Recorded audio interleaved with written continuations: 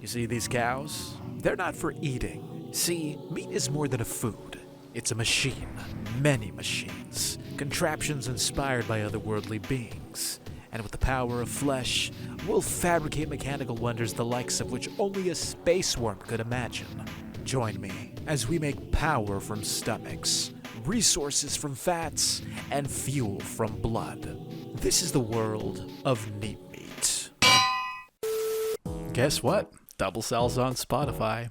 It's the same content you know and love. Ad-free for premium users, perfect for binging uninterrupted. Just thought I'd let you know. Welcome back to the madness that is this Modpack. Let's get the usual antics out of the way. Mining the stone, gathering food. We'll skip all that boring stuff, because the first thing we have to do is craft a projector. And for that we need a book and rotten flesh. Being the mad scientists that we are, we'll need all the research we can get. And the projector is key. There we go. Raw asbestos. Well, I don't know what this is for, but we got an achievement, so we'll collect more of it. We'll just pick up some stuff along the way. Ooh, some really good stuff. Oh, thank God. Sanctuary. We're gonna borrow one of these. A couple of those. How you doing? Don't mind if I do. One day I will definitely have to come back to repay their kindness. What is that? We have a weird rock formation here. Verrucous stone? And what looks like a soar coming out from the top. Well, I haven't seen any of these around, so I'm assuming that this is rare. Given its close proximity to the village, I think we're going to build our base of operations here. Time to get cozy. We'll collect some of the sugar cane, make some paper, craft a book, and then merge it with the rotten flesh. Ladies and gentlemen, we have a projector. Whoa, that is a lot of information. My God, where do we even begin? Let's go to bed. The first thing we have to do is find an egg. Or we can summon one. I'm not in the mood for exploration, so let's summon one. First, we're gonna have to cook some iron, and while we're waiting for that, let's go ahead and build a little base. I got a lot of diorite, so let's use that. Alright, so since we're kind of the weird freak scientists, we're gonna live outside of the village because nobody wanted to live near us. This can only mean one thing. We're gonna live in a trailer. Now when it comes to building vehicles, I am the worst. Oh God, I hope I have enough blocks for this. Haha, well there it is. And right on time too. The sun is setting, and it looks like our iron is just about done. Alright, let's move the stuff inside. Ah, look at that. Good morning. It is time to get to work. So according to this guide projector, which is currently burning my retinas, we can summon one of these essential eggs with this, a receiver configuration. Plus, we'll need a reanimated heart, which we can get by vivisecting a zombie. To do that, we'll have to craft this tool. I give you the tissue operator. Just the tool we need to get the zombie heart. I wonder what would happen if we use this on a pig. Oh, well that didn't look pleasant. Got some time to kill before the sun sets again.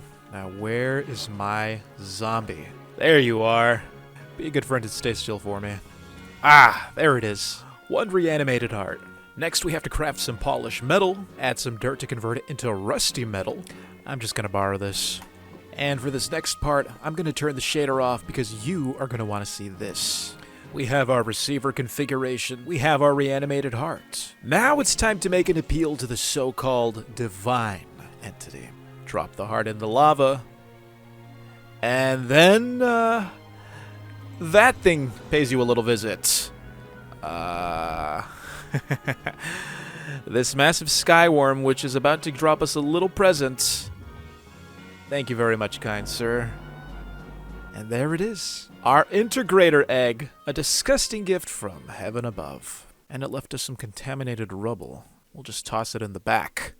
There. Alright, so we have what resembles a very disgusting looking meatball. But this is the key to it all. And to hatch this little guy, we're gonna need blood. Well, actually, we'll need a little more than that. I'll need a fluid drain, fluid pipes, and one redstone pump. It may not look like much, but with these simple things, we'll be able to delve into the horrors that will be our flesh factory. So this is how we'll do things. We'll go ahead and place the egg right here.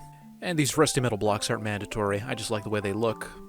We'll connect the egg to the fluid pipes. Drain down here, redstone pump there. And the cool thing about this redstone pump is that you don't actually need a torch or a lever or a button.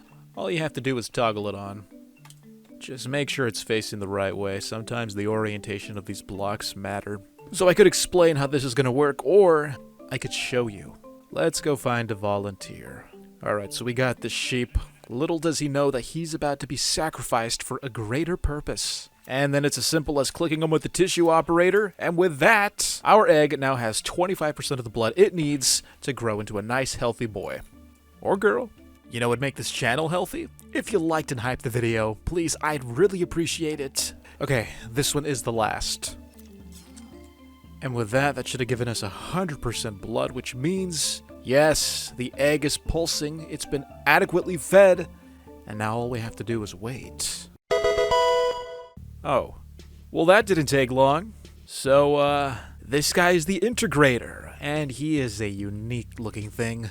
It's like a disgusting cross between a silverfish and a mosquito. So what does he do? Well, he doesn't do much, unless you give him his accessories, like this pedestal. Craft some display plates, and then with some brain, gold, and iron nuggets, craft yourself some data cables. Combine them together with iron, and now we have a pedestal. But what does it do? With this, we can enlighten items. We've converted regular wheat seeds into whisper wheat seeds. What do you think they're whispering? Like and subscribe. But we're not done yet. Combining a composter with some iron gives you this, a charnel compactor. And while it may not look like much, this rusty looking block is going to be very important in the future. It works just like a composter, but for meat. Throw in some raw beef, and then once it turns nice and gray, you can harvest it and get an integration fluid cartridge. That is a mouthful. But we won't worry about these just yet. Well, there it is, folks. Your starter kit to all things abysmal. I'm not really a fan of it. I'm gonna go ahead and hunt these squid. We'll convert the egg sacs into dye. And you don't have to do this part, purely cosmetic. But as we progress, I want to go for a cursed industrial vibe. And this guy right here, he definitely fits the motif. So I'm gonna put together a little area that does him justice. And done. Not bad. Alright, so now we have a couple things to take care of. For one, we're gonna have to build some pens. Simply put, we need more animals. There we go. And now you'll make a baby. Animals acquired. But, there's something about this setup. I think we can do better. It's time to mine some asbestos. This should be enough for now. We'll convert them into asbestos tiles, and then the tiles into corrugated asbestos. Alright, let's see what we can do. Ah, there we go. Much better. A nice industrial-grade barn for our industrial-grade cows. And if we're lucky, pretty soon this thing will be full of livestock. But now that we have the barn and the animals, we also need a means to feed them. Well, I guess we better build a farm. Alright, so our farmland is prepped and ready to go. The question is, what are we growing? Well, you got your basic run-of-the-mill wheat, and that's okay, I guess, but we could always try these whisper wheat seeds instead. Let's go ahead and enlighten a few more. So when planted, they look almost identical to the regular wheat seeds. They're just a little discolored, a little more red. Let's see what they look like when they're fully matured. When you look at them side by side, you can really see how much more ugly this one is. It's got some, like, red goo oozing from it. It drops whisper wheat, and with it we can craft whisper bread. I wonder if this has any interesting properties. Only one way to find out. What is happening to me? Oh, it's night vision. For what, 20-something seconds? A little more than 20 seconds? Night vision 2. Okay, I will yield. It's a little better than regular wheat, so we'll grow more of this stuff than the original. Reason being, this stuff isn't only good for just making bread. After breaking it down into whisper flour, we can combine it with copper to make a new type of metal, whisper brass, which is used in multiple crafting recipes for multiple machines. To do that, we gotta craft this block. This is a crusher, and it does just that. It crushes things. It's gonna grind our wheat into whisper flour. But as you can see by the indicator below, it's gonna need power. So let's make some motors. I told you we'd be using this thing. On top of that, we have to craft something called a bioelectric organ, which requires one of these weird fleshy heart items, a biomechanical component. And for that, we're gonna need even more of those cartridges. Thankfully, we have some meat lying around, with well more on the way. After smelting some copper, and crafting it into copper coils, and then get really lucky and find a zombie spawner, because you're gonna need a lot of rotten flesh in this pack. Ooh, another egg! We are lucky today. Wow, that was a really long staircase we had to make, but now I don't know where we are. Oh, closer than I thought. Combine the rotten flesh with all of those ingredients we have. This gives us a disgusting lump of flesh with wires coming out of it, a biomechanical component, which we can use to make our bioelectric organ. Don't forget to craft a copper stator. And now we can finally combine all of those items to make this, our beautiful motor. Neat looking block. The recipe was so generous that it actually gave us 2 extra. Now, like all motors, this thing is gonna need fuel to run. Pretty sure that's where this comes in. Transient ichor. This is the fuel that makes the world go round. Let's go ahead and craft some more pipes. And this is how this is gonna work. So I'm pretty sure that the fuel only flows out from the sewer. Connect the pipe here. How do we want to run this? I want it to connect to the inside of our house. It looks a little iffy, but good enough for now. And we have power. Perfect. Which means this is running. And because this is finally running, we can throw in our whisper wheat, and in return, we get whisper powder. Now, I do feel kind of bad that we're burning through the fuel, letting it go to waste. This stuff does regenerate it, but we're burning it faster than it can make the stuff, so we're gonna have to put a stop to the flow. Thankfully, the mod makers made a stop valve. We have our stop valve. We'll put the last pipe here, and then to stop the flow, all we have to do is turn the valve. That should cut off the flow of ichor into the motor. Let's go check. Look at that! The ichor levels are maxed out again. Perfect. So now we have a controlled flow. So now that we have this whisper flower, what exactly do we do with it? Well, like I said before, we can convert it into whisper brass. To combine the copper and the whisper powder, we need to make an alloy kiln. But first, we have to get our hands on some clay. And thank God I didn't have to look far. We'll go ahead and combine the clay with our asbestos blocks. This gives you a refractory brick. Convert those into blocks, borrow your local village's blast furnace, combine it all together, and now we have an alloy kiln. It's like a furnace, but this one has a little chimney on top. Add the whisper powder and the copper, and now all we have to do is wait. While that's cooking up, let's take a look at the crusher one more time, because wheat's not the only thing we can crush. You see this raw beef? When you throw it in the crusher, it gets ground up into something new. The result is something called meat scraps. Same thing for pork chops and any other type of meat. Now, in this form, the meat scraps may not seem like much, but if you grind up enough meat and get at least 9 of them, you can merge them together to make a meat brick, which have a couple of uses. For one, you can toss it in a furnace and cook it, which in of itself isn't all that strange. It's basically a meatloaf. A pretty decent meatloaf which gives you a lot of hunger, which I can't demonstrate because I'm full. But its other utility is far more interesting. Ooh, our whisper brass is done. Let's take that out. When you put the meat brick in an alloy kiln and combine it with an iron ingot, the two are actually fused together. This forms one of the most important materials, meat steel. And unlike the cooked meat brick, meat steel isn't as tasty. Although it is used in tons of crafting recipes, and we're probably gonna have to make a lot of meat to make a lot of meat steel. That's right, we're gonna make meat machines. Let's not forget about our whispering brass ingot, which is finally done. Looks like a stick of butter. You remember when they used to call gold that? Anyways, this brass stuff, we're gonna use it for even more machines, so we'll want to make a few of these as well. Now that we have the power of these new materials, we can finally start upgrading our base, starting with this primitive farm. There's nothing worse than having to harvest crops by hand. Takes too long. I think our time could be best suited elsewhere. So instead, we're going to craft a poop-shaped farmer to do it for us. The first thing we have to do is enlighten a zombie brain. Combine the brain with all the other junk we've made. This gets you a farming scudder. Place a chest down. Link your farming scudder to the interface by shift right-clicking the chest. And, well, you should see the farming scudder, but because the shader's broken... There we go. Much better. Look at him go, collecting all of our crops. That's his only purpose. And he fulfills it well. And once he's had his fill, he comes to the chest and deposits them inside. This is his one and only task, and he will fulfill it till the day he dies. So now we've automated farming. Check this out. Shader's on.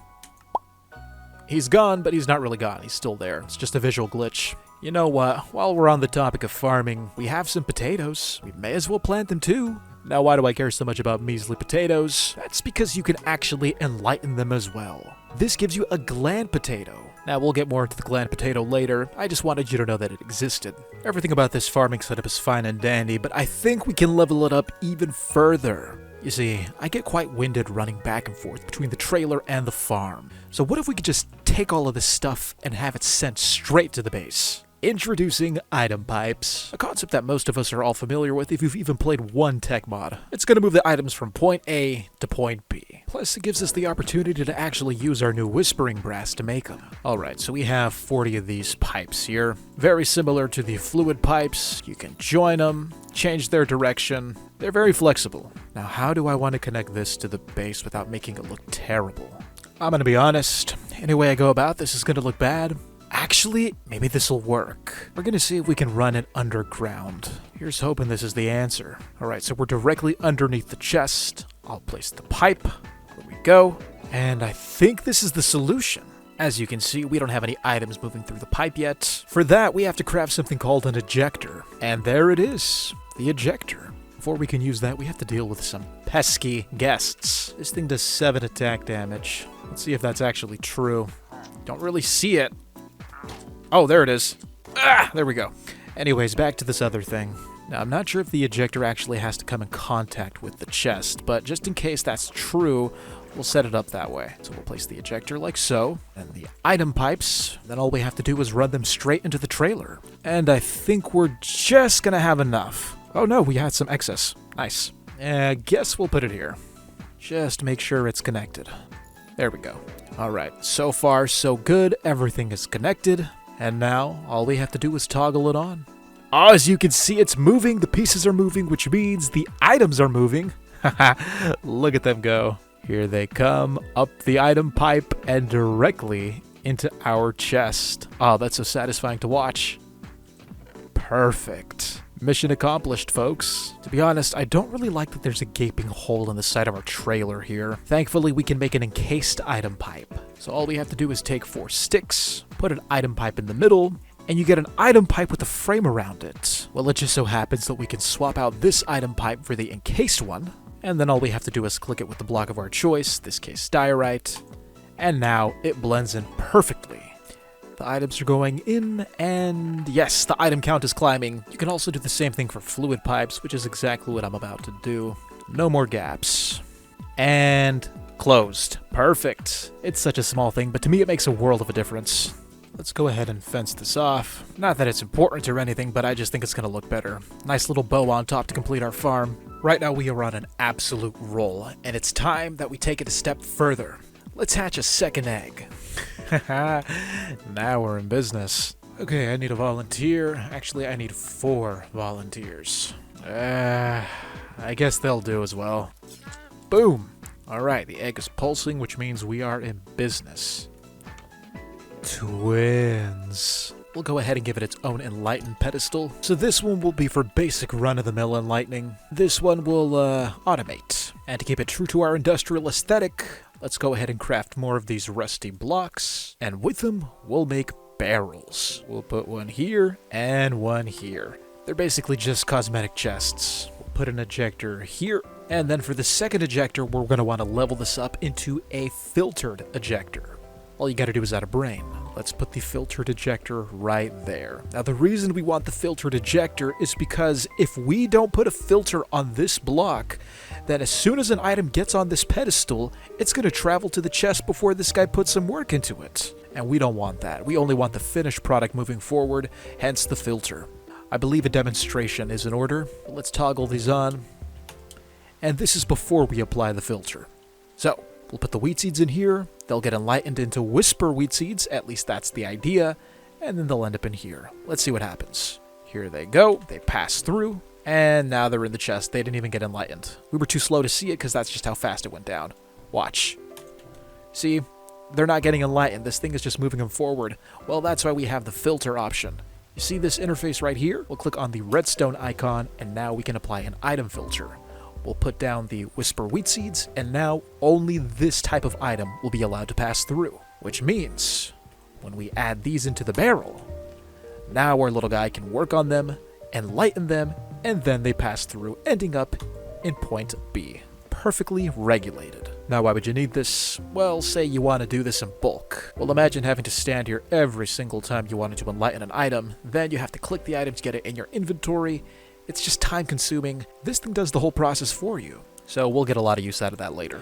Now's about the time I acknowledge a huge problem. We're pretty good on copper. We're okay on gold. But this is all the iron I got. And it's not a lot. Thankfully, there is a whole section about getting more out of your ore. To maximize our ore production, the first thing we have to do is find an ender pearl. Once we have it, we'll throw it in the crusher and get pearl fragments. Unfortunately for us, it's raining, so it's probably gonna have to wait. If we wanted to, we could always go to the nether. I saw someone else do that. Yeah, we'll have to find a warp forest and hope we get lucky. All I gotta do is find some lava down here. Shouldn't be that hard. Well, there's one lava source. Need a lava pool, come on.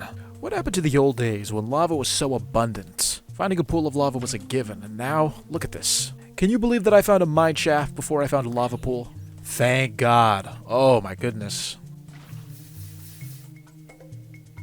Alright, we are set. Let's get out of here. Alright, where do we want to put this portal? I guess right here. I'm not trying to hear the portal noises like I hear the cow noises. Very annoying. And because we're rich, we're actually building the corners this time. Never do that. Usually replace them with wood or something. Alright, there's our portal frame. Here's hoping we spawn near a warped forest. Let's go. And this is not a warped forest. This is... what is this, an obsidian forest? Not good, folks. I think we're gonna have to make a nature compass. Or we may get lucky. The sun is setting, there's a chance an enderman could spawn. I'm all out of iron, but I can make a copper sword, so this should help us. Oh my god, it's dark. I know what can help us. Oh, I have just the thing. Let's go ahead and craft some whisper bread. Now we just have to run down the hunger and hopefully... there we go. And... I can't see jack. What happened to my night vision? They don't seem interested in spawning. So it's time for plan B. We'll go ahead and mine some emergency iron. I was looking for more iron when all of a sudden this music started playing. No idea where it's coming from, but it's freaking me out. Where is that coming from? We're gonna craft a run-of-the-mill compass. Then we're gonna take that same compass, surround it with saplings along with regular logs. This gives us a nature compass, and with this, hopefully, we can find the one biome we're looking for. Searching, it's searching. Only 716 blocks away, and we're off. Hopefully the path there is straightforward, but when it comes to the nether, it usually never is. Oh my god, this took forever. Where are the endermen at? I'm gonna kill a few, that way we never have to come back here again. That's right, I'm looking at you. Come on, work with me. Yes, we got one. Nice. I think we're gonna want to collect these for something later. Well, folks, we finally have our ender pearls, which means we can finally refine all of our ores. Is it just me or is a fog rolling in? Don't really know if I like the vibe of this, but oh well. Anyways, so we have our ender pearls. The next order of business is to get these things crushed. Let's dump them into the crusher. They're gonna get ground up, broken into bits, and now we have the crushed ender pearl. 3 little chunks, not bad. We'll want a few of these. Kill this zombie to collect some brains. Oh my god, that's too close. And a free backpack. Okay, not bad. We have 4 rough brains, just what we need. Make that 5 rough brains. Let's go ahead and put them in the metal barrel. And thanks to our enlightener, we're gonna auto-process these. Oh, it's not on. Oops. There we go. Now what does any of this have to do with processing ore? With the brains, we'll combine it with the copper coil and a biomechanical component. This gives you a control unit. Next, we'll have to craft a new diamond pickaxe. Guess we wasted this one. You see these 5 ingredients in my hotbar? Throw them on the crafting table to make a drill chassis. This thing is going to be our forever pickaxe. Now alone, this thing is absolutely useless. For this to work, it needs compressed air, which means we have to craft a portable compressor. First, we'll craft a barrel, put together some meat steel. Once we combine them all together, we get this. A portable compressor. Look at that thing.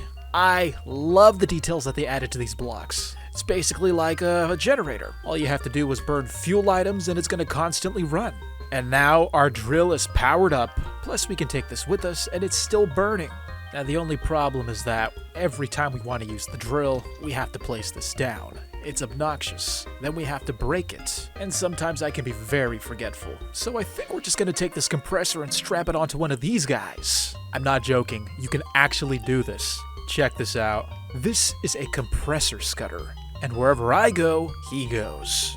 Which means we have an engine that will actually follow us. Let's go ahead and give this guy some fuel. And now let's say I want to go all the way over here and start mining some stone.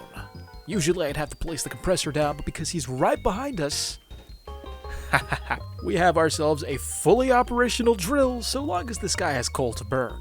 And just like wolves, they will teleport and follow you to the ends of the earth. It doesn't matter how far you get from them, this little guy will always catch up. And when you're done with him, you just shift, right-click, and he's back to being an inventory item. With these two tools, we've just upgraded our mining experience. We got ourselves a cool new backpack, a little bug buddy, this awesome drill, and beautiful blue skies. Let's go do some mining. Alright, this looks like a decent spot to get started. Let's give him some coal, and off we go.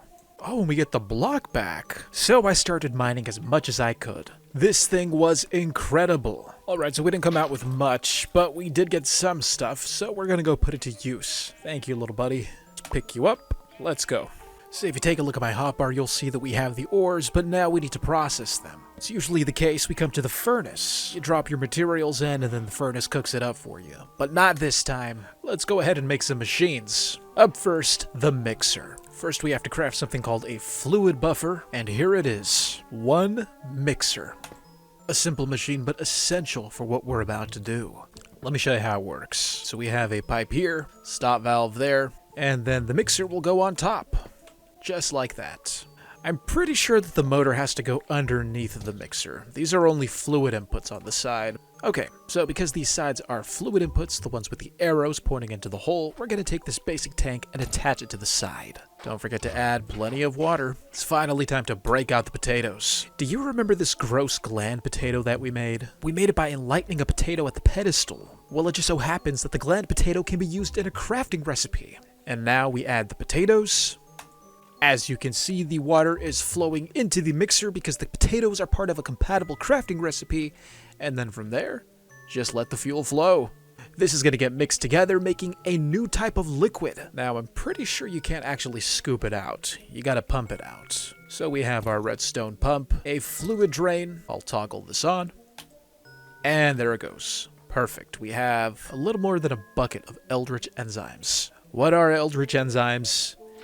It's this crunchy looking water. Kind of resembles Dr. Pepper or Coke. We're going to pour the enzymes into this, a rendering basin. Pour in your enzymes. Don't forget to craft this item. Slap it on the side of the rendering basin. This is called a fat collector. And now that we have our enzymes in the basin along with the fat collector, we're going to take our ores and dissolve them in the basin.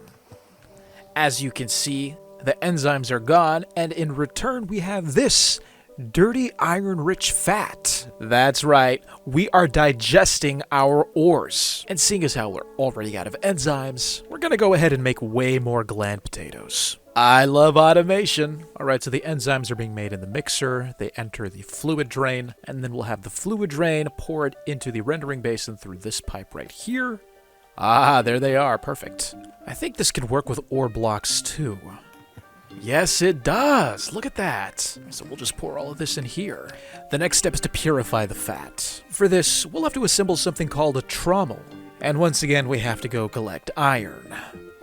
Just a little bit longer and we'll be drowning in iron. Alright, finally. This glass tube? This is a trommel. And based off of the Modpack's continuity, I'm assuming that this is also a fluid port, as it would match the fluid port symbol on the mixer. We have the small trommel down here. The iron fat is going to get collected in the fat collector, pour down into the small trommel, and then the trommel will refine the fat iron into something cleaner that we can process into ingots. So we have 3 iron ore. Let's get that dissolved. And there we go. Dirty iron fat. Let's turn on the motor so that the trommel starts running.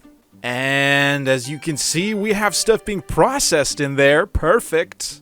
And now that the iron is just sitting in there, we need to extract it and convert it back into ingots. First, we have to craft a hydraulic press. And to make this pressing basin, we're gonna have to cook up some meat steel. I'm sorry, but these cows are so loud. They have to move to this side. All right, everybody out. Let's go. Anything to get you away from that wall.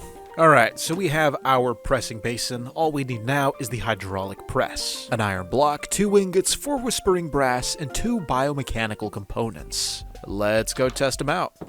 Okay, so as things stand, we have a small trommel with our clean iron fats. All that's left to do is to take the iron fats, put them in this basin, and have them stamped back into ingots. Put the pressing basin here, connect these pipes. This is the output right here for the trommel, so we'll connect this to the pressing basin.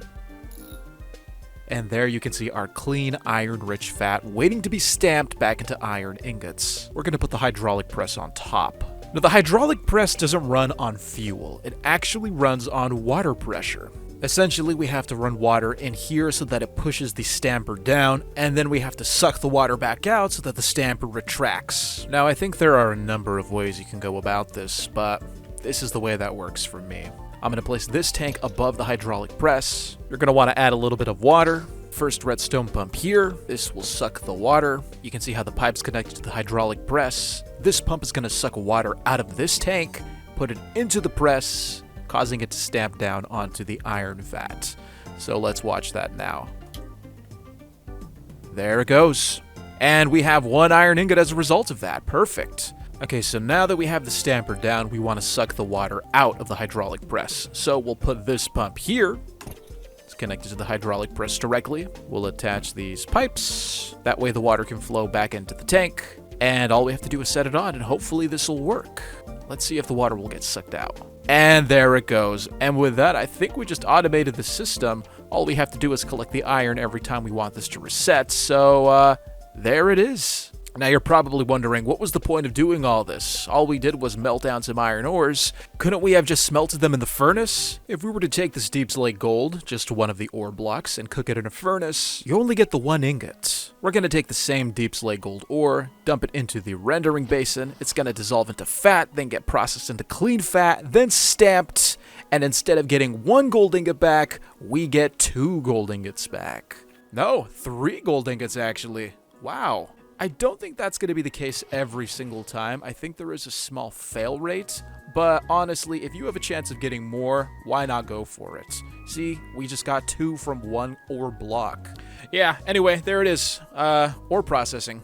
We could refine the ores even further. That would require the use of something called a ball mill. That and the trommel's big brother, the large trommel. But for our purposes, this'll do for now. I wonder if we can output to a chest. We'll take this ejector, add some item pipes, and then a chest. There. Now we have fully automated our ingot processing. Look at that. So while we have the ins and outs figured out, I think we can do better than this disgusting setup that we have here. This is the prototype after all. Now where do we want to move this? Plus we have all of these really cool NEEPMeat blocks that we can make. Let's go ahead and build a little factory. We got plenty of clay. God, that's a pretty sky. Look at those rays. All right, little buddy. It's time to mine asbestos. That's all the asbestos mined. Let's go. All right, you know what? We'll put our ore refinery right here, which means we gotta move this portal.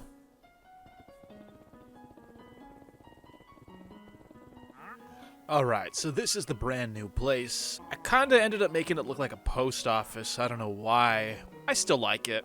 Aside from the lighting glitches, I think it's a fine place to store all of our ore processing stuff. So let's go ahead and move it inside and set it up. Alright, it's all gotta go. We're breaking this all down. Nothing in here. Empty. Good. Taking all the pipes with us. And we'll build it backwards. So we'll start with the chest, the hydraulic press here, the ejector, which will transfer the ingots right here between the two, and then we can put the trommel there. We'll connect the output to the pipe here, which is connected to the basin. Can't forget about the motor. This thing will not run without the motor. And then above the motor, we'll put our rendering basin and the fat collector. And in case you missed it, make sure your fat collector is right above this port right here with the yellow arrows. Otherwise, your fats aren't going to flow into the trommel. I think we can put our mixer right here. It takes power from the bottom, so we'll put the motor underneath. The drain right above it. And I don't want to always have to pour water into this thing, so instead we'll give it an infinite water source. And then the last and final thing, we'll put a chest right here. This is where we'll put our potatoes, and the ejector that will put them into the mixer. Oh, I almost forgot. We need to set up the little pump system over here. There's probably better designs, but to be honest, for such an interesting mod, there's not a lot of coverage on it, so there weren't a lot of examples to go by. Now all we have to do is connect it to the transient Icker, which is all the way over there. We'll just run it underground like last time. I hope these pumps don't cap out at a certain distance, because this is going to be the longest pipe system we've made yet. Okay, I think we're set. Let's go ahead and cover this up now. And hopefully this will work. Alright, so the valve is right here. Let's turn this on and see if we can make some enzymes. I already have some gland potatoes right here. They are going into the mixer, as you can see based off of the block animation. Let's turn this on and see what happens. So far, everything seems to be working. This is running, that motor's running. The potatoes are in the mixer, but the water's not going in. I think it does have to be a tank. Let's do it like this. We'll put a fluid tank. Actually running out of pipes. Let me borrow this. So to get the water to flow down, I have the fluid tank here, fluid pipe, and then another fluid pipe. And this should work. I think I have to pump this in. I think that's what it is. We'll borrow one more pipe. And alright, water's flowing in. Perfect. And we have water in here. Better. Switch this on. And now we're making Eldritch enzymes, all according to plan. Somehow I forgot that we have to pump the enzymes into the basin. I don't know how I forgot that. We'll put a pump here. Borrow these 2 pipes. Better make it 3. Wait a minute. Hold on. There we go. And that should work. Let's turn this on. Bam! Perfect. Enzymes are in the basin. I like what we got so far. We're going to have to make a rusty metal ladder because I think we need to do a little climbing. I think we can do it like this. That's so cool. Nice. Now we can dump the raw gold in there. Perfect. You know what? Let's process all of our gold. Alright, so the ore fat's being processed in the trommel. I think this thing needs a little more water. There we go. We'll toggle this on. And there it is. We've automated ore processing. Not a pretty process, but when you look at it, it works. So that's all that matters. Let's go ahead and process our iron now. Oh, it's just so satisfying to watch. Look at all those fats being cleaned up. Now we're getting our iron back. Finally, it's paying off. So now that that's set up, the only problem is that we're not enlightening potatoes fast enough. This thing can't keep up. I could utilize that one, which was the original plan. They were going to enlighten simultaneously, but I kind of like having this one just as a backup. This guy's our specialist for crafting recipes, but this guy, he's a factory worker. He's going to be working every single hour on the hour, and he needs a new partner. Let's go ahead and summon a third one. Lava in the middle, drop the heart in the lava, and then we'll get a visit from our favorite friend. Oh, he's coming in fast. You actually look nice with the shader on now. Neat. Glad we fixed that issue. And thank you very much. See you next time. Not you guys, I'm talking to the worm. Anyways, we have our egg. We'll put the pedestal here. Egg there. Double the integrators. Double the processing. Isn't this beautiful?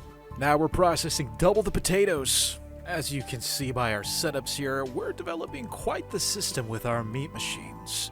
We have crushers, we have pipelines running between buildings, and now we have all of this going on. And the only reason we've been able to manage all of it is thanks to this fluid valve. Without the fluid valve, without the ability to turn off the tap, we'd be wasting so much fuel, but just because we can save it doesn't mean we shouldn't make more. After all, had it not been for the valves, we would have put quite the strain on this little rock here.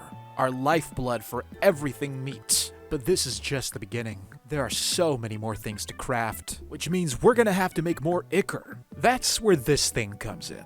With a setup like this, we'll be able to make as much ichor as we want. First, we have to process our iron, so let's just give this a minute. Alright, so I made a couple of iron trapdoors. Let's put this together. We'll go ahead and place these outside. Now, for this to work, you're gonna need a heat source. In this case, we'll use magma blocks, but you can also use furnaces, campfires. I think lava works too, I could be wrong. Next, make a couple of tanks. I'm gonna modify mine so they have little windows. I don't think you have to do this. And then you place them above your magma blocks. From there, you're gonna need water. So, I'm gonna connect some pipes to these things. This will run off to the side. And here I've added a fluid drain. It's going to enter here, flow through the pipes, and into the tanks. And as you can see, the water tanks are filling up. And because we have the magma blocks down there, you can barely see them in the corner. Naturally, this water is going to heat up. We're going to take our new blocks, place them above the glass tanks, and as you can see, the ichor is being produced. I don't know the science behind it, but yeah, somehow this is converting water into the fuel we need. And to make things even better, if we add a tank, just like how steam rises, so does the fuel. Now it's entering the tank. Let's go ahead and connect this one as well. Now we're producing at double the rate, and as a result, we can actually connect this back to the interior of our trailer and hook it up to the engine. just like so. Once again, we have fuel in here. Now, the only downside is that this is a little expensive. The trade-off, it's not that great for the rate of return. I mean, look how slow that's climbing. But this is one of the ways to generate it. I just wanted to show you. Would I recommend it if you were later in the game? No. Would I recommend it if you want to power something small like one single crusher? Sure, why not? If you want serious ichor generation, you gotta make a blood sapling. And for that, we'll need a crimson fungus. So once again, it's time to go on another expedition. This time we have to place our portal somewhere because we broke it. Guess we can put it here for now. There we go. Let's go. I forgot. We're in this terrible place. Oh, no, it's not far at all. Nice. This way. Ah, there it is. One crimson fungus. Don't mind if I do. We'll take a few, actually. Not really sure if the blood trees are trying to drop saplings when you chop them down. Okay, we have 36 of these. That's got to be way more than enough. Actually, 37. Note to self, never go to the nether without gold armor. I completely forgot about the piglins, and they are not happy to see me. All right, everyone, watch this. With this crimson fungus, I'm going to place it on the pedestal, and this little guy, he's going to do his thing. Here we go. And there it is. A blood bubble sapling. And I think this counts as the part where we slowly start to corrupt this world with otherworldly things. Oh, you were watching and listening, weren't you? Now, I don't know how big these trees are. Don't know what kind of footprint they're going to make. And there it is. A cursed blood tree. It is just oozing and dripping with all of these blood bubble leaves. I'm pretty sure we're supposed to collect this stuff. Can't right-click it, so I guess we have to break it. And the result is a blood bubble. Alright, let's get all of the blood bubbles then.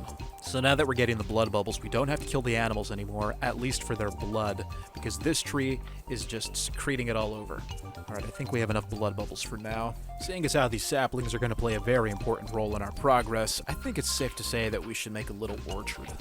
Not too far from the house, of course. Definitely want to space them out because they grow to be pretty large, so I think, yeah, there should be enough space between them all. Not much of an orchard, but you get the idea. So now that we have the blood bubbles, we have a couple of options. We can combine them with a bucket to make this a blood bucket, or we can mix them in a mixer to get simple blood, which is probably what we're gonna do. So this is what this is gonna look like. We're gonna take a bucket of water, fill this basic tank here. Then we take the blood bubbles, put them in the mixer, make sure that this is on, and now let's give it some power. Something is wrong. For some reason, when I set the flow on, it doesn't work.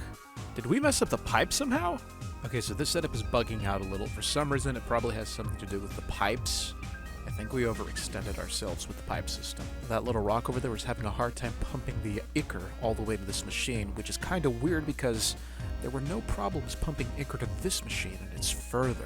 But anyways, I'm going to turn the tap back on. Usually you have to leave it off for like a minute or two, wait for the ichor to accumulate, and then the machine runs.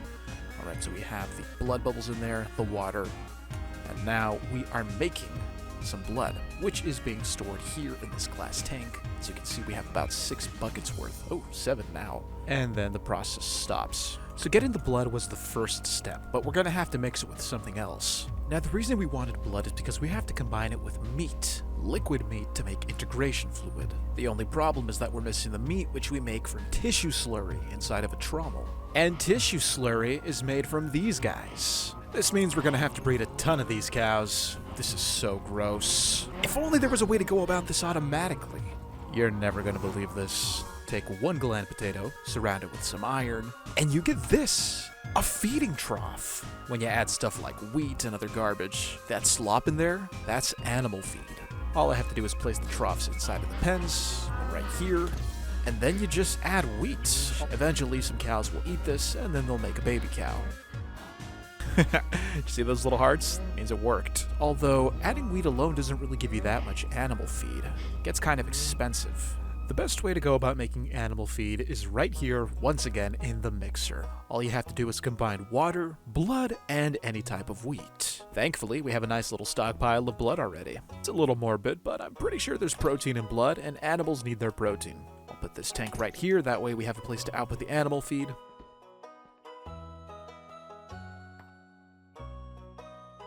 Okay, Everything is in place. All we have to do is add the wheat. The blood's inside, the wheat's inside. This means the recipe is compatible, and now all we have to do is turn the tap on. We have everything being combined together, and there it is, that beautiful slop animal feed.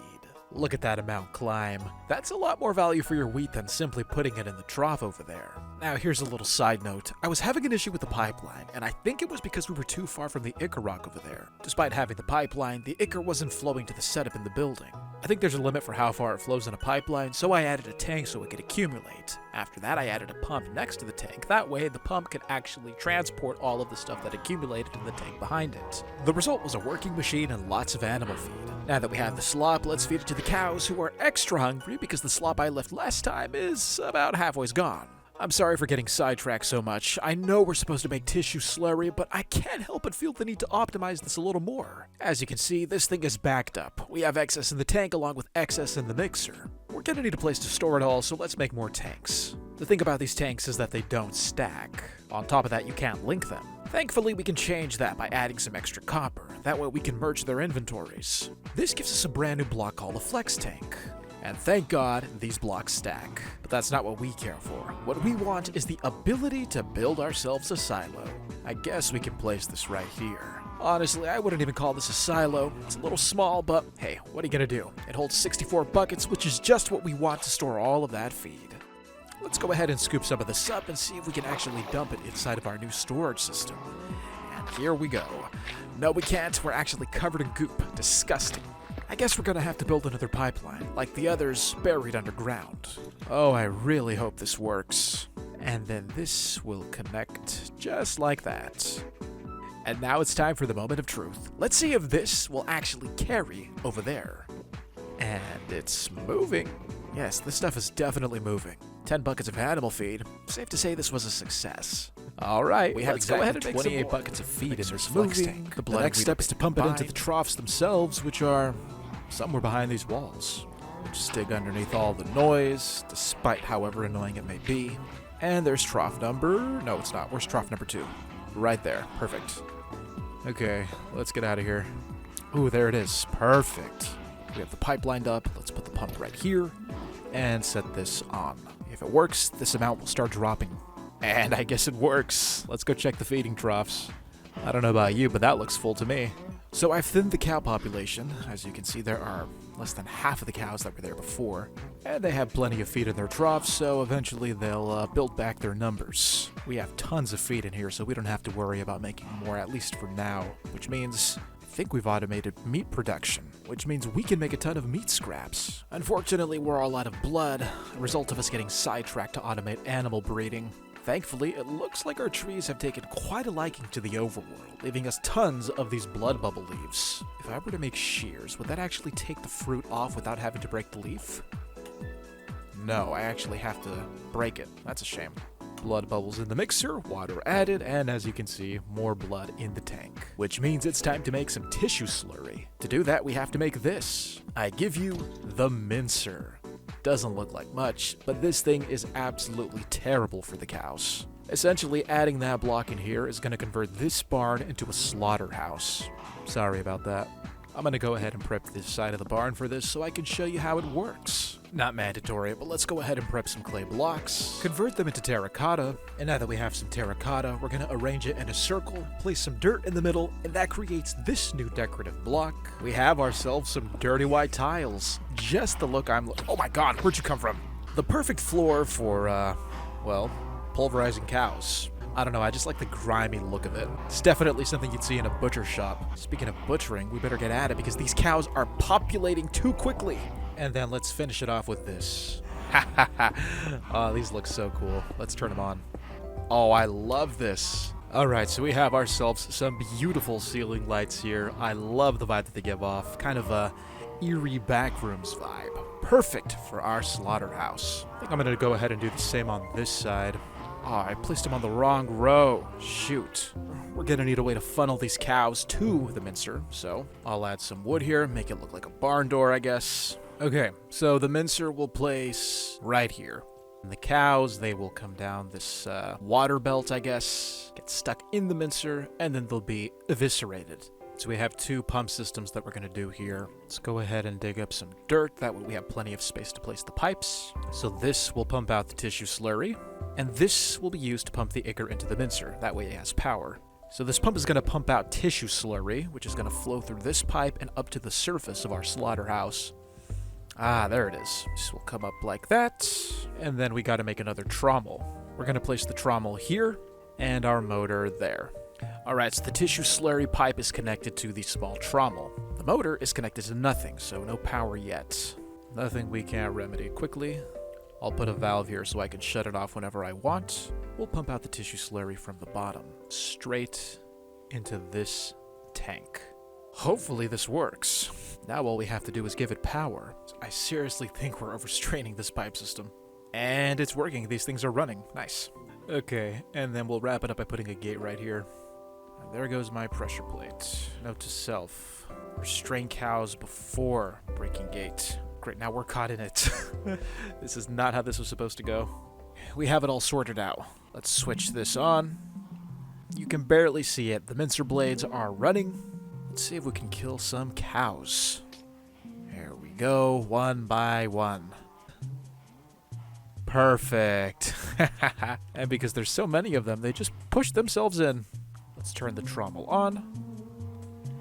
And I don't see anything happening yet. For the trommel, it will not take any fluids, even if you have a pipe connected to it. If you want the slurry to go into the trommel, you have to have it connected via a tank. Just like this. Okay, enough waiting. Let's turn this machine on. Alright, let's see what we get when we process the slurry in the trommel.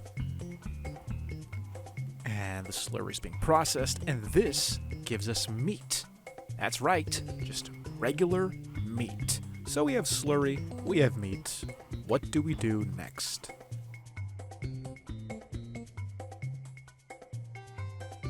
Well, the next step is simple. We have to make this integration fluid. And to do that, we're going to have to take all of this meat that we're making. You see, I have it stored here in this glass tank. We're going to take all of that meat and move it to our mixer. There, we're going to combine it with blood to make the integration fluid. We're going to go ahead and put a meat tank there, a blood bubble tank here, and then finally a tank to store the integration fluid. Now, like all mixing recipes, you need an item such as an integration cartridge to actually get the recipe to work. So once you add that, then you can start mixing. All we have to do is turn on the tap, and like that, we finally have fluid. Which means we can finally give this little rock a rest, because now it's time to make transient ichor with these seeds here. These are the seeds for a power flower. They'll make us more fuel, but to craft them we need this block. It's called a PLC, or Programmable Logic Controller. This thing is complicated to make, and it's a little complicated to use, but thankfully, with plenty of meat, we should be in good shape. So, let's start by making some meat bricks, which up until now we've been making with meat scraps. But the problem with meat scraps is that, well, it's kind of expensive. You grind a steak and you only get 2 of them, it's a ripoff. But with the hydraulic press, we can actually stamp the liquid meat into meat bricks and get way more bang for our buck. So that's what we're gonna do. We're gonna stamp the meat bricks down and make a ton of them, all for the cheap price of a few buckets of meat. As you can see, the process can be automated, which makes this even better, because now we can make as many as we want. Plus, we get to combine them with iron to make meat steel, which we're going to need for our computer. But first, the fabricator, a piece of technology that's starting to look a little too organic for my liking, like a pair of lungs in there. Thankfully, we don't have to use it, it's just a crafting ingredient for the PLC. And now that we have it, let's check it out. So we have a little guy here, he's floating, and it's kind of strange, but it gets even stranger. Once we actually click the pedestal, well, look at this. Here we go. Yeah, that's right. Something changed. You know what it is? We're not in our body anymore. We are actually inside of the little floater that just came out of this block. You can freely roam around with it. You can even fly. Don't know what the range is, but I wasn't going to push my luck. This thing is going to be used to assemble a ton of our new crafting recipes. But before we can assemble anything, we first have to craft some display plates. Now, I'm not entirely sure if you actually need these to use this, but it did help me figure out the system. You see, crafting here can be a little complicated. Look at this recipe. I mean, how are you supposed to read that? Well, you have a few options when crafting. First of all, you have to place the items on the plate. Once the items are placed down, then you have to take control of the little robot. You'll see that you have some options on the side. We're going to click Combine. Then you have to click the items on the tiles and, well, they combine together. If there's a compatible crafting recipe, then you shouldn't have any problem merging all of the objects. But you can do more than just combine items. You can also inject them. Inject them with what? Fluid, like the integration fluid we have.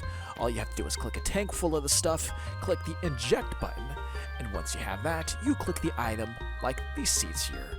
It'll suck it up, inject it with the fluid, and from there we finally have our new item, these beautiful power flower seeds. Now that we have the power flower seeds, let's go ahead and find a place to plant them. Now there are a few options, but I'm trying to keep this local, so why not here next to our farm? Now, this plant took an instant liking to my bone meal. All of a sudden, sprouting out of the ground was this disgusting flesh lump. Honestly didn't know what to make of it at first. After studying it, I realized this plant could be very useful. I also noticed that on top of it there were these type of solar panels, so that had to mean something, right? Well, it did. It turns out that this thing can actually make ichor with sunlight, but first we have to give it water, and to give it water we're gonna have to chop down some of these blood bubble trees. Their logs can be crafted into planks, which we can use to craft something new. Another type of fluid ports, one that's compatible with the growth. All we have to do. Alright, so I've added some slight modifications to the power flower. As you can see, we have some water feeding through a fluid drain, down into a redstone pump, and into the power flower fluid port. Now that the fluid port is connected to the controller, you can see that we've accumulated quite a bit of ichor, 4 buckets worth. And essentially the way this works is the flower growth is larger, then it generates more power. So we want this thing to be, I don't know, pretty big. Maybe as big as that mountain over there. Okay, not that big, but you get the idea. But it can generate power not just from the sun. It can also generate power from food, meat, animal feed, or just food, I guess. This thing is carnivorous. We can feed it food like steaks and pork chops and slurry. All we have to do is pump it in. And I don't know how it's actually going to generate more power from that. Does it mean it's going to generate more ichor? I don't know, but we'll find out. Okay, so we have a lot of blood. I had to rework the piping that was on the walls there. Let me address that now. So essentially what this system is it's a storage system for all of our liquids. 40 buckets worth in this flex tank, same thing over here.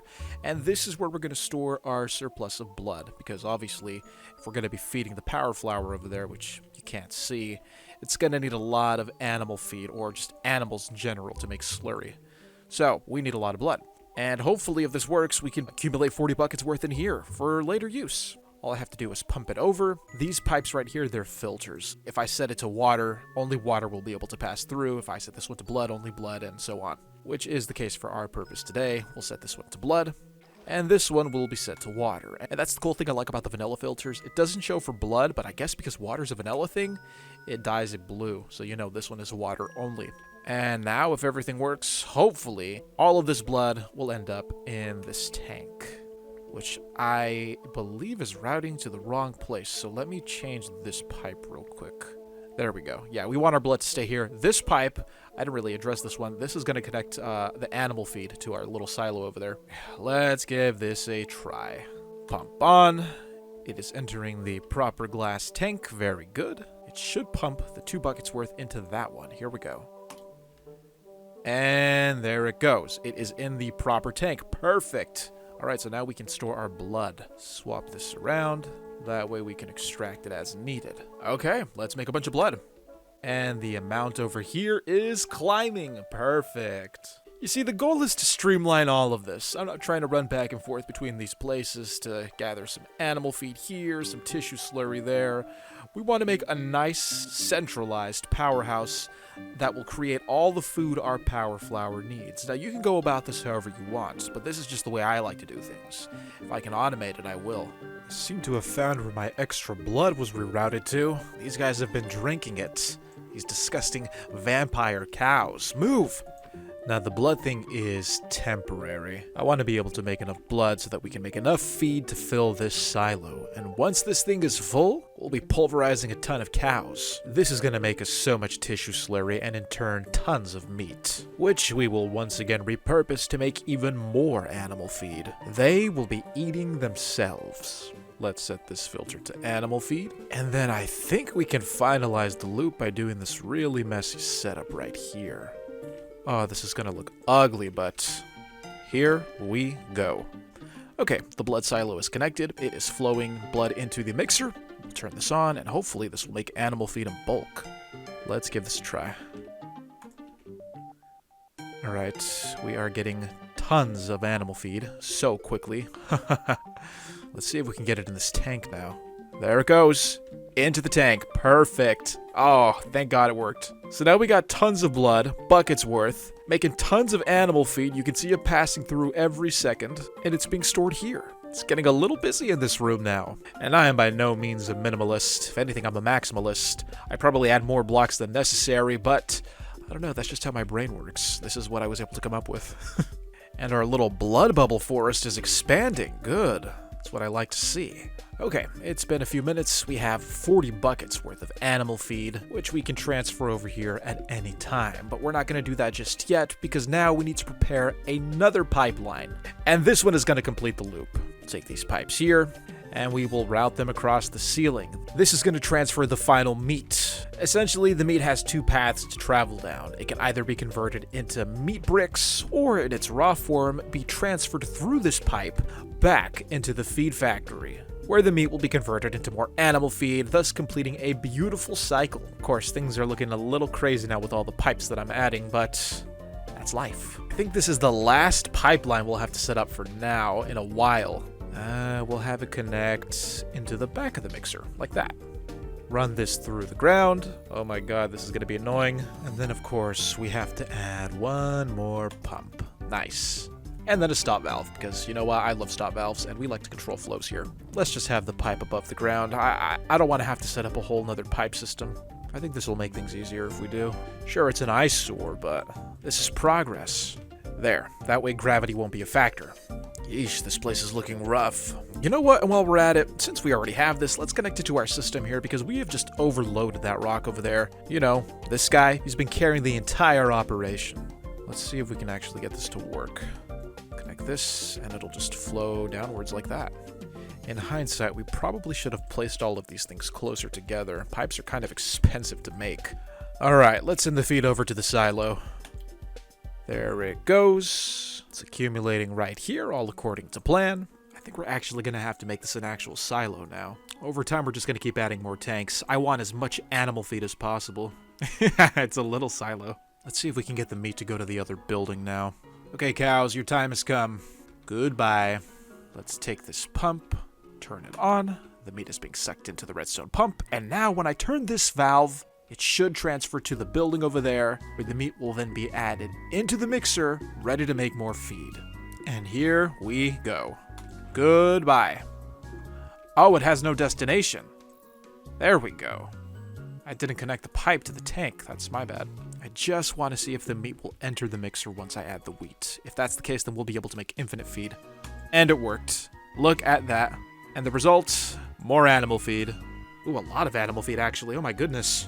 Okay, well, we've successfully created a loop of making animal feed, feeding the animals, killing the animals to make more animal feed to feed them again. If that's confusing, I'm sorry, but that is the nature of cannibalism. Right, cows? These cows look extra hungry. Why don't we feed the poor souls? Eat up, my friends. Oh, that is a betrayal if I've ever seen one. That's insane. Oh, what a tragedy. We have the early makings of a power grid. Most of our machines have been powered by these small motors that are localized next to the machines that they power. But what if we were to have a different setup? I think it's time to move on from that. We need basically the meat equivalent of power lines. A central power station where all of the power is circulated throughout the entire region. We need power lines. And I think the heart of our power station will be right here next to the power flower. Speaking of hearts, we're gonna need to make one. On the topic of generating power, as you can see, this thing is all used up. So let's go ahead and feed it. Maybe it'll produce more. I wonder if we feed it through the fluid port. Let's see. Alright, here's one bucket of animal feed, and it's not eating it. Okay. Probably have to pump it in. Here we go. And it just took that immediately. Wow. Can't really tell if it made more. Oh, no, there it is. Definitely getting consumed. Let's turn this off. I can't really tell if the rate is going up or not. Maybe that's faster? Here we go. This is the heart machine. With this, we'll be able to optimize our Ichor and get way more power out of it than we would had we normally run it through a generator. So this thing provides a 150% efficiency increase compared to that of a regular motor. So this is going to basically be the beating heart of our civilization. Now, because that's the case, it only feels right that we actually make this out of the flesh wood that we've been growing. This is going to take Ichor from the bottom, and then it's going to make power on top. We're not generating power. Why aren't we generating power? I think this thing is too small. It can't keep up with the demands for the heart machine. Well, it's time to finally feed and grow this thing then. I wonder if there's a NEEPMeat way to get bone meal, because this is just such a waste. There is a way. We need assorted biological solids, and you get that by processing tissue slurry in the trommel. Wait a minute. This thing has been making us bone meal material, and it's just been spitting it out. What a waste. Let's collect that. First, we have to move this out of the way, and then we'll put the chest here. Hopefully that will spit the item into the chest, I hope. Oh, I got it. 16 of these, actually. Let's go get the bone meal. So I guess we just dump them in a crusher? Look at that! 23?! Wait a minute. What are these numbers? So from, like, 18 of these, we got a stack of bone meal. Insane. Minimum 1, max 6. So with the bone meal, this flower is gonna grow. There we go. Look at this. This is just what we wanted. Ah, this is so cool. I kind of want to get more bone meal, so let's see if we can encourage the cows to get themselves ground up. Come here. Hello. Ah, this is beautiful. That's it. No more. Okay, so because this growth is basically, well, grown, let's see if we can actually keep up with the demand of the heart now. And this thing is just plummeting. Oh my god. Did the heart generate any power at all? No. Bottomless pit. So before we set anything up, we want to get the most bang for our buck here. If you go to the controller and you right-click it, you can see 43 out of 160. Now, it's just a hunch, but I think 160 is the indication of how many blocks you can have on this thing before it stops producing. So, let's see if we can max that out. Come on now. There you go. Next wave, if you will. One at a time, one at a time. I never get tired of this. And now we wait for the bone meal. Let's see how big we can grow this thing. Oh, it is definitely sprouting. We're at 70 of 160 with 22 photosynthetic organs. So I just learned that these are basically like solar panels, and this block has a different function from this block. So I mentioned that we could feed this flower. I'm talking about meats, slurry, animal feed, all that junk. Now, if we feed the flower, only these blocks, the ones that are pure roots, are going to produce power. These ones, they only photosynthesize sunlight. That's why they have the little panel on top to distinguish them. So there is a strategy for how we want to grow this. Do we want to be a solar power plant? Or do we want this to be a carnivorous plant consuming meat? That's why it even makes the distinction. We have 32 of the photosynthetic organs. Those are the ones creating power from light. And then everything else, that's why it makes the distinction here. We have 22 photosynthetic organs. These things right here, the ones with the panels, they're making power from the light. And then everything else, at least under 50 of these, they're going to be making power by consuming meat. So right now, it's we have more of the meat blocks than the light blocks. Now, if we want this to be a fully carnivorous plant, I'm going to put something to the test. I want to see if we can actually force this to be fully carnivorous. And I'm going to do that by making some slabs, because according to the guide, if they have air above it, then it becomes this type of block. So let's see. Ah, look at that. Sorry if I'm over-explaining, but the last thing, it only becomes this type of block if it has air above it and a root beneath it. So that's why these aren't like those. They have air above them, but if you look underneath, it's just dirt. They don't have the root. So let's say if we take the air away, then it becomes purely carnivorous. Look at that. So I think that's what we're going to do right now. But the cobblestone looks so ugly. Let's keep it purely blood-themed. There we go. That looks a little better in my opinion. And then you can break the blocks and the panels return. So you don't have to worry about losing them if you change your mind. At the end of the day, it all depends on what route you want to go on. In this instance, we're going to feed this plant because we have all the animal feed, so much for solar power. And then let's see if it actually stops producing since every panel has been covered. We'll pump this out. And yeah, Acre production is at a total standstill. There's only 2 buckets worth, and it's not climbing because none of the panels are receiving light. Let's break one of these, see if it produces. There you go. As soon as this was exposed to sunlight, the acre production continued. And there you go. It stops completely. So we just discovered how this worked. I have yet to see anyone explain it like this. I hope you get some value out of it. Look, it even updates here. Now we have 0 photosynthetic organs, which means this thing is hungry. I wonder how we can grow this vertically. No!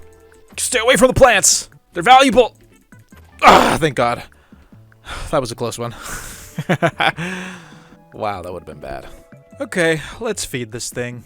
First thing I'm going to do is cut off this water supply here. This thing is not going to need water anymore. Let's go ahead and extract some slop from this flex tank here.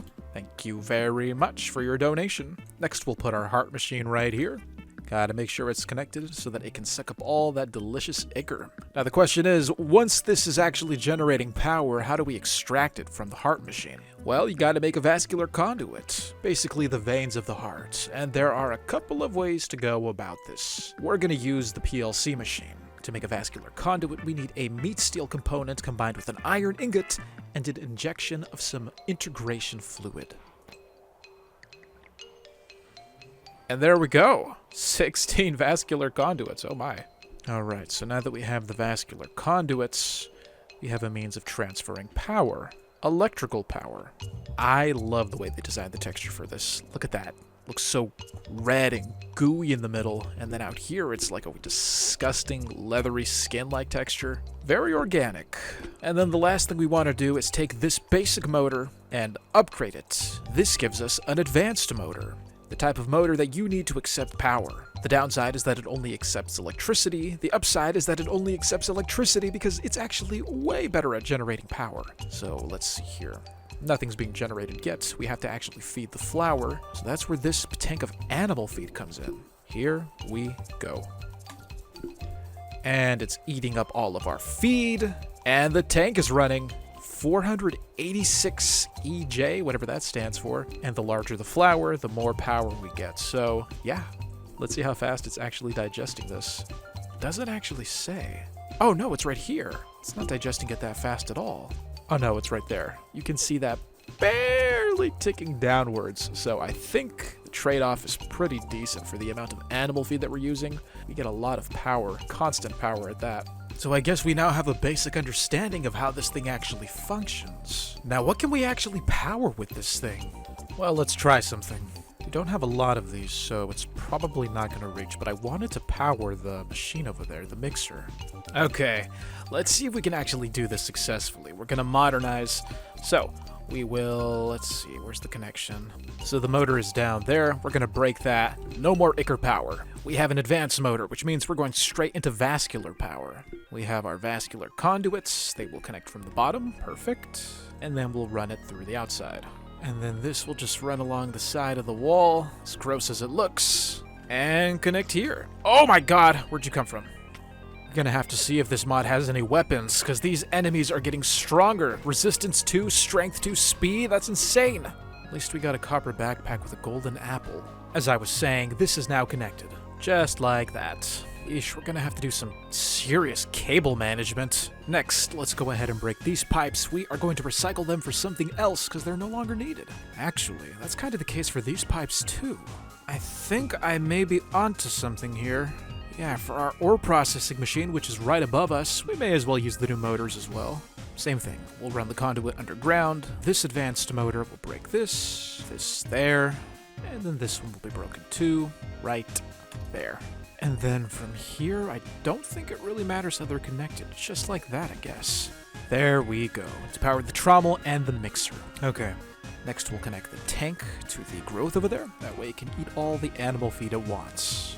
Ooh, this one's gonna be kind of rough. How do I go about this? I mean, if I'm being 100% honest, I'm beyond the point of trying to make it look good. And this better work. And this is it. Just like that. Wow, that is hard to look at. Let's go turn the pump on and see if it actually flows. And the number is dropping. That's a good sign. I think that means it's traveling. Great, I can't even get through here anymore. And yes, we have animal feed. This is generating 498 EJ. That can only mean one thing. Yes, our motors are running. They're not running much power, but that's nothing we can't remedy with another upgrade. And how much is being consumed here?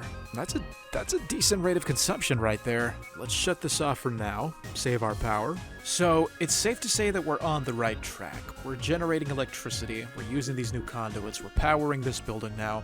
The only problem now is that the energy's not all that optimized. For starters, we could make this a lot bigger, making more power for this heart machine. Second, this setup is just downright ugly. With all this bone meal at my disposal, we'll finally be able to max it out.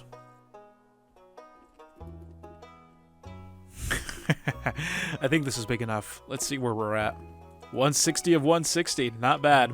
Jeez, and it really shows. First thing we want to do, let's make some scaffolding. It's become increasingly clear that we're having a very hard time navigating through all this mess, so we need a way to get around easily.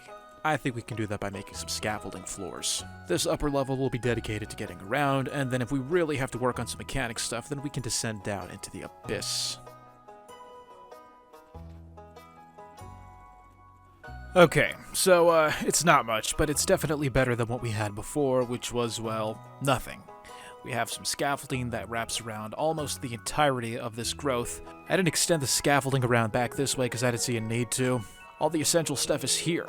Our basic tank, we can access the pump, we can access the controller, and then over here on this side it wraps around too, and then I just put polished metal slabs for the floor, and now we can easily walk around this growth. Plus I made I guess you could call it a path. Not really a path, but you know what I mean. Easy access, that was the goal. I'm trying to make things seem a little more colder and more industrial, so the less green the better. That's the goal right now. I kind of want the land to look a little polluted, if you know what I'm saying. You know, I saw a comment, I don't remember where I saw it, but someone said that this could be like the prequel to the Reclamation mod pack. You know, the mod pack where everything is dead. Well, this is the mod pack. It's not canon, but it could be canon. This world and these machines are exactly how the Reclamation world was made. The death and decay being an unfortunate side effect of, well, messing with meat. Okay, this is what I have so far. You can probably see it better in the day. Good morning. Is it me or are things looking a little more desolate? What the heck is going on over there? The next upgrade for our power station. Power flowers alone aren't enough to satiate my need. To meet our goals, we have to make a device that mirrors our hunger for progress. Using some meat steel, we have to craft a new piece of equipment called an advanced tank. It's basically like a regular tank, but instead of holding 8 buckets, this one holds 16. Next, we're going to take the tank and surround it with biomechanical components. And this gives us this funny thing, a stomach. And that's not a play on words, this is an actual stomach. It digests food. This is going to go hand in hand with our heart machine, and to help it digest, we have to craft this. Now, even though the stomach digests things, it has a hard time doing so without one of these. We're going to put down a heart machine, a steel component, and 2 of these mechanical components. Let's make ourselves this brand new item. This is a metabolizer. Don't let its small size deceive you. We better secure this area completely. All these enemies are trying to get inside, and I want to work through the nights. Stupid skeleton, get away. Oh my god. There we go. Better. As you can see, the stomach is secured. We are in a secure facility, scaffolding all around. We even have a means to access the upper level of the stomach. Just what we want to add our new addition, the metabolizer. This metabolizer is going to help the stomach digest a whole lot faster. And the faster it digests, the more power we get. Now, these things, both the plant and the stomach, they're very hungry, and there is no end to their appetite. For the sake of our sanity and our supplies, we're only going to use them on an as-needed basis. We have a pipeline here dedicated to moving animal feed directly into the flour. We're going to use the same pipeline and reroute some of the feed in this direction so that it can go into the tummy. Should be simple enough. And now it's connected.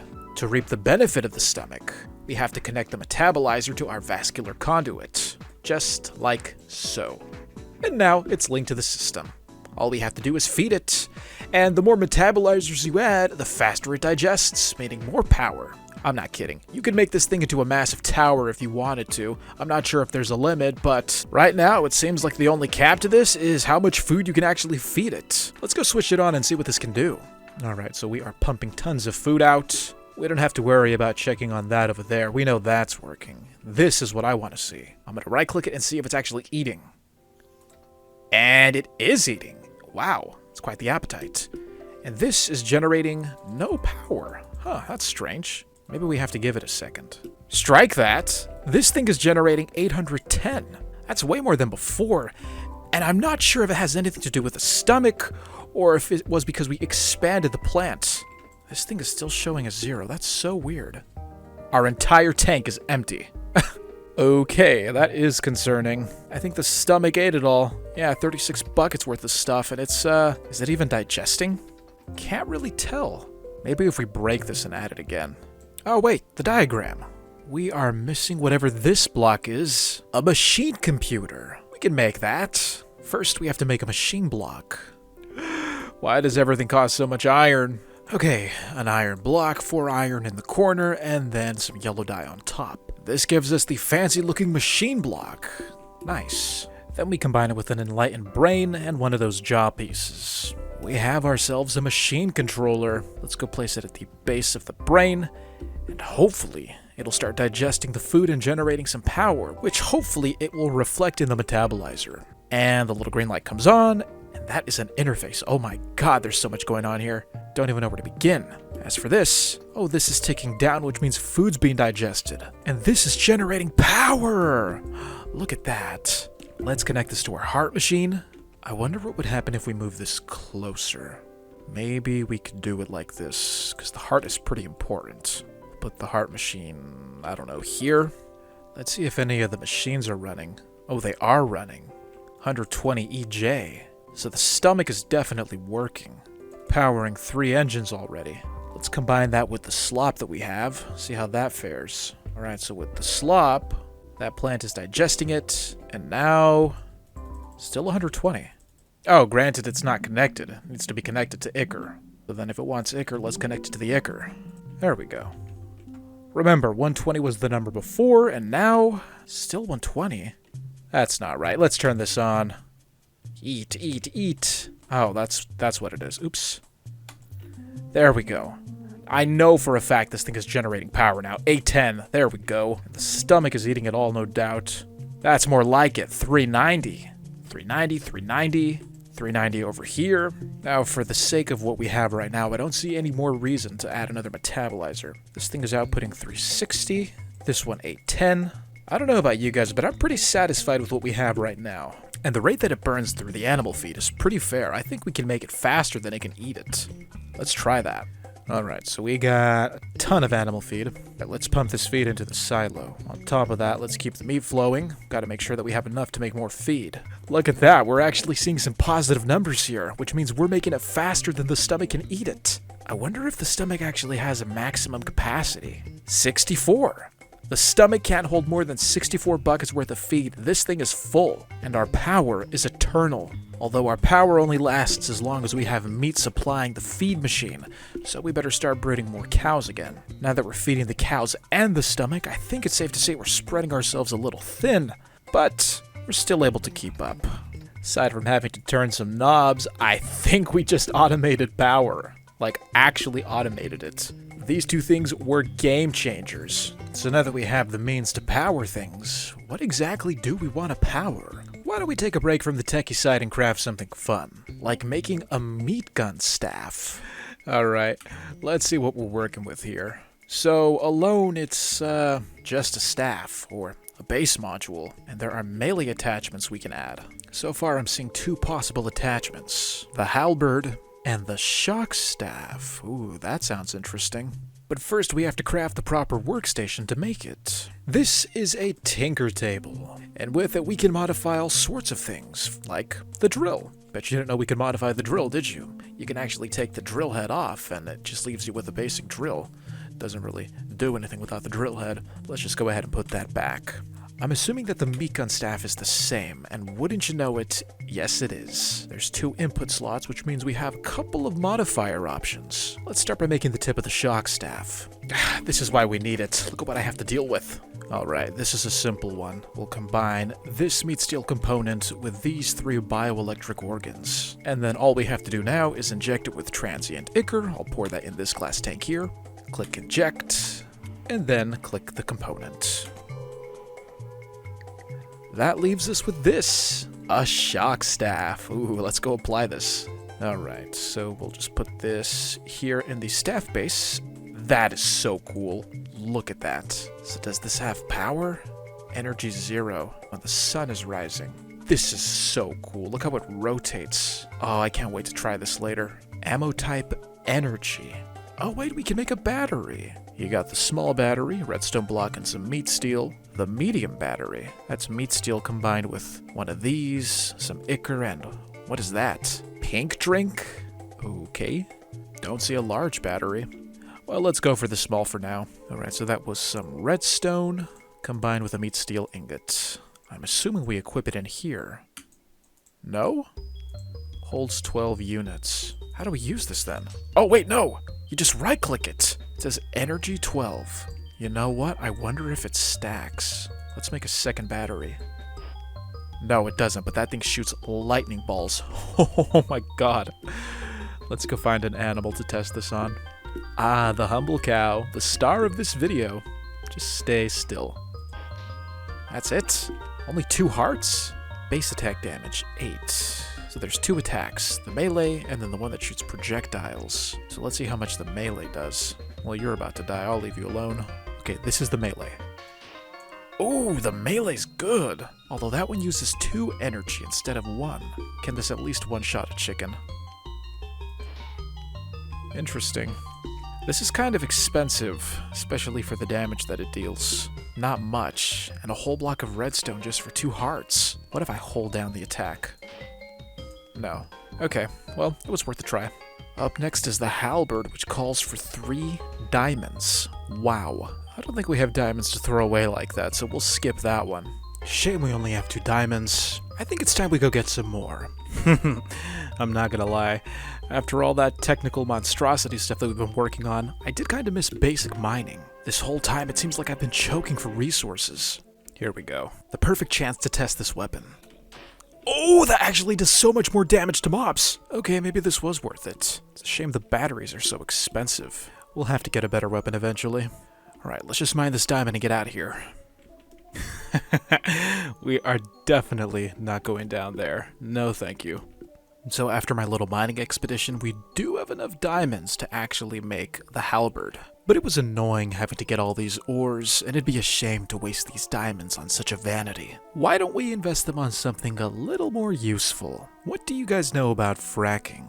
And no, it's not a middle school substitution for the F word. It's an actual process where they pump water into the ground to force resources up to the surface. It's mostly used for oil. Well, with the charnel pump we can do just that. And if we play our cards right, we can access all of that sweet unseen ore. But first there's a machine we have to make. This is called a large compressor. This is going to be the largest machine we've made yet. Ladies and gentlemen, I give you the large compressor. Is that or is that not an impressive machine? It's kind of like our little buddy here. It makes compressed air, but instead of sending it to our drill, it's going to make us a compressed air bucket. But before we can use it, there are a couple of prerequisites that we have to meet. First, we have to make another one of these computers. On top of that, you have to make a motor port, otherwise it won't have power. Once you have these 2 main components, you're ready to go. Let's go find a spot for this. Oh god, my FPS is dropping because of those stupid cows. First, place the block. This is where it's going to accept the power. Right here is fine. Now, you don't have to do it in any specific order as long as you have your motor port placed right next to the compressor. Next, we'll take the advanced motor, just pop it on top, and then you can connect it. From there, and this is where it gets a little weird. It caught me off guard when I was experimenting. Do not place your machine controller directly next to the machine. Otherwise, this happens. That's a machine worm. That just goes to show you that the inside of these machines, they're actually flesh. They are alive. And this little guy, he was woken up by the jolt of electricity coursing through the compressor. No, if you want the computer to stay dormant, you have to have a buffer, just a regular machine block. There you go. Now we're online. Here we can see all the stats for the machine. Maybe we can actually get away with using it like this. After that, getting the compressed air is pretty straightforward. This is where the air is coming out of, so we'll add a pump right here, a basic tank, and then we just suck the air out. And as you can see, compressed air. Simple as that. So I hope you'll find a lot of use out of this. Once you have a bucket's worth, all you have to do is scoop it up. There we go. 1 bucket of compressed air. So now that we have the means to make compressed air, let's move on to actually making the machine we're going to use. It's called the charnel pump, and it's kind of expensive to make. 3 meat steel blocks, a motorized breaker which requires a diamond pick, a regular hydraulic press, and a divine organ. Basically an enlightened biomechanical component. We have our 3 blocks right here. Let's make this divine organ, shall we? What's the problem? You have plenty of data. Don't tell me this isn't going to work. 10 gigabytes of data? Okay. This is new. This one only goes up to 8. Well, after a good night's sleep, I discovered the terrible truth of what we have to do next. And, well, it's not any more unethical than what we've already done. You see this cow? We're going to have to implant the cow with what's called this. A divine chrysalis, which we can get by vivisecting an integrator egg. So once again, we're gonna have to summon the sky worm, and to be honest, I didn't think we'd have to do this again. Thankfully, I have some backup lava right here, so I'm just gonna scoop that up, and let's build the summoning thing somewhere, I guess right here works. 3, 4, 5, 6, 7, 8 rusty blocks, just in case you forgot. Then you pour the lava bucket inside. And of course, nothing entices a skyworm more than a reanimated heart straight from a zombie's torso. So, throw it in, and now we wait. Shouldn't be long. Ah, there he is. And I will never get over how disgusting this looks, but you know what? Ugly sights are a small price to pay. Thank you very much. Okay, so we have ourselves the integrator egg. I have the very first tool we've crafted, the tissue operator. All we have to do is vivisect the integrator egg, and we should be golden. Let's give it a try. And there it is, the divine chrysalis, with the item description that basically says it all. Something tells you that surgically implanting this into a cow would be a really good idea. Well, I have my doubts about that. Let's prepare for our surgery. One of the first items we have to craft for this procedure is a surgery table. For this, you'll need a meat steel ingot, a biomechanical component, a control unit, and a meat steel component. Let's try to assemble this quickly because something about the cows moving in unison just agitates me. 1, 2, 3, 4. Oh yeah, I almost forgot. You need an iron block. Alright, we have our iron block in hand, and we should be ready to go. Alright, so we'll manufacture, implant, and I don't think the order matters. And now all we have to do is combine them. Here we go. I think combining the items is probably my favorite thing about this pack. So satisfying, I don't know what it is. There it is! Ladies and gentlemen, we have ourselves a 100% sterile surgery platform. Well, I don't know about the sterile part. There's, given the fleshy intrusion, I really doubt if this is clean to do surgery. Next, we'll need something called an implanter. Let's actually place it somewhere where you can see it better. I think it'll contrast better against the white. There it is. Combined with the delicate and precise nature of a neurosurgeon, this implanter is what we're gonna use to finally modify a cow. We can even use it to modify ourselves, but I don't really know if I'm into that all that much. So from what I understand, these two have to be about that close to each other. If we click the implanter, you'll see that we are now inside of the machine. Somehow our consciousness has been projected into the arm, which we can control. We can raise it, lower it, swivel it around. You'll also notice that it says no implants. Well, if you look to the top right, you will see my inventory, which allows me to access the divine chrysalis. All I have to do is drag it into the center box. Now it says no entity. This is because we have to apply our patient onto the surgery table. All we have to do is grab our lucky volunteer from the slaughterhouse, and we should be good to go.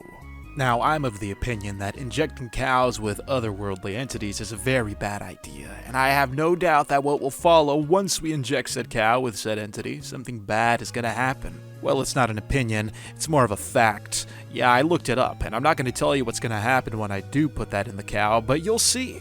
Anyways, knowing what I know, it would be foolish to do the surgery here. For reasons which I'll disclose at a later time, I think it's best if we take the surgery far, far away. I don't know how far, but far enough to the point where I don't feel like my stuff is in danger. But I don't really feel like running, and covering this distance in hardcore mode, given all the progress we've made, is a little risky. Thankfully, NEEPMeat once again provides a solution to my predicament.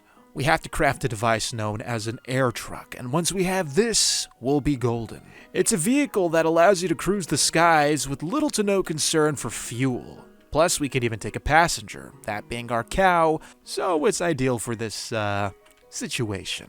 Now, usually I'd say that this was an expensive recipe, but I think we're in a good spot to afford this. We have plenty of meat steel, or at least I should say we have plenty of meat bricks to make into meat steel. On top of that, we'll have to craft a minecart, one regular iron block, and of course the most unique aspect of this recipe, 4 of these engines, which thank God they stack. Combined with a single glass block, with these items we'll be able to craft a vehicle worthy of the skies. Let's go ahead and combine all of these items in no specific order. And with this, we finally have it. Our vehicle of the future. Ladies and gentlemen, I present to you the air truck. Isn't it amazing? Look at this thing. Oh, this is a wonderful looking vehicle. Look, it's even got a seat in the back for a passenger. And all we have to do is just press the space bar and that's it, we're set. You don't have to fuel it up, you don't have to give it a battery.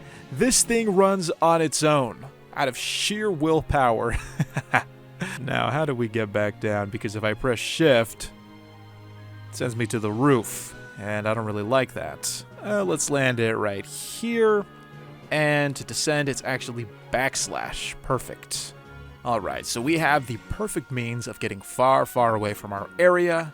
That way we can perform our surgery safely with little to no distraction or concern for the destruction of our lovely trailer, our barn, and our little farm over there. Seriously though, just look at this thing. You'd never be able to tell that this was made out of flesh and meat and tendons and sinews.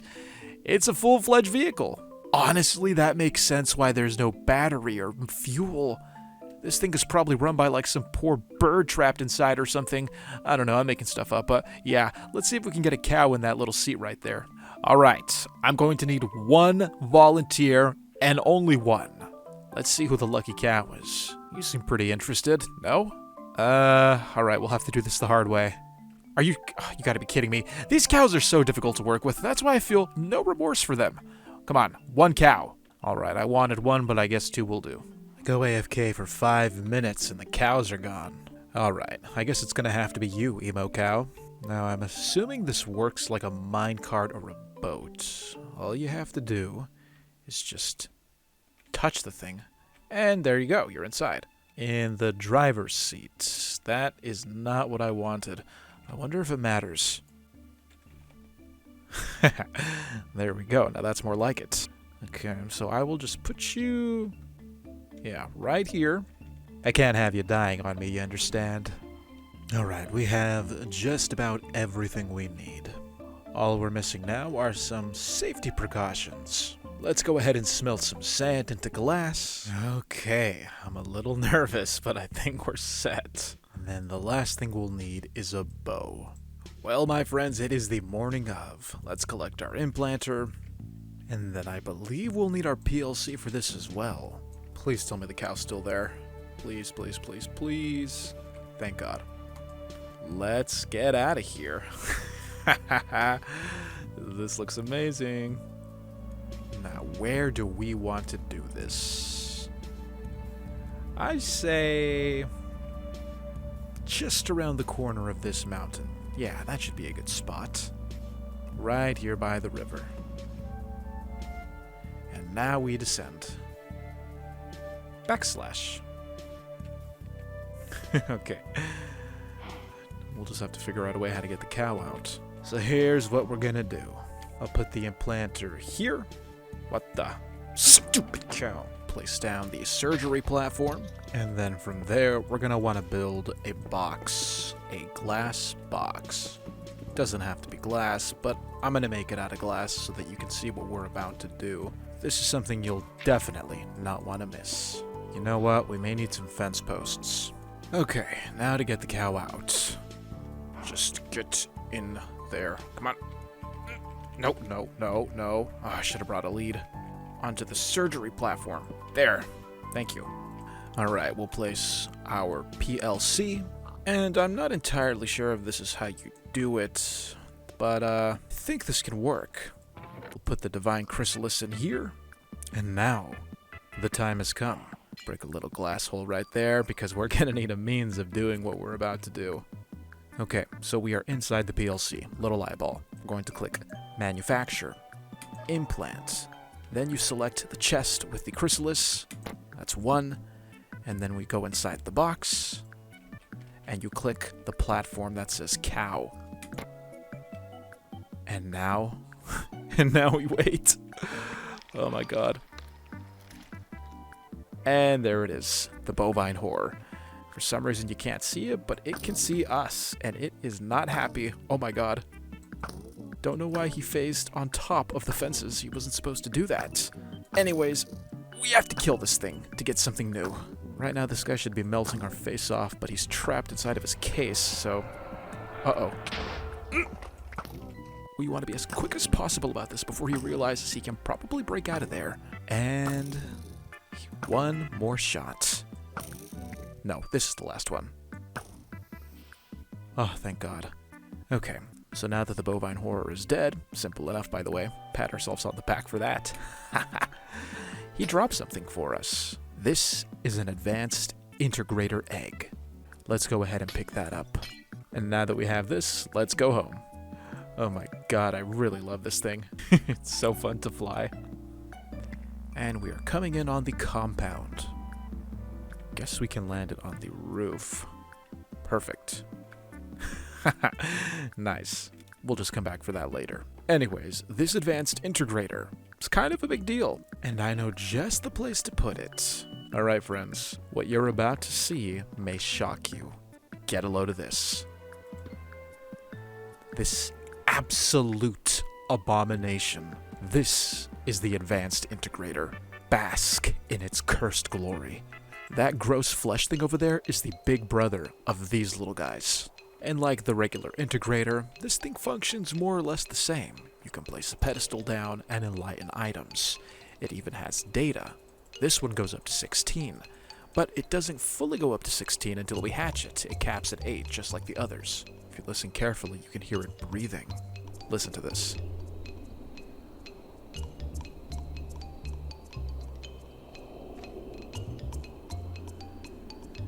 I don't know about you, but that is very eerie. So to actually activate its full potential, you need something called a pylon. Pretty simple to make. The only new item I don't recognize is this, the flywheel, which is a combination of gold and iron. Alright, so we'll need iron bars, control unit, steel component, block of iron, and a flywheel. There it is. One beautiful pylon.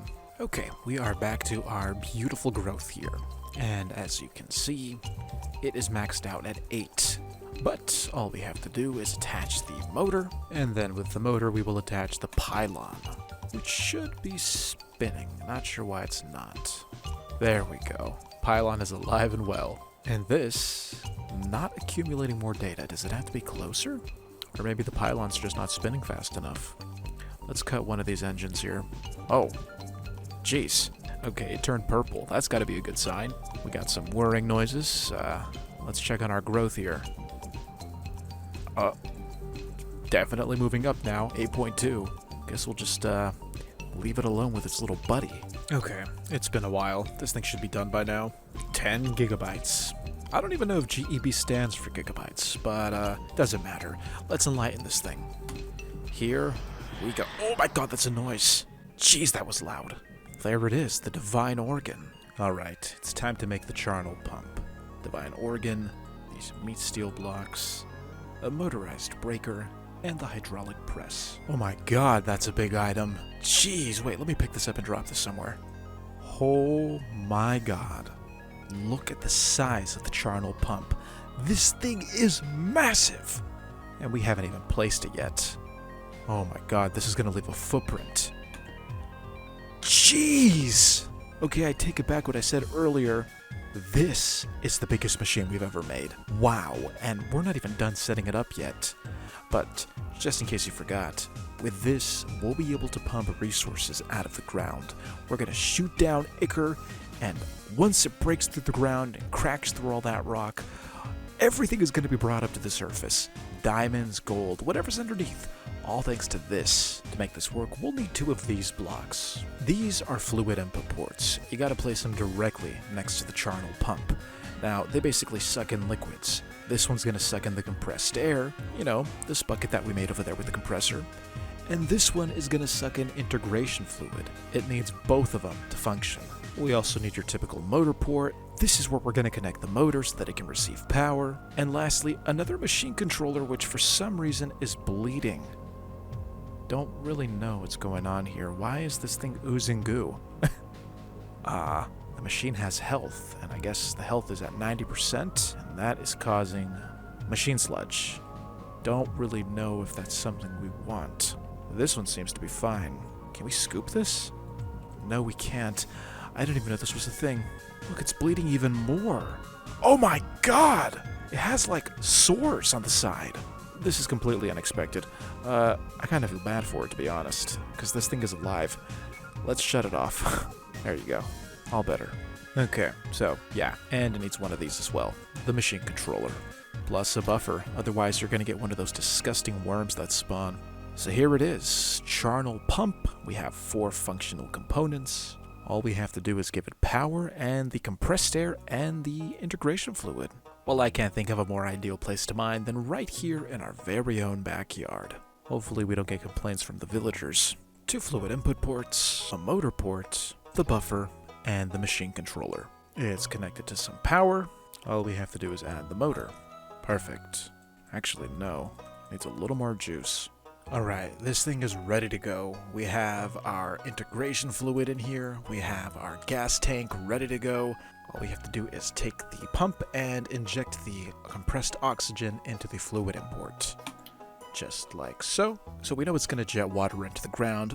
Ores are going to come out. But where are they going to come out from? Well, when you activate this, blocks called writhing earth are going to start appearing on the ground. There are these red fleshy blocks. And that's where the ore is going to spew out from. But you have to attach something to these blocks. Specifically, you have to attach the wellhead. Now, these wellheads are incredibly expensive to make, so hopefully we'll make up for our losses with this pump, because we seriously need resources. Let's give this some power. So after a little troubleshooting, I discovered that that thing needs like 500 power, so we're going to have to break some motors. Okay, this should get it running now. It's just a power shortage is all. And... well, that's more like it. There's the integration fluid. It's going to pump it into the ground. Oh my god, am I getting nauseous from the fumes?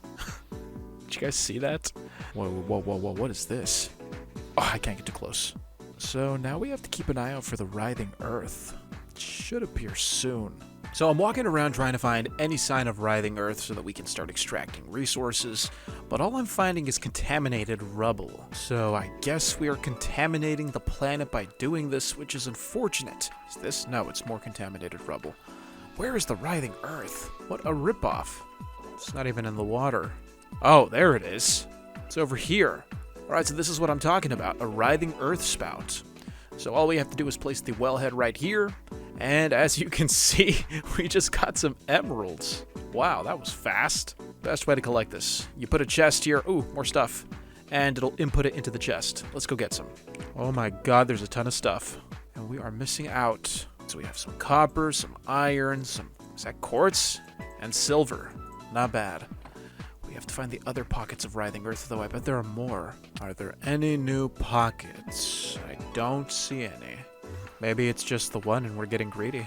Okay, so this thing is still going non-stop, and I'm pretty impressed with how, I guess, efficient it is. Over here, let's take a look at the chest that's right next to the wellhead. The wellhead is bringing up the resources and putting them into the chest. As you can see, we have quite the collection of items here. Some gold, plenty of iron, plenty of copper. We even got a couple of diamonds and some emeralds. And plus all of the other modded ores from the mod pack, which we didn't use, but that's an option too if you're looking for them. NEEPMeat is an amazing way to get around mining, but you do have to do a lot of mining to get here anyways. As you can see, we are already running low on integration fluid, which is just fine.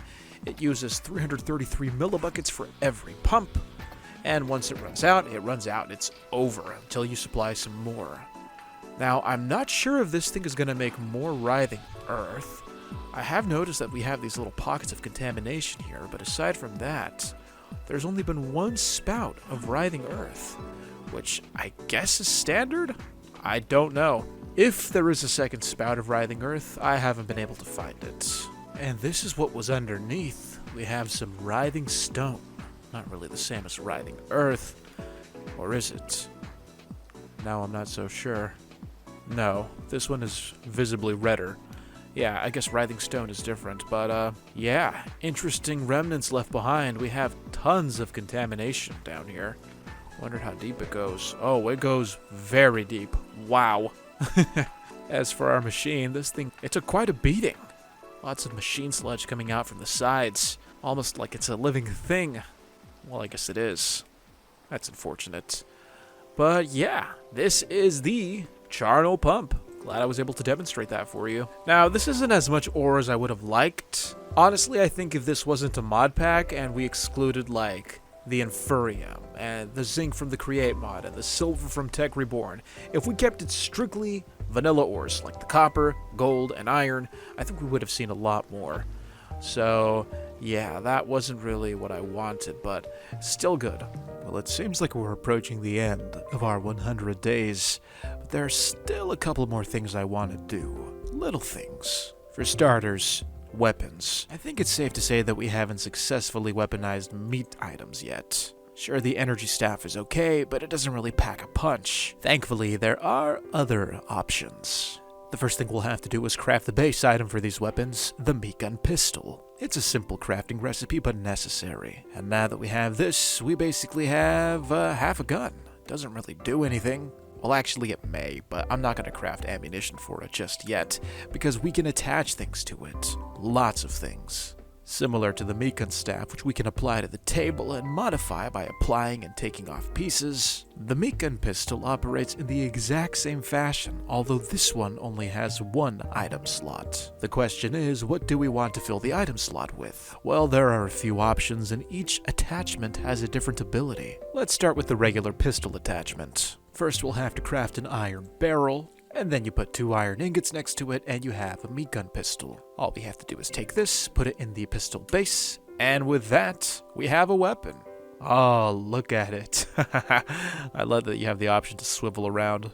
Alright, so this thing doesn't fire anything, obviously. You need some type of ammunition, but it looks pretty cool. If you look at the pistol's information, you'll see that it takes ballistic ammo, which we can easily craft with a meat steel component, 3 meat scraps, and a meat steel ingot. Alright, one last assembly, and here goes the last one. There it is. A large ballistic magazine, which we can load by simply right-clicking the meat gun pistol. And there we go. Let's give it a try. That works pretty well. Probably the weakest of all the meat gun weapons, but it's the easiest to make, so you have that option. We'll test it on this guy.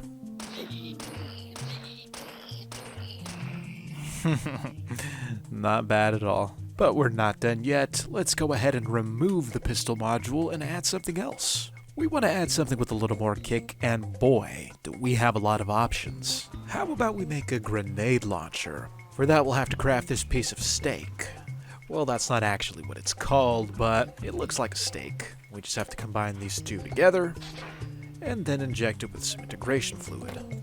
And there it is, a piece of steak, or a contractile actuator. I don't even know if I'm saying that right. We're taking it. 1 steak, 2 iron barrels, 2 iron nuggets, and 2 meat steel ingots. Take the attachment, apply it to the meat gun base, and now we have this, a meat gun pistol with a grenade launcher. Let's go see how this works. I don't want to test it on the cows anymore. Oh my god, I didn't mean to do that. As I was saying, I don't want to test it on the cows anymore because we may need them for the future. Spider, perfect.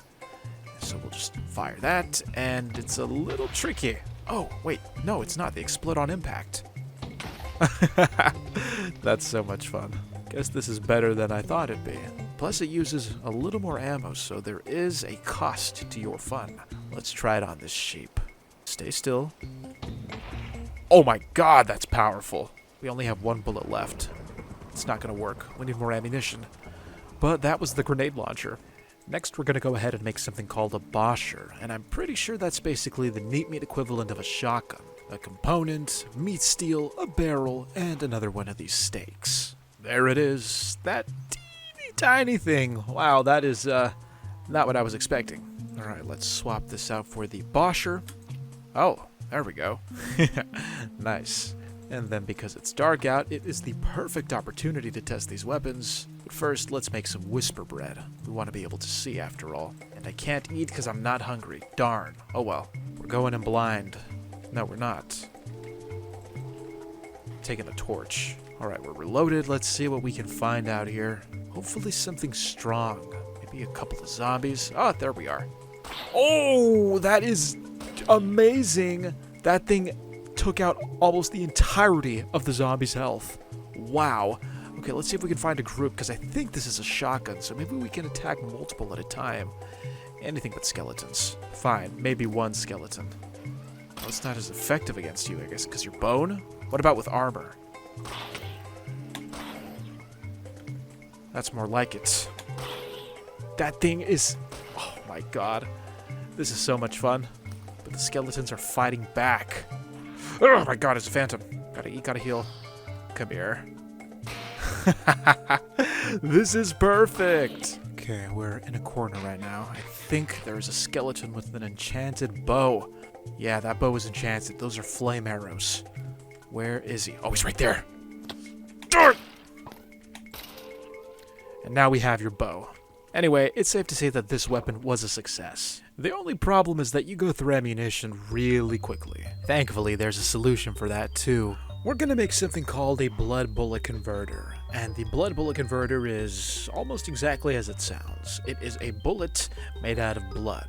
Our blood. Essentially what this does, well, first of all, let's actually make it. You'll take a biomechanical component and combine it with a fluid buffer. Then all you have to do is inject it with ELDRITCH enzymes and a little bit of blood, because, you know, you can't have a blood bullet without blood. There we go. And there it is, the blood bullet. This is an implant, and it's gonna allow us to make bullets out of our own blood. Yeah. Alright, so the first thing we have to do is go back to the surgery platform. We'll place the implanter, usual process, and now, inside the implanter, we're going to take ourselves the blood bullet and put it in the implant slot. Then, it's basically the same, except this time, we're standing on the table. We'll right-click the implanter, swivel it over, and look who it is on camera. Look, it's me. All I have to do is get a little closer, and then all we do is press apply. And with that, ladies and gentlemen, we finally modified our body. We have the ability to use our own blood as a weapon against the enemy. Now obviously, using your own blood comes at the cost of your own health, so make sure you have plenty of food or at least some type of healing. Let's find something to test this on. Okay, so I have some ammunition here. Let's go ahead and toss that aside because that's all bad. We're going to use only organic stuff. Let's fire the last few rounds and then we'll see if the blood implant actually works. Okay, now we're running on pure juice. Let's see how much damage this is going to deal to us. That's not that bad, to be honest. Hold on, let's try this again. This is actually pretty decent. Let's see how much we can fire until we start actually seriously taking damage. You know what? I take back what I said. This is nowhere near as dangerous as I thought it'd be. In fact, I actually encourage you to do this. Especially with this one. This meat gun pistol is great. Now, the blood bullet is just one of many implants. There are so many that do so many different things. You have the eyes, which permanently reveal the unseen, whatever that means. The power knees, which increase the step height. You have an extra mouth, which will automatically eat food for you. Spider legs that make you walk faster. There is no end in sight to what you can do to yourself with this implanter. Now, because I respect myself, I'm not going to do it. At least not yet. Not until we need to. Well, actually, the claws look pretty cool. Let's do those. A couple iron ingots, some meat steel. Now we have hand glaives. I hope they actually show on our hands. That would be so cool. Alright, let's give this a try. And I don't see anything on our hands. That's disappointing. I was hoping for a cool visual cue that we actually had claws, like, I don't know, Wolverine claws or something. Anyways, we're supposed to be able to deal more damage with just our fists, so let's go find a poor sheep or pig to punch. Alright, we have a volunteer. Just stand still for me. Okay, that's pretty cool. You know what? We've come this far. Why not take it a step further? This is the pipe climber. With it, we'll be able to climb pipes like ladders. So, I mean, I don't really know how this is going to benefit us. We don't have pipes running along the sides of walls aside from this thing, but hey, why not? It was cheap. Here we go.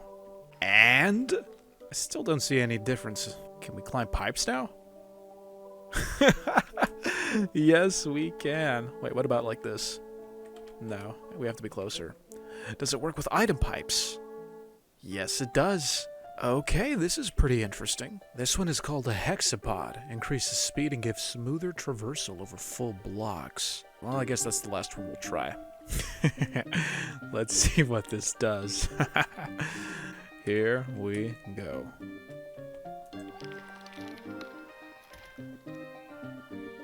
I think we got a little shorter.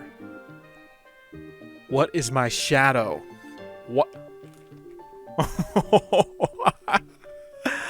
I think we took it a little too far. And I don't know if there's a way we can actually reverse this. Well, I don't know about you, but I think this is a great spot to wrap up the video because, honestly, this is, the point of no return. We did a lot of stuff. Stuff like unethical cow farming, communicating with objects, and otherworldly entities alike. On top of that, we added new plant species, all of which were of the invasive variety. And we fed a big old belly. All from the comfort of our little trailer. Oh yeah, we made tons of flesh machines. Day 201. There's so much to do, and so little time to do it. Well, we better get started.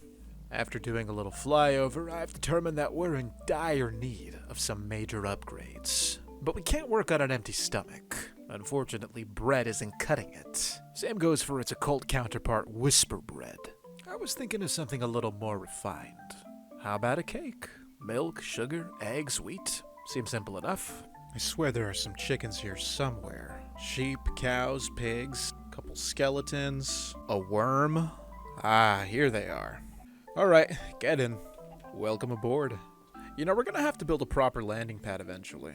Anyways, you think the chicken will lay an egg inside the air truck? I'll just give you about 5 minutes. Alright, let's go ahead and make some flour, because only the best cakes are made from the finest flour. Next, we'll need to make some blood. Wait, what?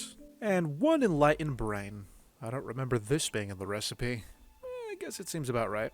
Oh yeah, the most important ingredient! We almost forgot about the egg. And now instead of baking, we're gonna assemble it with this floating eyeball. And there we have it.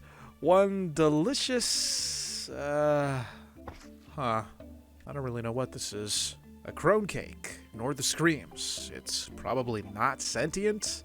Okay. Ugh. Cake's a little dry. You know, we probably need to make this go down easy. Some milk.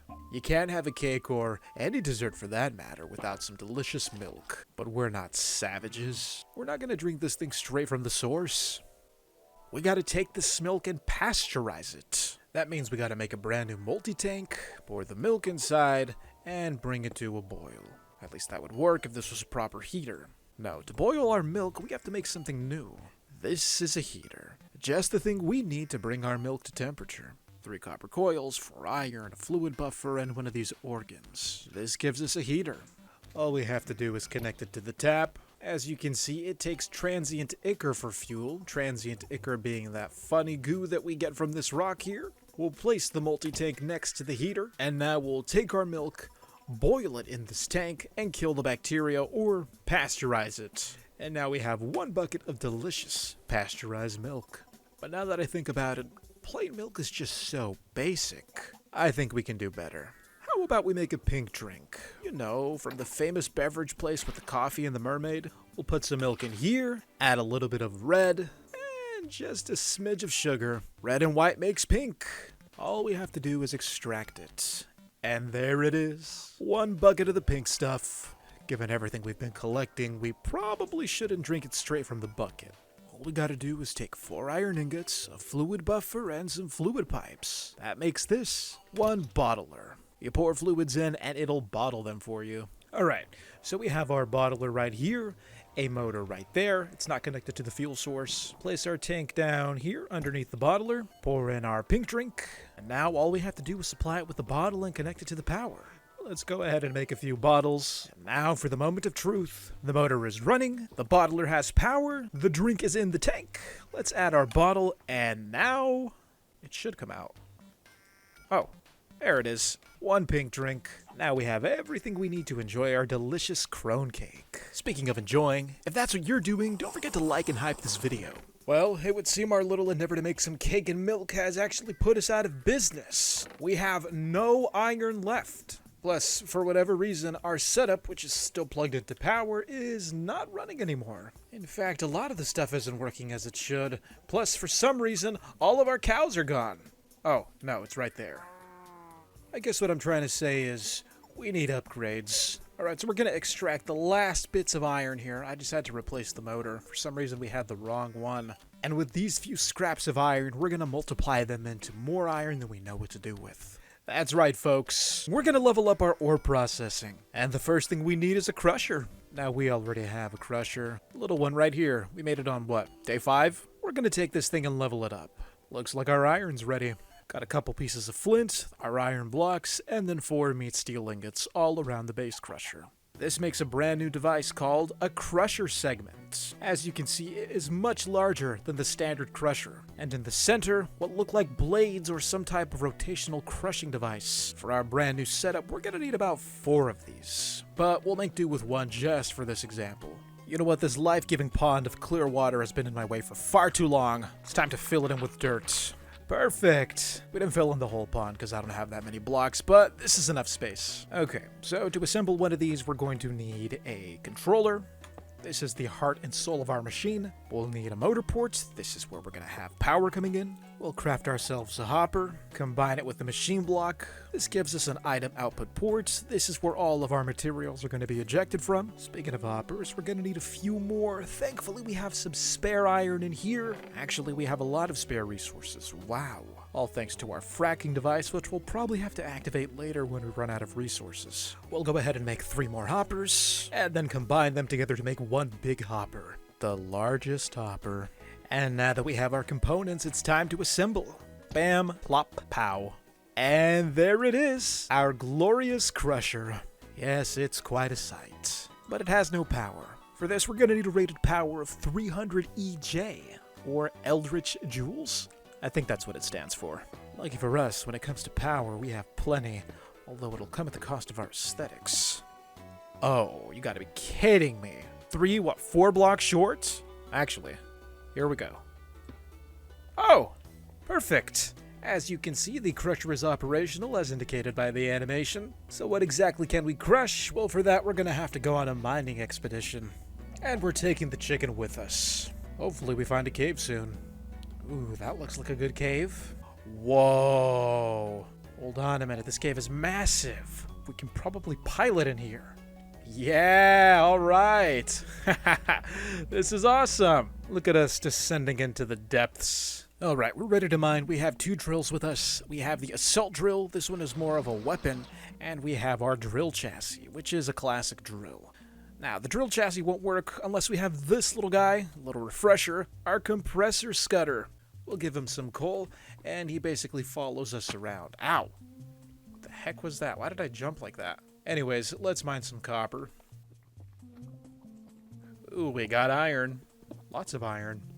Alright, I think we're done here. And of course it's nighttime. Why wouldn't it be anything else? Better wait for the morning. Ah, it's another beautiful day in our Minecraft world. Alright, let's go home. Alright, so we were talking about upgrading our ore refining. That's why we built the crusher. And the reason we needed ore for the crusher was to demonstrate this. We're gonna take 4 iron ore blocks, drop them in the crusher. You can probably assume what's happening in here. They're getting pulverized. As you can see, our iron ore is being broken down into crushed raw iron. We threw in 4 but got 7 back. Now as of right now, each of these 7 would represent 1 iron ingot if we were to smelt them. We're going to take our crushed raw iron and refine it even further with the setup we made in the last video. Just a little recap, you take the ores, you dump them in a basin of ELDRITCH enzymes, and they get dissolved into iron fat. That iron fat is going to get cleaned in our small trommel and pressed into ingots with our pressing basin. Now why do we need to do this? Couldn't we have just put it in a furnace? The beauty of refining ore is that we get to squeeze the most out of our materials. We threw in 7, and because we refined it even further, we got 10 back. Mind you, we started with 4 iron ore blocks. 4 of these, we got 10 of those. And it's all thanks to our refining system, but this is like level 1 refining. We can take it so much further. Imagine getting 10 iron ingots from 1 iron ore. That is our goal, and to do that we have to upgrade this even further by adding more crusher segments. God, these things are expensive. Alright, we have 3 crusher segments. Let's go ahead and add them to this machine here. Then we'll add the largest hopper on top, and as you can see we have what is a much more impressive machine.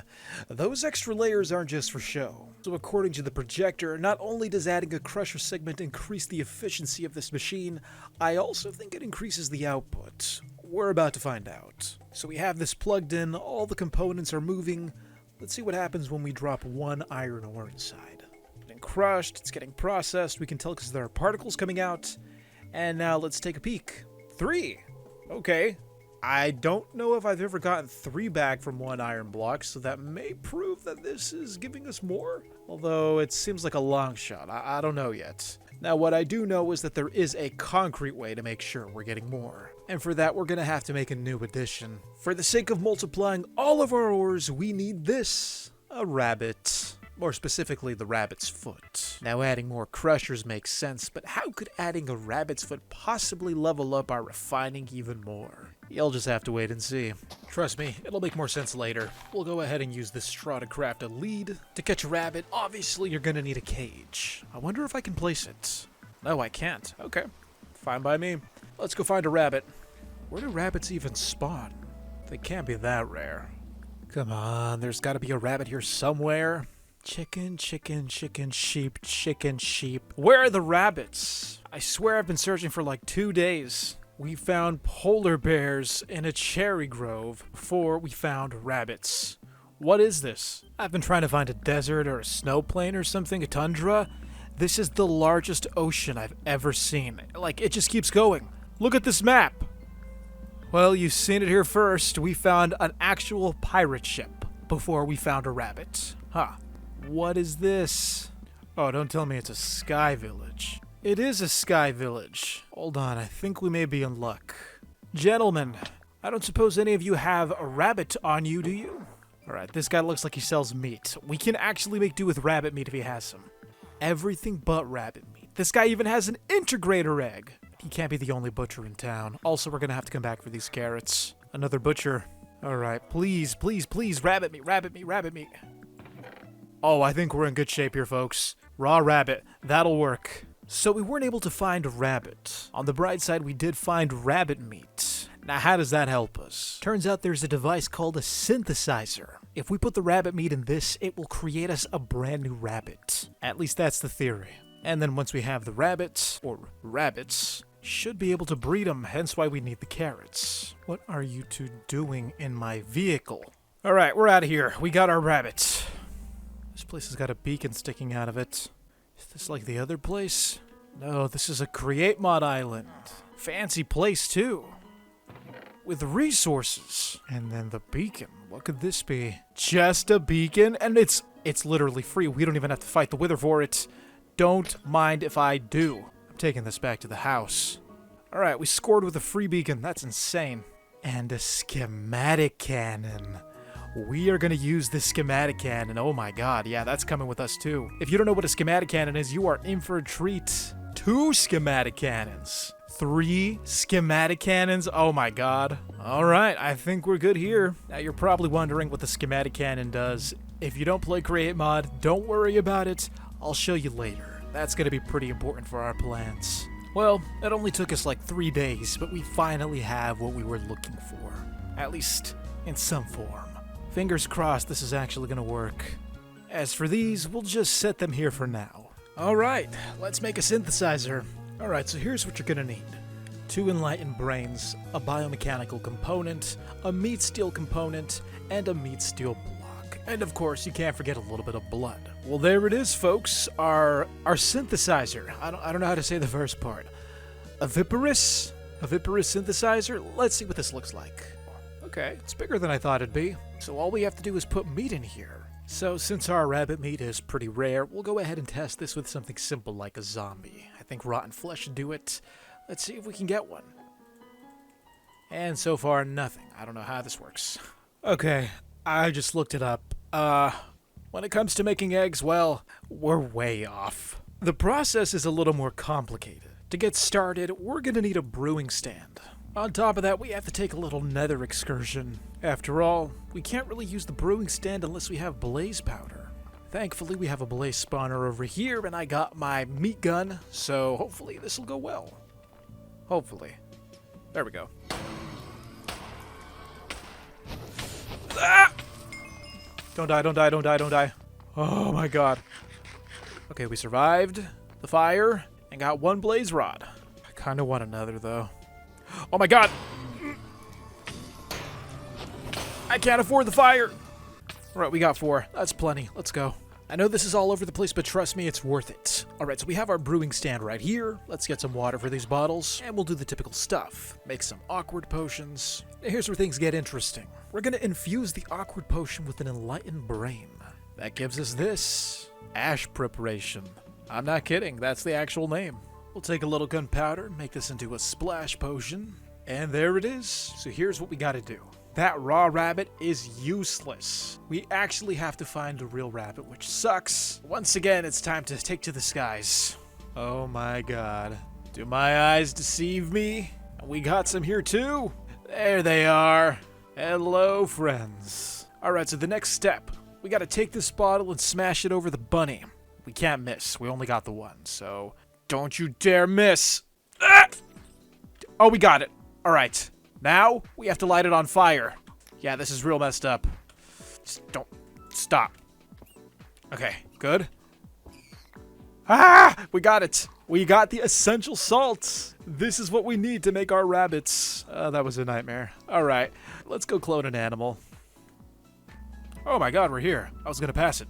Sorry, I was watching clips from the TED show. So we have the template for our rabbit. This process is very simple. We'll place our synthesizer right there. We'll put the salts inside. And as you can tell by that magical noise, everything is going according to plan. Now the egg, it's going to come out through this little spout right here. Next, we're going to take this tank of meat. Let's place it right there. And then we'll connect it to the synthesizer. As you can see, it's empty right now. But when we connect it... Aha! We have an egg.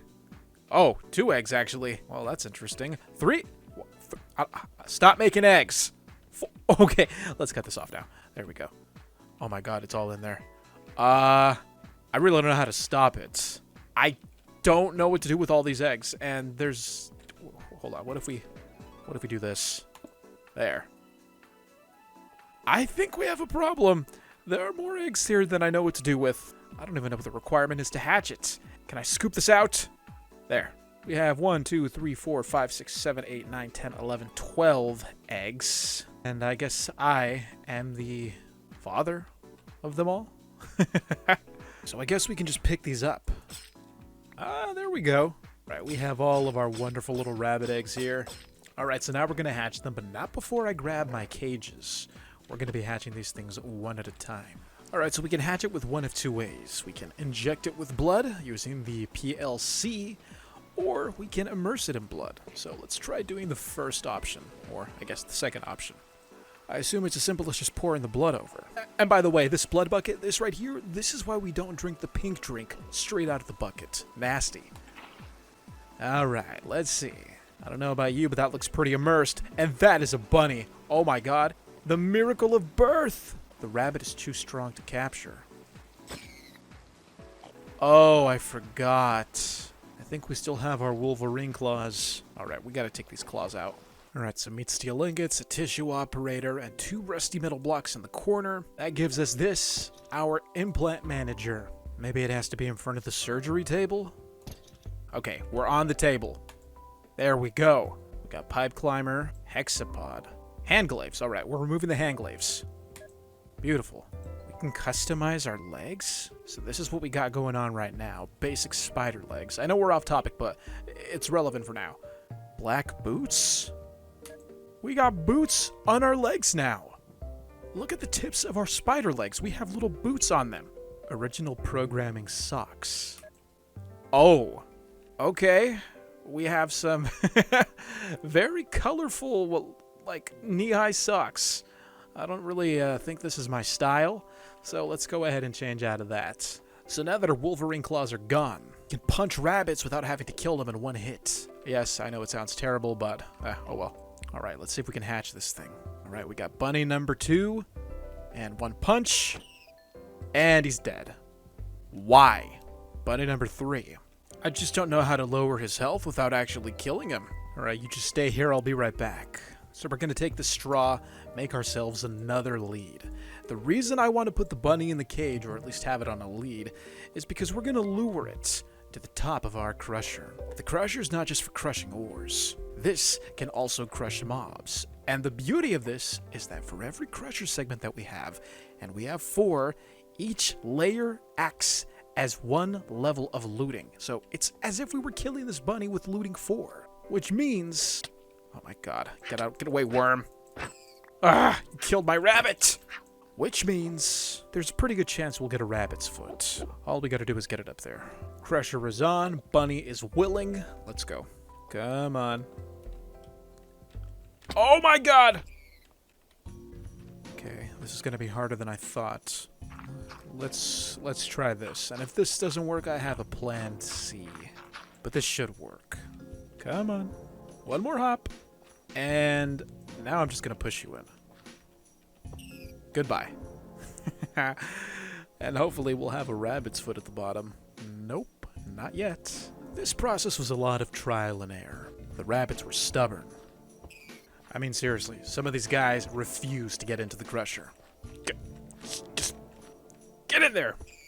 Egg after egg. It took a while. I went through half of my eggs when I had to Google search it. Turns out that rabbits only drop paws if they're killed by the human's hand. So at least in this instance, our machine was useless. Come on, man. I've gone through almost all the eggs. Just give me 1 rabbit's paw. Just 1.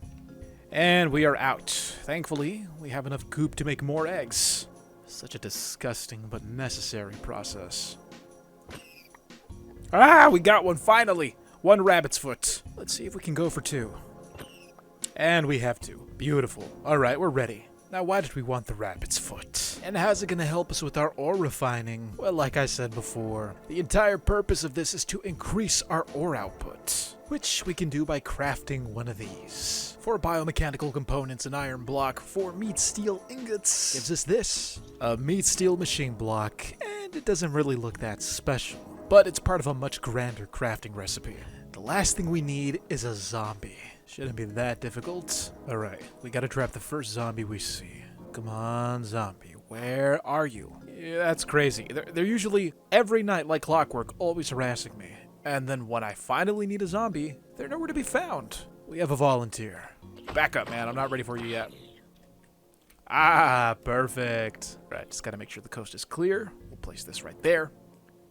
Alright. Ladies and gentlemen, I give you the lucky one. Isn't it just a handsome thing? I'm pretty sure it's not alive. Well, maybe. We're probably gonna make another one later, but for now we'll stick with 1. Now as to the reason we wanted this beauty, just take a look at that description.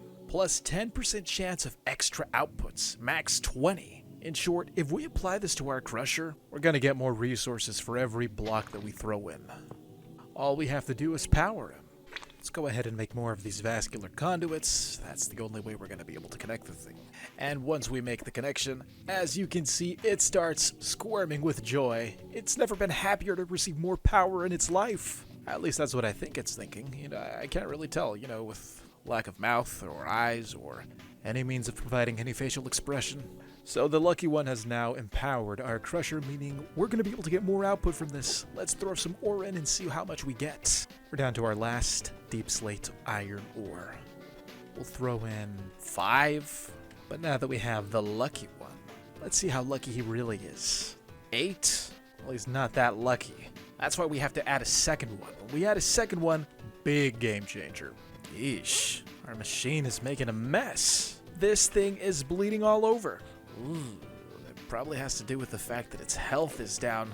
Our machine's efficiency is decreasing every minute. The poor thing is bleeding to death. We gotta fix that. Now, somebody mentioned that, well, seeing as how these machines are alive and they're made out of meat, they kinda need skin, like you and me. Essentially, this thing is a pile of guts and organs with no coating to protect them, so let's give it some skin. Now to make some skin, we'll need another meat steel machine block, plus some blood and integration fluid. I forgot about that. Alright, let's combine these two. And we have some skin. Nice. Hopefully this will keep our machine nice and healthy. Alright, stop bleeding. Bam. Pow. And now? Didn't work. Maybe we have to reboot it. I wonder if it matters where I place it. Oh my god, it's bleeding from the back. Okay, I added a little more skin above this guy's head. We added some more blocks back here. Plus, we supplied it with even more power. And it looks like it's healthy now. I did have to break this machine controller. I don't know if that reset it or not, but yeah. So let's see what happens if we crush these now. It was operating at like less than half of its efficiency, so maybe we'll get more out of it this time around. And we still got 9. Okay. Alright, I got a second lucky one right here. It maxes out to plus 20% output, so this is the 10, and this one will make 20. Just want to make sure that we're getting the most out of this machine here. Let's connect it to some power as well. You can join the little dance party his buddy's participating in. And there we go. Is it me, or does that one seem to be moving more than that one? I don't know. We got 4 iron ore to crush. Let's see how much we're going to get back from this. 1, 2, 3, 4. 8! Wow, that actually doubled it. Okay. Yeah, this is a pretty morbid looking thing, and for some reason, this one looks a little more redder than that one. I wonder if that's intentional. So as things stand, we are in a good spot. We have the means of crushing our raw iron, but the fun doesn't stop there. Naturally, the next step would be dissolving this in eldritch enzymes and having it processed through a trommel. But what if I told you that this could be crushed even more? We're gonna have to crush this raw iron into dust now. And to do that, we have to make this a ball mill drum. As you can see, this is comprised of 4 circular items. This is a meat steel ball, and we get that by smoothing out a meat steel component, and we go about that through a very simple process. If you guessed dumping it into the crusher, then you are correct. We're gonna dump all of them in there. So these are gonna get crushed and pulverized and, I guess, smoothed or rounded out. The meat steel balls. Alright, we have 12 of these things. Let's go ahead and bind them together. 4 meat steel balls and a meat steel component gives us this. A very large... Can I even place this? No, I can't. Not like that. Some very large ball mill drums. Look at the size of these things. And it makes me believe that we're probably going to have to make some new buildings because we're just running out of space here. We got so much going on. We have our temporary spot for our crusher. We have our barn. We have what used to be our ore refining room. It's just getting so messy. We don't even have a place to park our air truck. I think we're going to have to make another structure before we take this any further. But first, these things got to go. They're just annoying me. I will keep the leads, though. So like I was saying, we're going to have to build a new base. And to do that, we're going to use these things. I mentioned how important these were earlier, how significant they can really be. And the fact that we have 3 of them makes it all the better. These are schematic cannons. And when you combine these two, I'm talking about the schematic cannon with the schematic table. You can do incredible things. Essentially, this thing builds bases for you. Let me show you how it works by collecting some sugarcane, converting it into paper, and when we combine the paper with light blue dye, we get this, an empty schematic. Essentially, the empty schematic is a blueprint, and with this blueprint, we're going to plug it into the schematic table. As you can see, you'll find something by the name of base and another item by the name of claw. Both of these items are designs I've made in a separate world, which we can bring into this world by simply downloading them into our schematic. Looks like our designs are ready. This design I'm about to show you is 100% custom. I didn't download it from anywhere, I didn't base it off of anything, and you're about to see what it looks like. Take a look at this. A holographic preview of what will be our base once we supply the cannon with all the blocks we need to build it.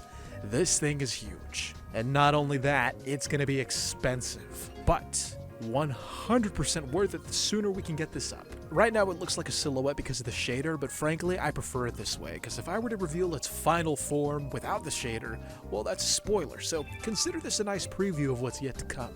This is our goal, and we have to start now. So here's what we gotta do. We're gonna take our schematic, plug it into the cannon, and once we're done crafting this book, we'll take it to the cannon and plug it in as well. And as you can see, the book has been converted into something new, a material checklist. In this book, we have a list of everything we need to build our base. This is the checklist that we have to supply to the cannon in order for it to start building. And then the last thing we need, in order for this cannon to work, we have to supply it with gunpowder. Now these days, gunpowder is in short supply. Thankfully, we have a means of cloning mobs. All we gotta do is get this thing to spawn, like 30 creeper eggs, and then we're in the clear. So to sum it up, it comes down to this. We need our building blocks and lots of gunpowder. Now where do we actually want to build this? Guess we could put it here next to the village. That'd probably be ideal. Or we could put it here. You know what, I'm thinking the village. Let's move this over. Okay, I think that looks nice and centered here.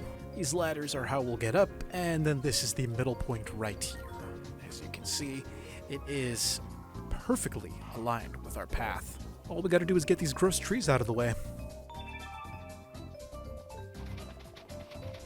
Alright, trees gone. Let's lock this in by placing the schematic in the cannon. Take a look. Nice and centered. So now that we have the foundation ready, I think it's time to start collecting more materials. And even though I wanted to build a structure that could house our ball mill drum, I think it's worth it if we build this first. That way we have more materials to gather from this to contribute to our build. I guess it's time to claim a little more land. There we go, now we have space to build. Now, like all of our machines, this is gonna need a motor. But something like this isn't gonna cut it. We could try an advanced motor. No, that's not gonna cut it either. For this, we gotta go big. We'll take a meat steel block, 2 advanced motors, and then from there, we'll combine them all. Last but not least, we'll inject a little bit of integration fluid, and with this, we have ourselves a brand new device. This is the large motor, a name that this device truly earns. Look at the size of this motor. Now, I'm not really that well informed on the technical aspect of this. Not really sure if it has a higher transfer rate for power or whatnot, but hey, bigger is better. Alright, if you take a look at my hotbar, I'm pretty sure we have everything we need to assemble this thing. I guess this spot is as good as any now that we have it all filled in with dirt. Plus, I did a little deep dive. The large motor has a max output of 2000 EJ. The regular motor, that has a max output of 800. So yeah, you can definitely deliver a lot more power with this one. So obviously we need the machine controller. This is the brain of the whole operation. Motor port here, the item input port right there. This is where we're going to dump our crushed ore. And then from there, I think we just attach these like that. You know, I'm kind of figuring this out as I go. And then obviously this looks like an exit. So we'll put the output, and this is where we'll collect our ore dust. All we have to do now is just plug it in and see if it works. And we have a worm. Oh boy. Right, I think it's clear to me now that we need a buffer. There we go, now we're in business. So the ball mill drum is rotating. Seeing as how I'm all out of raw iron, we're going to give it a test with a different ore, copper. So, we have 22 copper ore. Let's go ahead and dump these 22 blocks into the crusher. Maybe copper wasn't the best example. I forgot that you get multiple copper from one block. Of the 22 we threw in, we have a stack and 11. We'll try that again with a different ore, but for now we're going to process this even further. Let's take this crushed raw copper, throw it in here, and now this is going to get pulverized in the ball mill drum. Let's give it a couple minutes and see how much we get. Remember, we started with a stack and 11, 3 ball mill drums. It's only going to process 3 of these crushed copper at a time, so the more you add, the more you can process. Also, I think if we gave it more power, it'd spin faster. That can probably decrease the processing time. It is a beautiful morning. Let's see how much ore we have now. Oh, it's empty. So we had a stack and 11, and now a stack and 24. Honestly, I was expecting a little bit more. But hey, we can't get greedy. We're gonna have to go ahead and make more of these potions here. That's because opportunity knocks. See that? See what I see? That's our ticket to getting all the gunpowder we need. Throw it on the creeper, and now we have to set him on fire without burning everything down. We can do it like this. We'll just break that. Come on. Shoot, he's smarter than he looks. There we go. The race is on. There it is. The creeper ashes. We'll go ahead and take these ashes. Just set them aside for now. Now, one thing I want to do is add a 4th ball mill drum. I think you can add up to 4, just so that we can process more ore. There we go. Alright, so now we can process 4. This is, I guess, maxed out. Let's try one more time with gold, a regular ore that drops 1 piece for every block. So we got 10 here. Okay, we threw in 10 and got 18. Not bad. Oh, wait, no.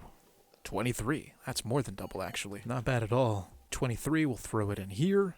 It's processing 4 pieces at a time now. And now we have 26. And some redstone for some reason. I don't know what that's about. Well, I guess it's fair considering we started off with 10 blocks and ended up with 26 dust. So how do we process it? Well, definitely not in this. This is yesterday. No, this is last year's setup. I mean, come on, look at the size of this trommel. It's tiny. Thankfully, the trommel has a big brother. Unfortunately, the trommel's big brother is, well, it's a little resource heavy. Well, I guess we better go mining again. Ooh, a cave. Nice. Hopefully this place has a ton of iron. Yeah, this is a pretty decent cave so far. We'll skip out on the copper. I think we have plenty of copper. Not a single speck of iron, though. I don't know what it is or why iron is so rare now, but it's going to be 1 block. Oh, I've never been more happy to be wrong. 9 iron blocks. That's got to be at least 20 iron dust. You know what? This is actually turning out to be a pretty decent cave. I just hate these skeletons so much, man. But I guess prices have to be paid for greatness. Alright, so we have returned. We have our iron. Let's go ahead and process it. Give it a couple minutes. Oh my god. We got a ton back this time. Jeez. Hopefully we can multiply this a little more. Okay. Stacking some change. That's pretty good. All we have to do is process a little bit of this. Honestly, I don't want to process the whole stack, because I feel like once we get our trommel going, we're going to want to process it in the upgraded setup. Yeah, I think we'll do that. We'll just process the bare minimum to construct the next addition to our machines. Okay, let's make a trommel. A very expensive crafting recipe, but I think it's going to be worth it. Well, there it is, folks. This is the before. You see the small 2-block trommel, and this is the after. This is the large trommel. And you know what? It kind of looks like some type of futuristic sleeping pod, but couldn't be further from that. That cage inside, just like the cage in here, it's going to rotate to refine all of our ore. Now the question is, how do we incorporate it into this? Because everything aside from this little one is still good. Let's not get ahead of ourselves. First, we have to craft one of the controllers. Now, one thing I feel like I haven't highlighted is the usefulness of the machine controller. You click the question mark, and then you click the name of the device you're about to build. In this case, trommel. It tells you everything you need. So we have the large trommel, we'll need a fluid input, a fluid output, an item output, and a motor port. Okay, so we have a few of these blocks. So as you can see in my hotbar, once again I have everything I need to build this trommel. Oh my god, these pipes are annoying. For the sake of demonstration, I'll build one here. Okay, we'll have this like that. Perfect. And I can't really tell which is the front end and which is the back. Guess we'll have to guess. Put our output here. Actually, let's put the motor port here and the output there. Our machine controller on this side. Fluid import here, I guess. This should have turned green, though. I feel like we have everything. Oh, we need an item output. Yeah, I forgot that sometimes trommels can spit out byproducts. Alright, we got the item output. This part doesn't really matter. We'll just put this here. And now it should be operational. Alright, green light is good. Let's give this puppy some power, and hopefully we don't over-exhaust our entire power system, because we got 2 big things plugged in already. 1, 2, 3, and fingers crossed we don't get a worm.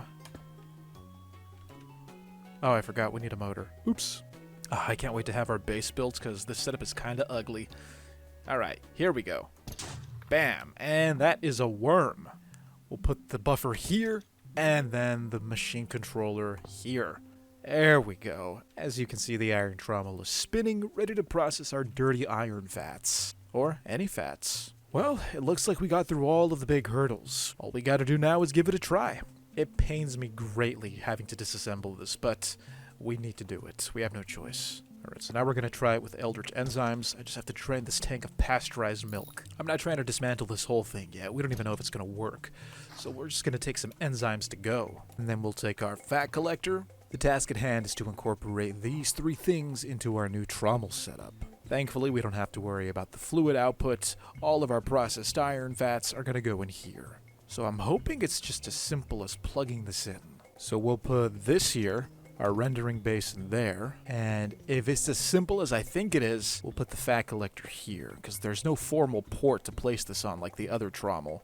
This one, I think we're just eyeballing it. For the sake of this test, we'll put a pipe here with our Eldritch enzymes. Alright, let's take our iron dust and see how this goes. Okay, and my fears have been realized. We have our fats in here, but they're not going into the trommel, unless we have to pipe it in somehow. Like this? No, that doesn't seem to be working either. Alright, so before you freak out, this is the creative world where I test out every machine. I'm not trying to waste materials figuring out how this stuff works. So, foolishly, for some reason I forgot that there was a fluid input port, and this should be connected to the fluid input port.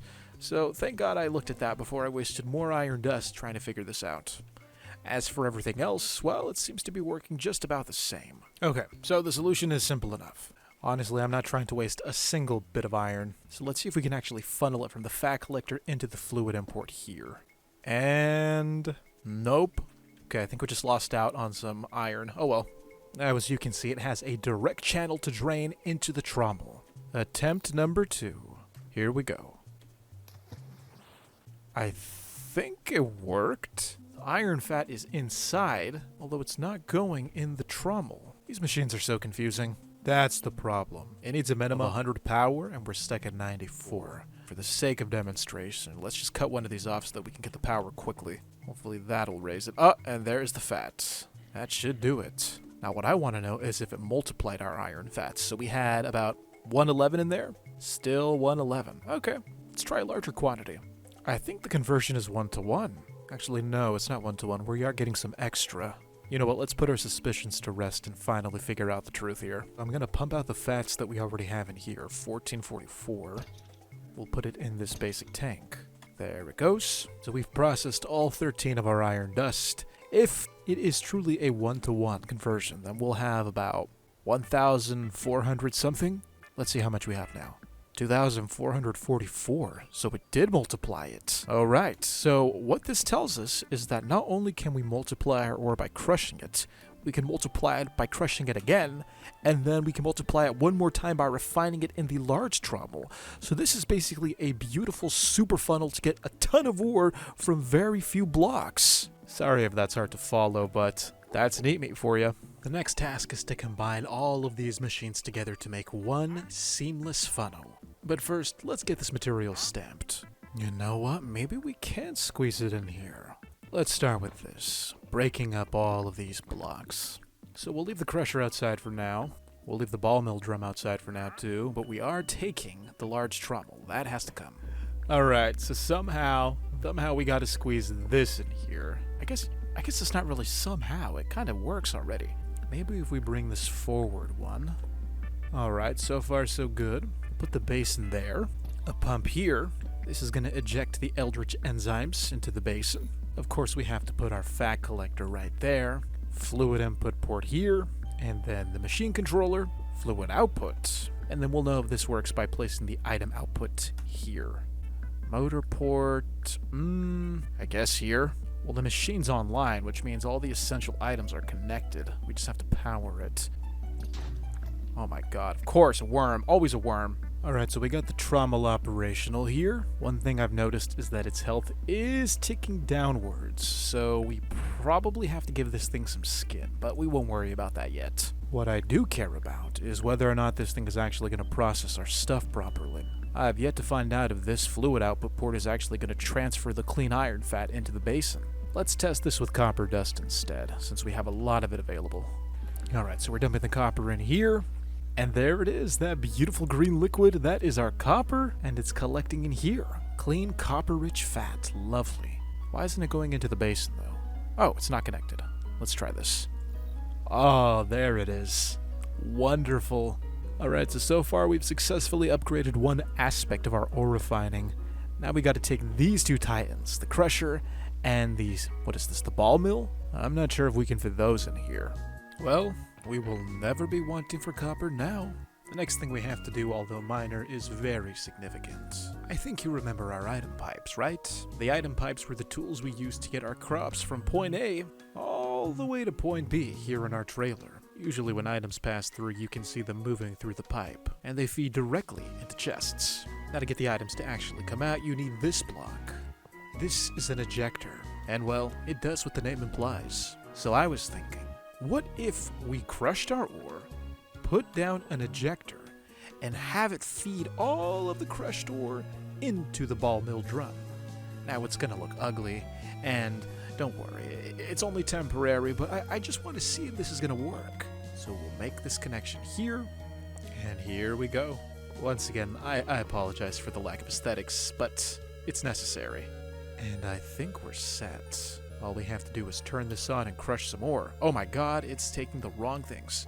I forgot we had rabbit hide and rabbit meat in there. Alright, so now that all the hide is clear, 35 iron ore blocks. Into the crusher. Here we go. And if everything goes according to plan, this stuff should start passing through in just a few seconds. There goes all of our crushed iron. Will it go into the ball mill? Yes, it will. Beautiful. Ah, look at this fine assembly of ores. If only we could run these things simultaneously. Well, we kind of can. It will come at the cost of some of our animal feed, though, but that's okay. Alright, so this stuff is processing, and as you can see in here, iron dust. Both machines working simultaneously, hand in hand, to refine our ore. I feel like at this point I'm talking in circles and we keep covering the same thing, but it's just so satisfying to see this process come to fruition. Now, what we're going to do from here on out is once we refine this iron, we're going to start putting together the materials to make our brand new base over there. I still have the book and it's quite the laundry list of items we need. But now that our refining system is, I guess, somewhat operational, materials shouldn't really be that much of a problem anymore. A stack and a half of iron ingots. Mind you, this was from half a stack of deep slate iron. Insane. I think we can start building our base now. Let's go to the cannon and... oh, I forgot about the gunpowder. Not to worry, there is a simple solution to our problem. We need creeper eggs. Thankfully, we have ourselves some creeper salts, and we never found out how much meat it takes to make one creeper egg, so that's what we're gonna do now. Alright, we got a creeper egg, but I didn't really catch the amount. So it's at 3,046.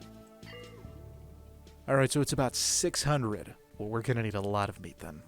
Alright, so we have all the cows out here. They are breeding once again. Their troughs are full of animal feed, which means they can breed at will, basically, with little to no restrictions, aside from their morality. Now, the reason we want all these cows is because we're going to grind them up into meat. Well, first we actually have to grind them up into tissue slurry, which is being refined in this trommel here, a process I went over extensively last time. So go check that out if you haven't seen it or if you forgot. To get the meat juices flowing, I'm going to pour down this water bucket. This is going to act as a funnel to push them into a mincer. They're going to get pulverized basically into ground beef. And to get the rest to follow, well, all I have to do is take some wheat out. Although this trapdoor is in the way. Let me lift that up. There we go. Oh my god. Look at all those cows. It's probably too many. We want to keep some so that they can keep breeding. Our tissue slurry levels are climbing with every single cow that gets ground up. I'm going to go ahead and relocate our synthesizer. before I do that, I gotta figure out how to pick up this creeper egg. For some reason, I can't pick it up. Shift right click, that's what I'm doing. Oh, I just have to punch it a bunch of times. I was a little worried that a creeper was gonna hatch from it. Yeah, before I break this, I want all of the meat to get used up. I'm not trying to waste any. That's good enough. I think I'll go ahead and make a diamond pickaxe too, because for some reason, I had one and I have no idea where it went. Okay, so here's what we're gonna do. We have a tank full of meat right here. We're gonna connect ourselves a fluid pump, a redstone pump, I guess. And as for our synthesizer, we'll place that right here, same as before. Perfect. And once again, sorry for the aesthetics or lack of aesthetics. They're coming back once we build the base, but we gotta get through this gross egg stuff first. Anyways, from there it's as simple as turning on the tap, and from there we'll have tons of eggs. Throw in the salts. Nasty. I'd say a stack of eggs. We'll sit for a stack of eggs. Maybe a stack is overkill. I mean, at base, the creeper will drop how much gunpowder? Base level, it will drop 2 max. Okay, I'd say I like our odds. Alright, 64 creeper eggs. 66 creeper eggs, counting the 2 extra. Now, when it comes to this next part, we have to be very careful. Essentially, we have 64 bombs in our inventory. And I'm certainly not going to place them in the blood just for them to hatch and blow me up. Let's scoop up the blood and see what we can do about this. Alright, we're going to run a little test here. I want to figure out how long it's going to take for an egg to hatch while sitting in the blood. Or better yet, flowing through the blood. Alright, so we're going to place the egg down. My hope is that the creeper will hatch by the time it gets to the end of this current. Actually, we'll have to make this too wide, because I can't place the egg down. There we go. Wow, just barely. Just barely at the end, okay. We'll have to check that one more time just to be sure. Literally at the end. Alright, I think we're good then. Hold on, just to be safe. Let me see if it's actually going to fall into the hole here. That's what really matters. Alright, test number 3. If the creeper hatches and falls into the hole, we're good. Beautiful. Oh, this is going to work. I think you guys know where I'm going with this. We're going to make ourselves a little platform here. All temporary, by the way. And we'll have the creepers flow down the blood current and into the crusher. And like I said, the crusher, according to the projector, when combined with our lucky ones, this machine basically has looting 2 on it. In the beginning, I mentioned that each segment was a level of looting, and that was completely wrong. It was the lucky ones. The lucky ones add looting to it, so disregard that part. As you can see, this design is very humane. It will ensure a swift and painless death for the creeper and guarantee our gunpowder. It's time to put this to the test. Crusher is powered up. The lucky ones are rustling with excitement. I got a good feeling about this. And away you go. Come on, hatch, hatch, hatch, hatch, hatch, hatch, hatch, hatch. Look at that. Perfect. Although I don't really like how he was hopping around in there. I'm gonna have to put some guardrails just to be safe. Can't have him escaping on me now. There we go. We'll have to take care not to fall on ourselves, because if we do, that will be very bad. Come on, man, get in there. Maybe the egg will push you. So, essentially, all we have to do now is send these babies to their doom. Egg after egg. It's gonna take a while to get through all of them, but this is a valiant effort for the sake of gunpowder. Oh, look, the egg pushed him. Yeah, we can't stand too close, otherwise they're gonna be aggroed towards us, and they're gonna fight the current. And this is a prototype. We'll probably keep this design and polish it a little more, incorporate it into our main build once it's ready. But this works for now. This is good.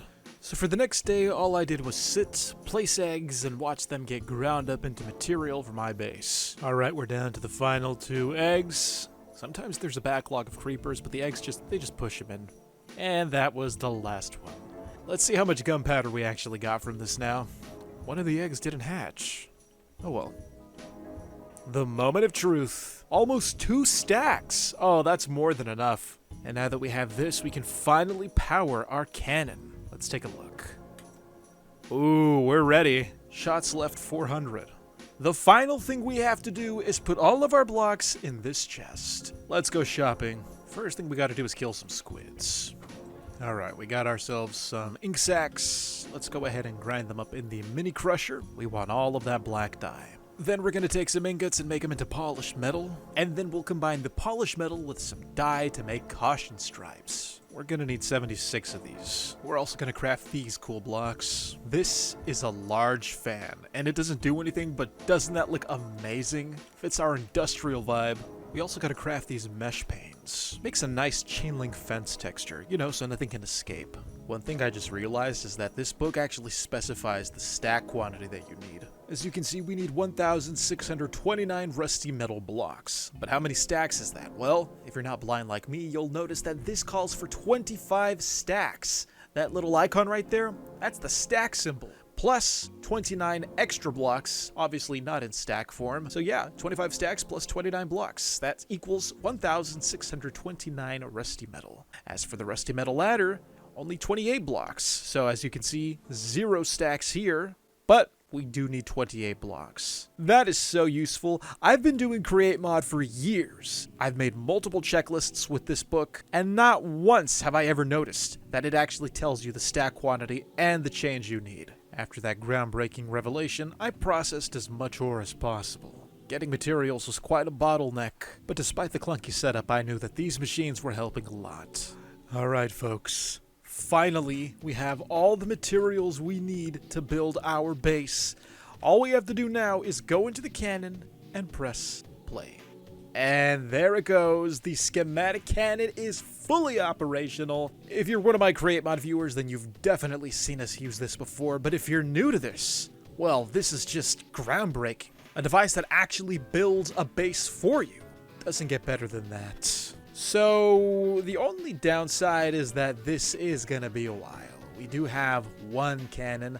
I did get multiple cannons, but, well, I only assigned this one to build, and I don't really feel like changing that, so we're just gonna leave this alone for now and probably work on something else. But yeah, as you can see, this thing is slowly taking shape here, and I say we give it an hour. We'll come back and check on its progress. As you can see, the 63 gunpowder that we have left, that's going to allow us to shoot 25,000 blocks. And once we run out, we still have some spare gunpowder, and if we run out of spare gunpowder, well, we can always make more creeper eggs.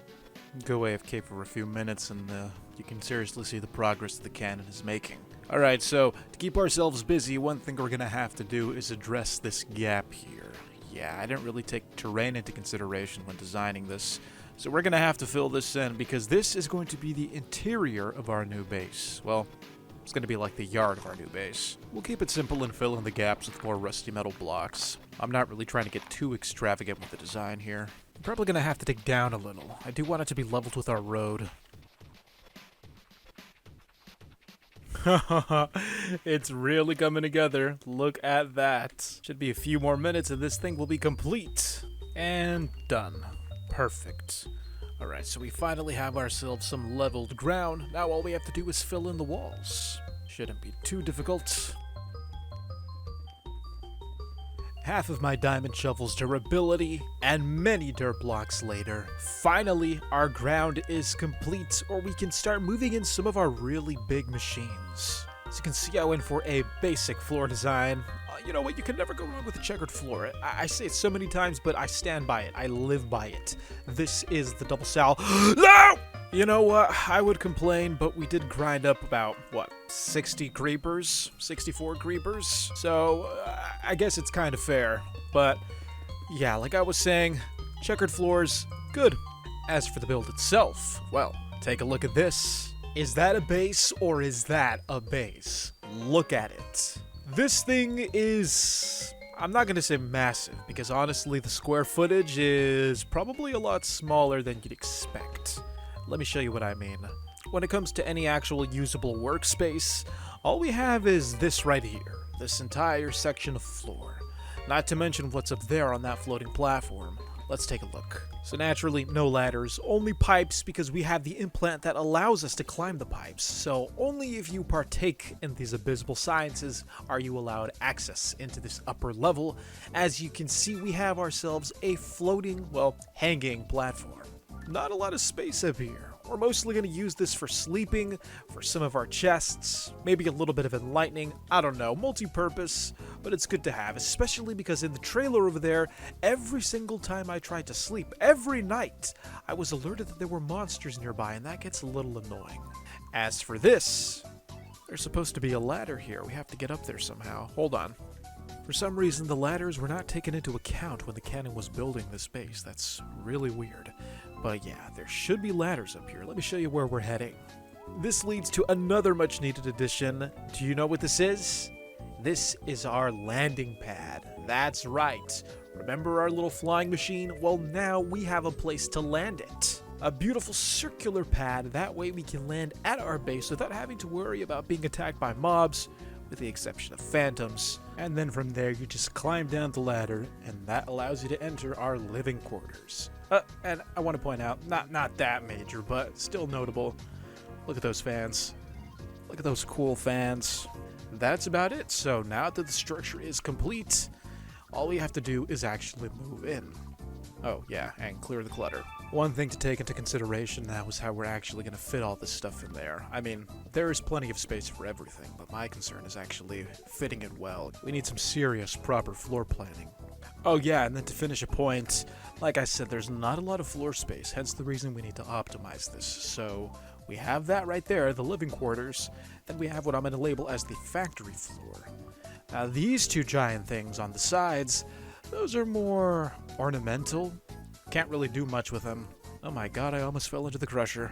That would have been bad. Speaking of the crusher, I say that should be the first thing we dismantle. Let's go for it. Break the large topper, our crusher segments. Oh, this is going to be good. Alright, aside from the lucky ones, the crusher is gone. All we have to do is break this dirt staircase down, and then that should provide us a better view of the new base.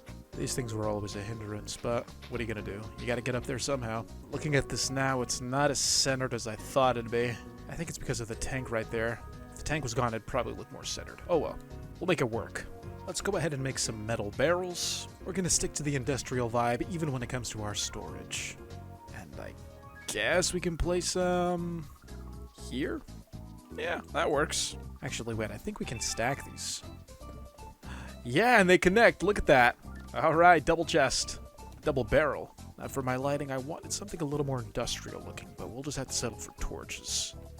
Kind of short on materials again. Alright, so here's what we're gonna do. Like I said, we're moving all the stuff over, including this advanced integrator and its pylon. Now I kind of designed this entire base with the intent of having the advanced integrator be the focal point of it all. Kind of like an elaborate holding center for it. Check it out. Put this in the middle. Isn't that just fitting? Right in the middle? You can barely see it, but if we add some lighting, it'll light up nicely. The only problem is that I'm worried it's going to get in the way, but we still have plenty of space here. Albeit we haven't added any of our stuff yet, but I think we'll keep this here for now. As for its pylon, right there. For our ore refining, why don't we just keep it streamlined? So we'll have it start right here at the crusher. We'll assemble the rest later. I just want to see how this is going to look. And then after that, we'll have to move our ball mill drum, which has 53 raw iron. Oh my god, gotta cash that in. Oh my gosh, it breaks my heart having to break these, but we gotta move them. We'll have the item output here, and then an item input there. I think that should be good. Actually, let's raise it a block. And then this will feed into the ball mill drum. We'll put the item ejector there, and the reason I put them so close together is because honestly, I'm not trying to use that many item pipes. Nice and easy. Can't forget the motor ports, plus our very large motor. And honestly, I'm starting to like the way this looks. It's very clean looking, actually. More than I thought it'd be. Oh, I almost forgot to add the lucky ones. Hold on a minute. Put these here, and then a little bit of skin just above their heads, just to keep it from bleeding. The next thing that's stressing me out is figuring out how I'm actually going to wire all of these vascular conduits. I want to keep it clean. I want to keep it simple. I'm not trying to have this messy look in my new base. Although, to be honest, a messy vibe would fit the aesthetic of an organic Eldritch factory. But you know what? No. I'm committed, but not enough to compromise my basic standards. So far, so good. I can get by with this. Jeez, this thing is already bleeding and it's not even powered. Why is it bleeding? Supplied power 0. What the? I have no idea what's going on here. That bothers me. Alright, so we'll run this across. That'll be connected to the large motor like so. And then the last thing I added was an ejector for the ball mill drum and an item pipe that leads out of it. It's going to feed into our Eldritch enzymes basin and all that other trommel stuff. The last thing we have to add to our 3-part refining process. I don't know what it is, but taking this apart always makes me nervous. Maybe it's because it's the segment that has the most components. We're just waiting up on this last batch of iron to get processed. Actually, I think it's done. Oh, nice. Alright, we'll start with the big trommel. Actually, let's just take it all apart. There it is. It's gone. Forever. Well, not forever. It's just going to be relocated. And hopefully we can make it look better than ever. So the best way to assemble this would be to start with the motor port. All things start with the motor port. Guess we'll add the large trommel here. We'll put our basin right here. Fat collector there. Toggle the pipe so that it drains into the input, like so. And then we do have a mixer as well.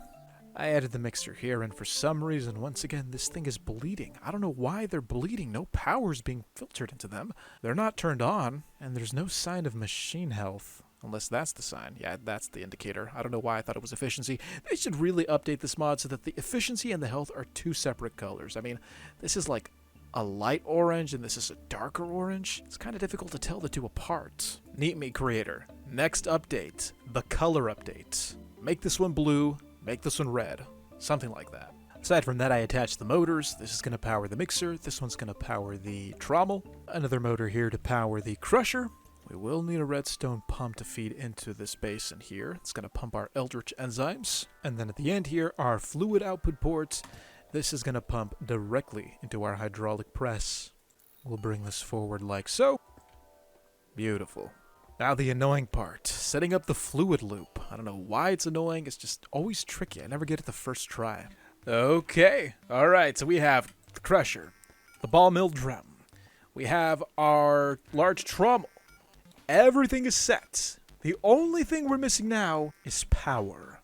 And as you all recall, our main source of power is this big, beautiful stomach right here that's still digesting lots of animal feed. Fortunately, we're going to have to break this thing up and move it over to the new HQ, and my concern is whether or not the animal feed is going to be retained inside of the stomach, or if it's all going to disappear as soon as I break this block.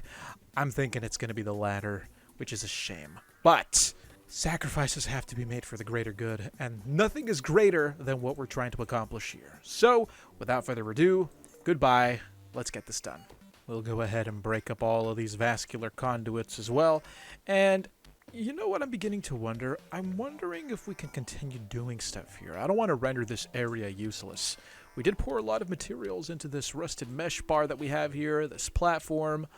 Plus, we also have our power flower here. Not sure if we can relocate that or if we're going to have to grow a new one. You guys remember the power flower. You give it food and it generates power.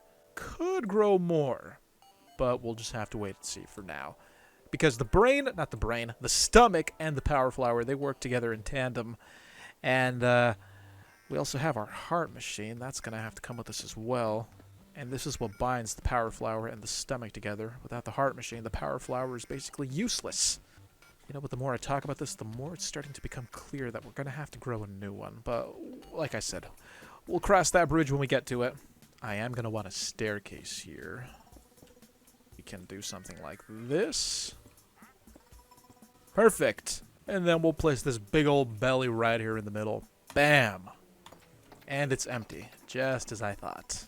Tabalizer on top. Let's stack up there to place that. And I'm beginning to think we may need to make more metabolizers. And then our vascular conduits, they will run down the side of the stomach and directly into our power. There we go. Beautiful. Could not have come out better. I can't stop thinking about the power flower. I should probably go check and see if I can actually break the blocks. Because if we can move them over like that, that's going to be fantastic. Right, here we go. Well, there's an axe icon that indicates I can break them. Maybe we can collect them? No, we cannot. Jeez. Okay, guess we'll have to grow some new ones. Well, if we're going to have to grow a new power flower, then we're going to need tons of bone meal, which means, once again, we have to kill skeletons. Although on the bright side, I do have a theory. Doesn't make a lot of sense, but it is a valid theory. If I light the skeleton on fire and shoot it with my meat gun pistol, maybe we'll get the ashes, and maybe with those ashes we can spawn skeletons from eggs. Doesn't really make sense because you need meat to make animals from eggs, and skeletons are just bones, but I think the creator was a little lenient in that regard. So let's go find a skeleton to burn. Absolutely incredible. I can't count the number of times I was bothered by skeletons in this video so far, and now that I need one, they're nowhere to be found.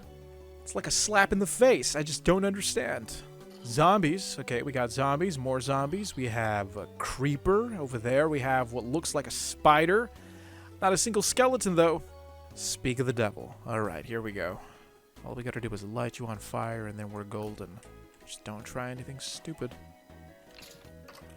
And die! We get him?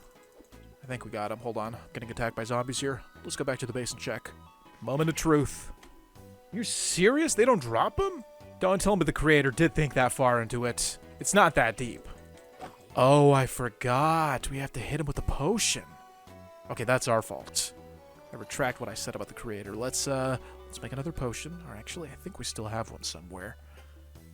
Ah, right there. I know we didn't use them all. Fortunately, the sun is already out, so that sucks. Oh my gosh! I'm not gonna make it. Oh, you gotta be kidding me. A slap in the face, that's what I said. A slap in the face. Bask in the warmth of our beautiful sun. We'll wait for the night to fall again. In the meantime, let's go ahead and relocate the rest of this junk.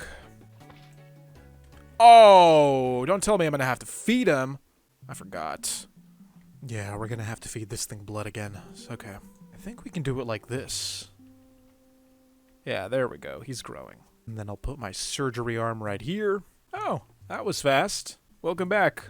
What do you think you're doing in my vehicle? I'm surprised we're doing this last. I completely forgot about this. We're gonna test out the landing pad. Should be pretty simple. Here we go. Is that in the middle? I think that's pretty centered. In my book, that's a win. Isn't it perfect? We'll probably want to add torches up here. I can already see this being a breeding ground for creepers and such. Maybe even on the arms. Yeah, they're going to spawn there too, like that llama. I don't know how you got up there. Much better. This is going to look so nice at night when it's nice and illuminated. Speaking of illuminating, we have to place a torch down here too. Can we place anything down here? No, what about on the side? Guess we'll have to do it like this. That's cool. We can place a torch on the integrator's platform. Alright, the sun is taking way too long to set, and I know I have some bone meal around here somewhere. Oh! Right there. We got bones. 27 bones. For a stack of bone meal, not bad. Plus, we have some power flower seeds, so all we have to do is figure out where we want to plant this. I don't know if they have to be in direct sunlight, and if that's the case, then we'll have to plant it properly. Well, we do want to give them room to grow. That's a given. I guess it'd be best to plant it here. 1, 2, 3, 4. And then 1, 2, 3, 4. Just for symmetry. I don't remember if the sprout actually grows with bone meal, or if I can only apply it after. Oh! Never mind. As for this one... yeah, this one's not really taking a liking to the bone meal either. Alright, we'll invest in this one then. Hopefully by the time we're through with this, we'll have a nice large sprout. We can start generating more ichor. Maybe we should generate this one. So I want to try something a little different. Maybe something a little more economically friendly. For our last power flower setup, we were feeding this thing meat. Lots and lots of meat, or at least animal feed. And every time we fed it, it would generate power, or transient ichor. But it could generate power in other ways. You see this red fleshy part right here that resembles a panel? Well, this is a photosynthesizer. I think that's what it's called. This thing produces 20 electricity. At least one panel, I'm sure. So I think we're going to go for solar this time. Just to mix things up, if that makes sense. No more feeding plants. From here on out, it's only going to take water and sunshine. Now to do this, we have to place the bone meal on top, but as you can see, it takes quite a bit of bone meal to do it. Now, in order for us to initiate photosynthesis, we will need a fluid port controller. Just like that. So we have our fluid drain right here. As you can see, it's taken in lots of water, which is draining into the power flower fluid port. This fluid port is connected to the power flower controller, and because we have water pouring in here, as you can see, our transient ichor levels are climbing. And I believe the the more power flower growths that we have, the more of these red panels, the more ichor will generate. So we want to increase that generation rate. That means we got to get more bone meal and multiply this thing. If you click this, you can actually see how many blocks you can add up to. It goes up to 160, and right now we have 52 blocks with a total of 19 photosynthetic organs.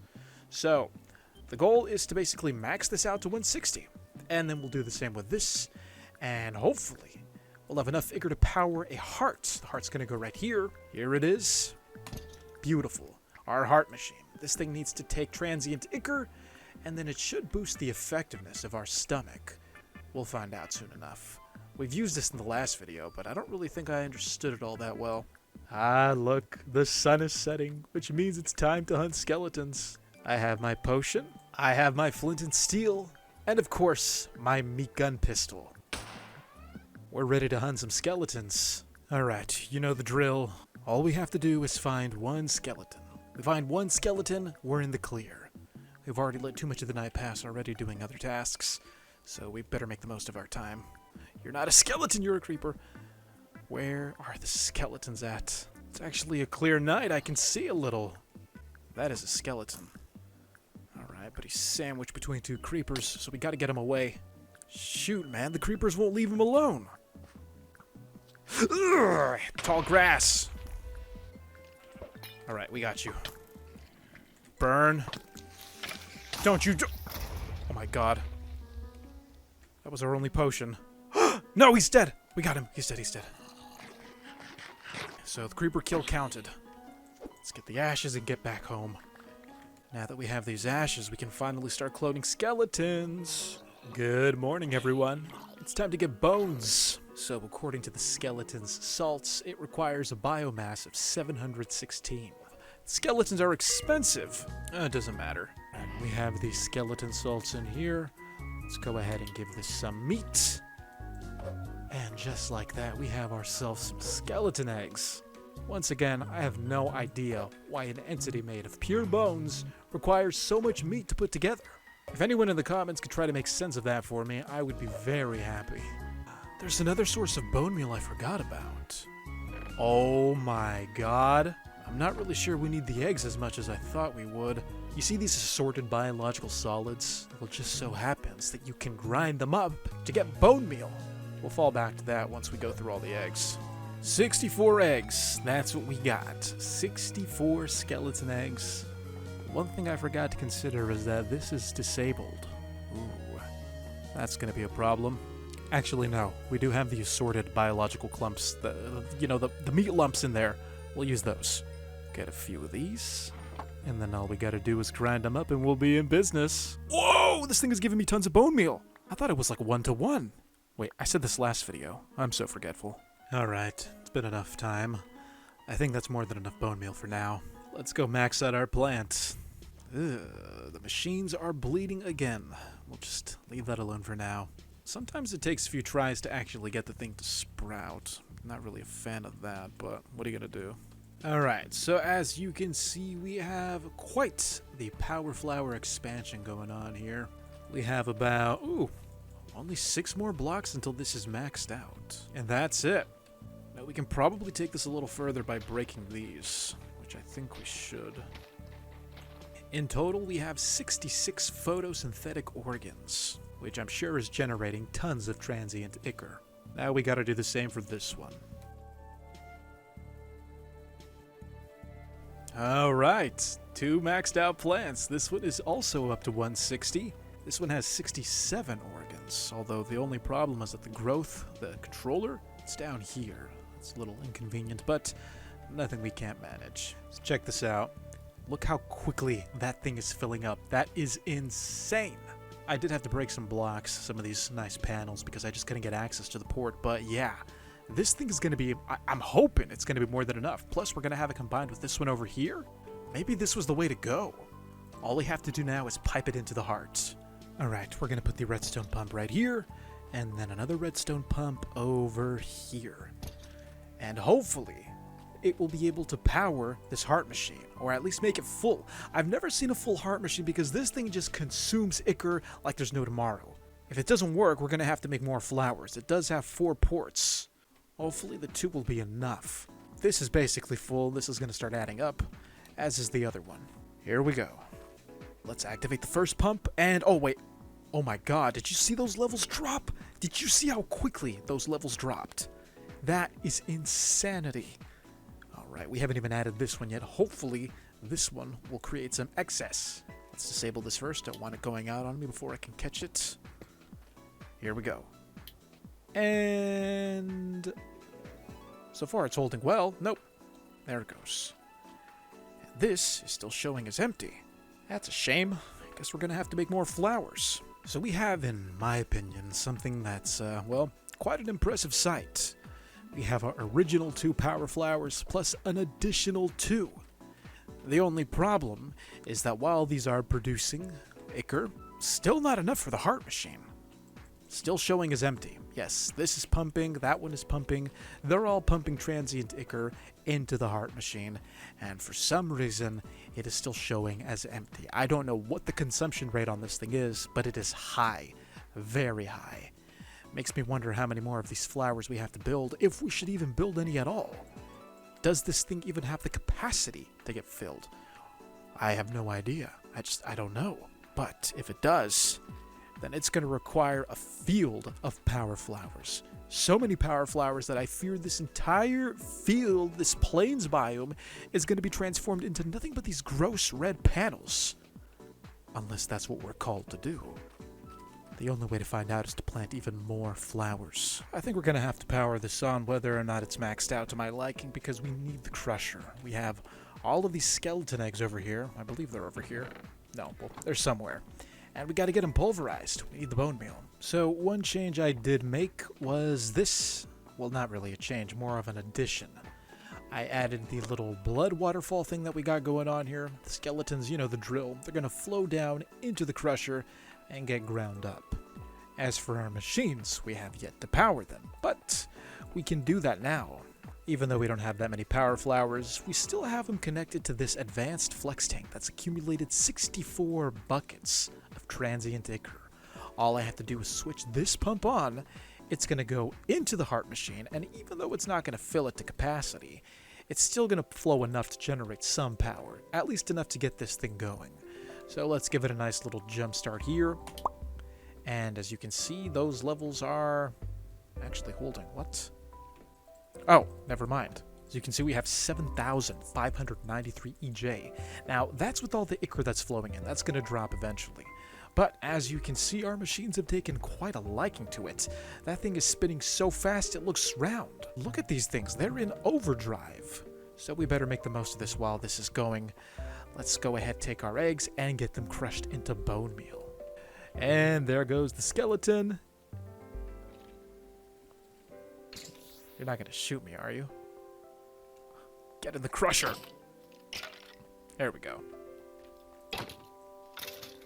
Are these things not getting crushed? This thing is definitely on. Why did the skeleton not get crushed? Alright, we have to set it up so that a fall is guaranteed. And here we go. Go into the crusher. What gives? Okay, something is wrong. Maybe we can just push him off with multiple eggs. Get shoved by the egg. So we've ground up a few skeletons. I wonder how much bone meal we're getting. Oh, we are definitely getting bone meal, as you can see right there.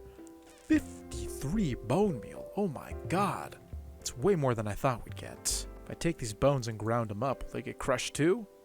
I think they will. Alright, let's keep at it. Okay, this is the final iteration. We have ourselves some nice rusted metal scaffold trapdoors, keeping this nice and narrow. Plus, we have another barrier over here. More rusted metal scaffold trapdoors. And as you can see, the blood is flowing directly into the crusher this time. I'm not sure why I didn't think of this sooner. Makes the most sense. Basically, what's going to happen now is I'll place this egg, and as you can see, after a lot of trial and error, it finally goes into the crusher. And the skeletons, they just sink to the bottom. Well, that's what usually happens when they're not aggroed on me. So I ended up spending most of my time breaking the skeleton eggs, having them crushed, and getting the bone meal. Eventually, I had more bone meal than I knew what to do with. Naturally, this meant I went around planting more power flowers. Here they are. Here it is. An entire system of power flowers, all connected via pipes, via pumps, with multiple tanks, pumping a massive river of transient ichor all the way into one central tank here, which feeds directly into our heart machine, which is still showing as 0. But we do have a power of 7,593. Not sure if that's gonna last, but so far, I think we're in a good spot because I don't see any levels dropping. Oh, no, I see it now. I guess that 7,500 that we saw, this base power right here, this is when it's all juiced out.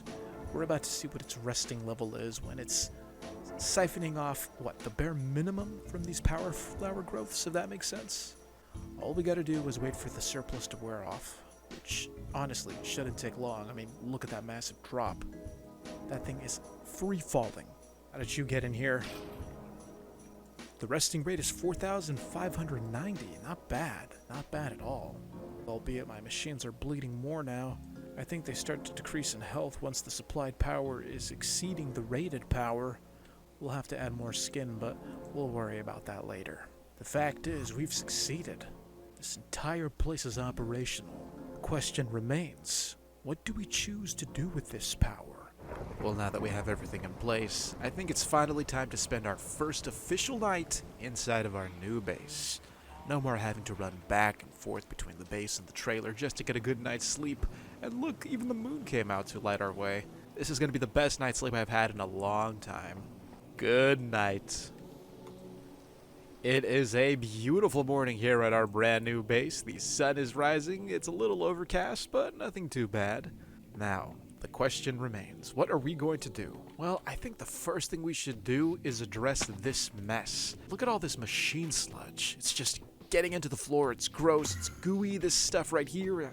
Ooh, our health is declining there too. We're going to have to probably add some skin there. Same thing for this. But first, let's tackle the machine sludge. How do we actually wipe this off? Because you can't break it. Sometimes it disappears, but that takes way too long. Not to worry, my friends, there is a built-in solution, more revolutionary than you'd think.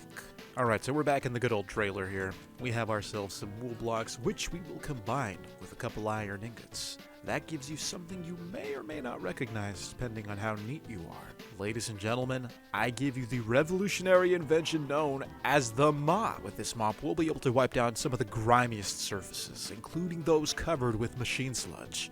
Watch as the mop wipes away all of the filth with ease. You see that? That is groundbreaking, although it's only a band-aid on a much larger problem.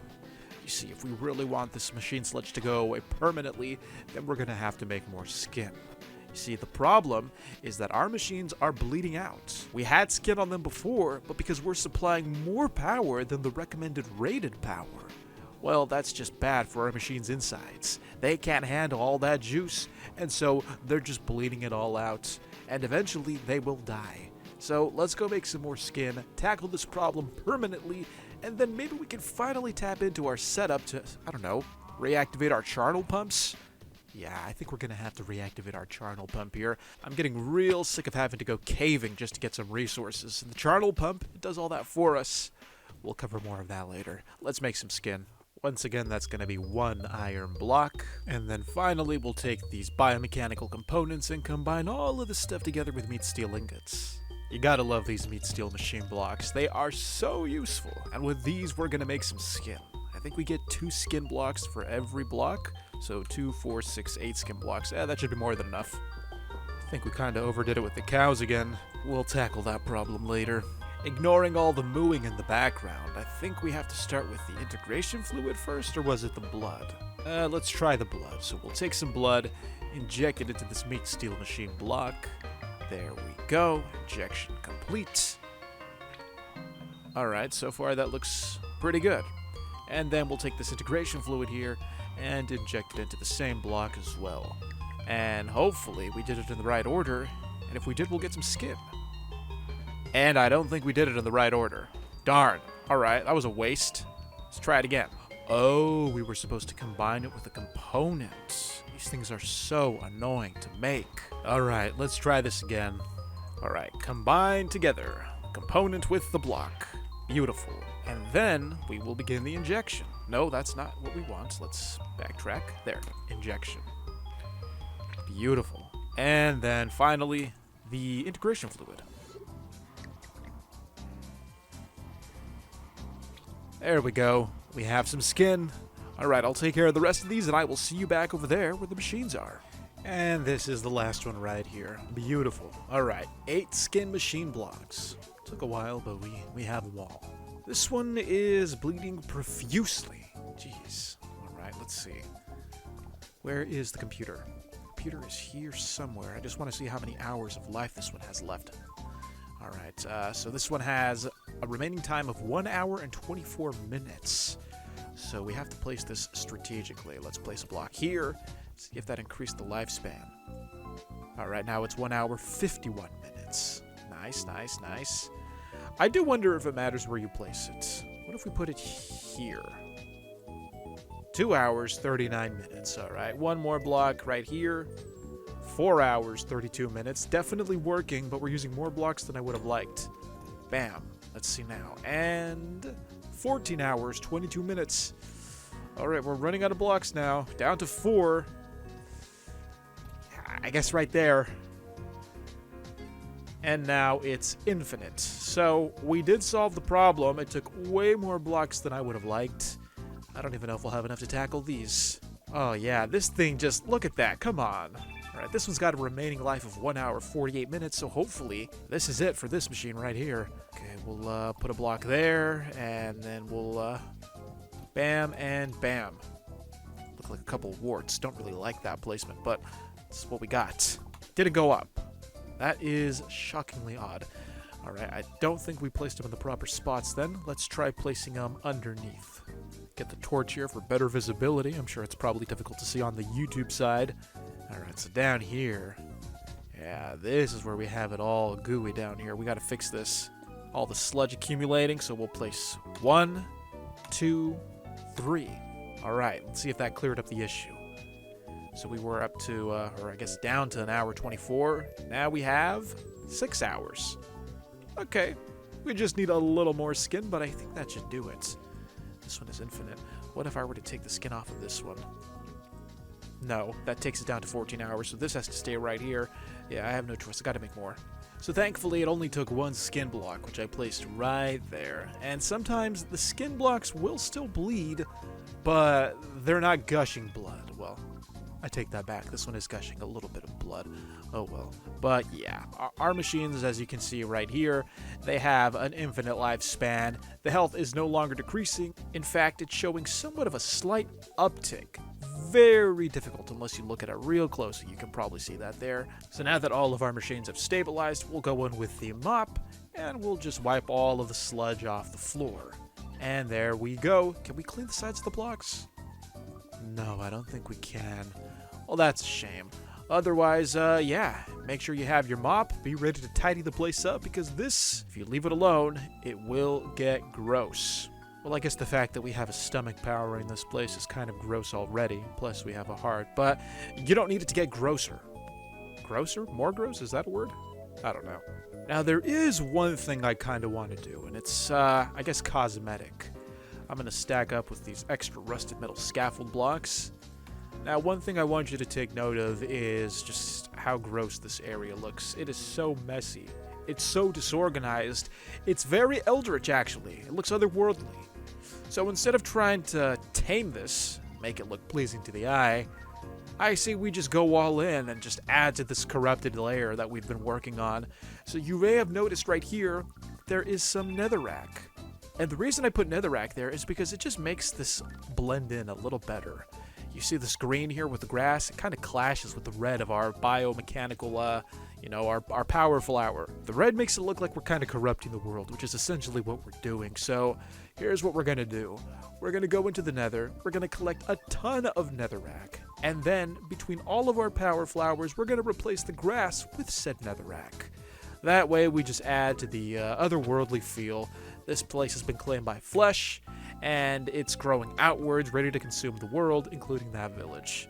Maybe we'll even do something with that village. But yeah, let's go get some netherrack and destroy this world. You know, we haven't come to the nether as often as I thought we would have. And I'm a little concerned right now because we don't have a lot of netherrack. Think about cobalt, what is this? Cobalt nilium? Nilium? I don't know how to say that. Wait, what do I need you for if I have a pickaxe? Never mind. Alright, I think this should be enough to get us going here. We have 1, 2, 3, 4, 5, 6, 7, and then half a stack. So, 7.5 stacks of netherrack. Let's go ahead and destroy this world. Time has come. My shovel has a little bit of durability left. We're going to do some heavy digging today. Probably won't light any fire on the netherrack because I don't know if this is flammable. And if it is flammable, then the last thing we want is to incinerate our entire power system in one go. So yeah, no fire. Would it be faster to break the blocks or to just place this over the blocks? I say placing over would be better actually. Saves me time of having to break and then place the block.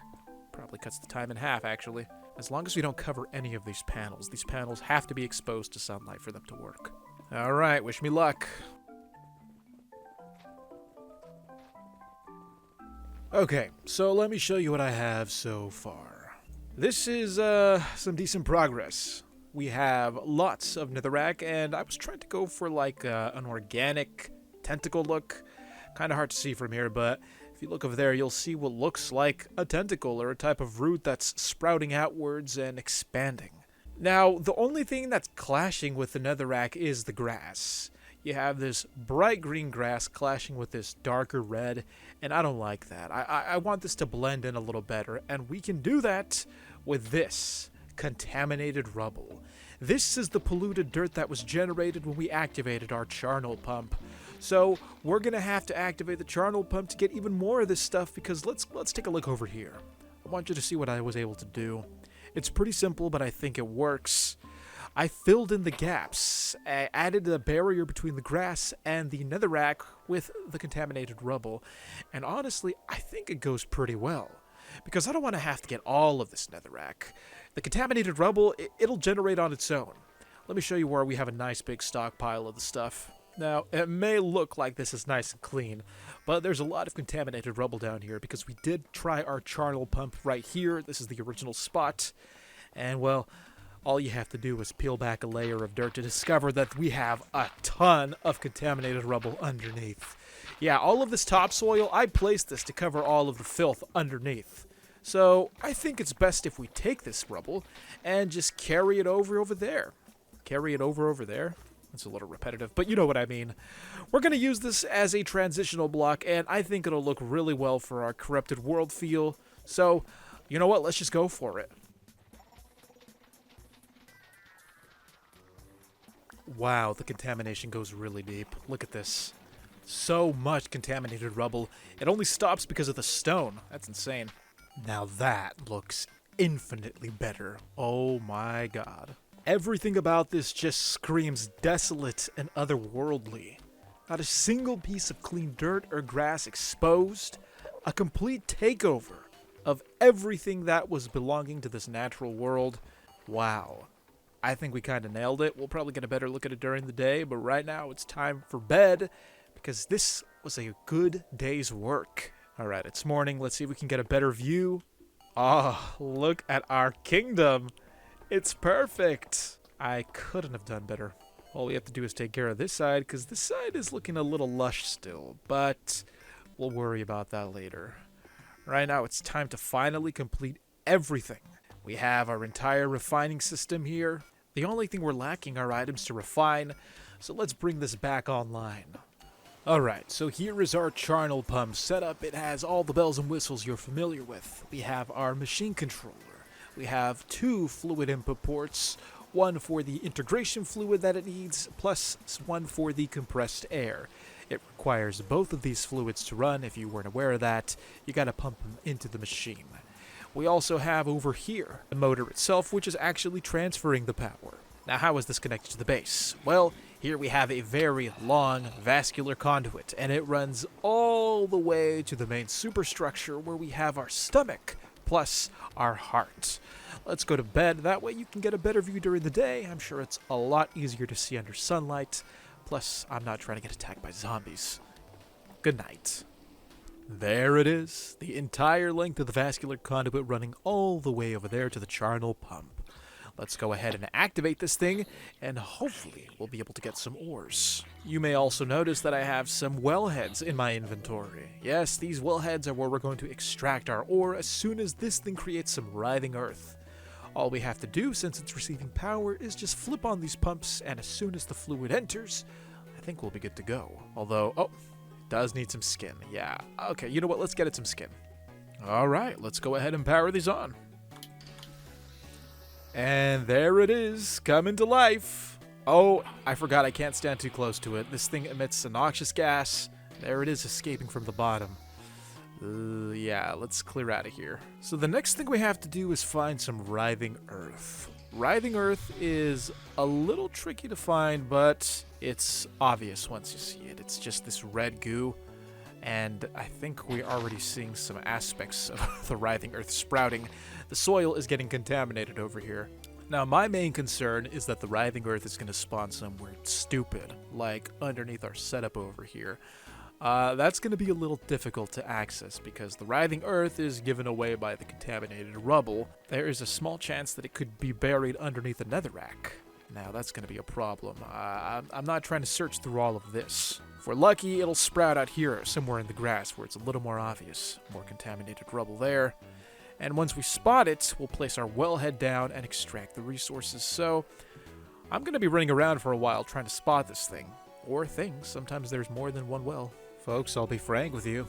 It's been a minute, and I have yet to find any of these writhing earth blocks that I need, so I guess I'll have to wait it out a little more. All we're getting are little patches of contaminated rubble, so maybe this has to go through a few more cycles before we get results, but it's hard to say. Some things about this mod are a little difficult to anticipate, so let's give it a little more time, see how things go. So, I found a writhing earth spout. Turns out it was actually underneath the contaminated rubble, just as I feared it'd be. And the only reason I was able to spot it was because one of these contaminated rubble blocks just spawned out of nowhere. So, I guess this thing makes more rubble? I don't know, but yeah, that was the giveaway. At least that's what made me consider that there could be something down here. Oh, did you see that? Did you see how that block just spawned? That's what I'm talking about. Alright, so we'll put this here, and now we have resources. Although I've been running that thing all day, who knows how much we've missed out on. And that's it, ladies and gentlemen. That's the charnel pump for you. This thing is just making such a mess. It's so gross. Hopefully the charnel pump will keep doing its thing even though we're outside of the generated chunks. Now, there is an annoying aspect to this entire process. Our charnel pump is far away, and that's fine. What's not fine is the fact that our chest full of resources is all the way over there. And I don't want to have to run laps between the chest and the rest of our storage. Thankfully, once again, this mod has thought of it all because there is a solution to our problem. Let's go ahead and take our little machine up here for a little flight so I can show you what I mean. Imagine if we were able to get all of our items over here. You see that? That is point A.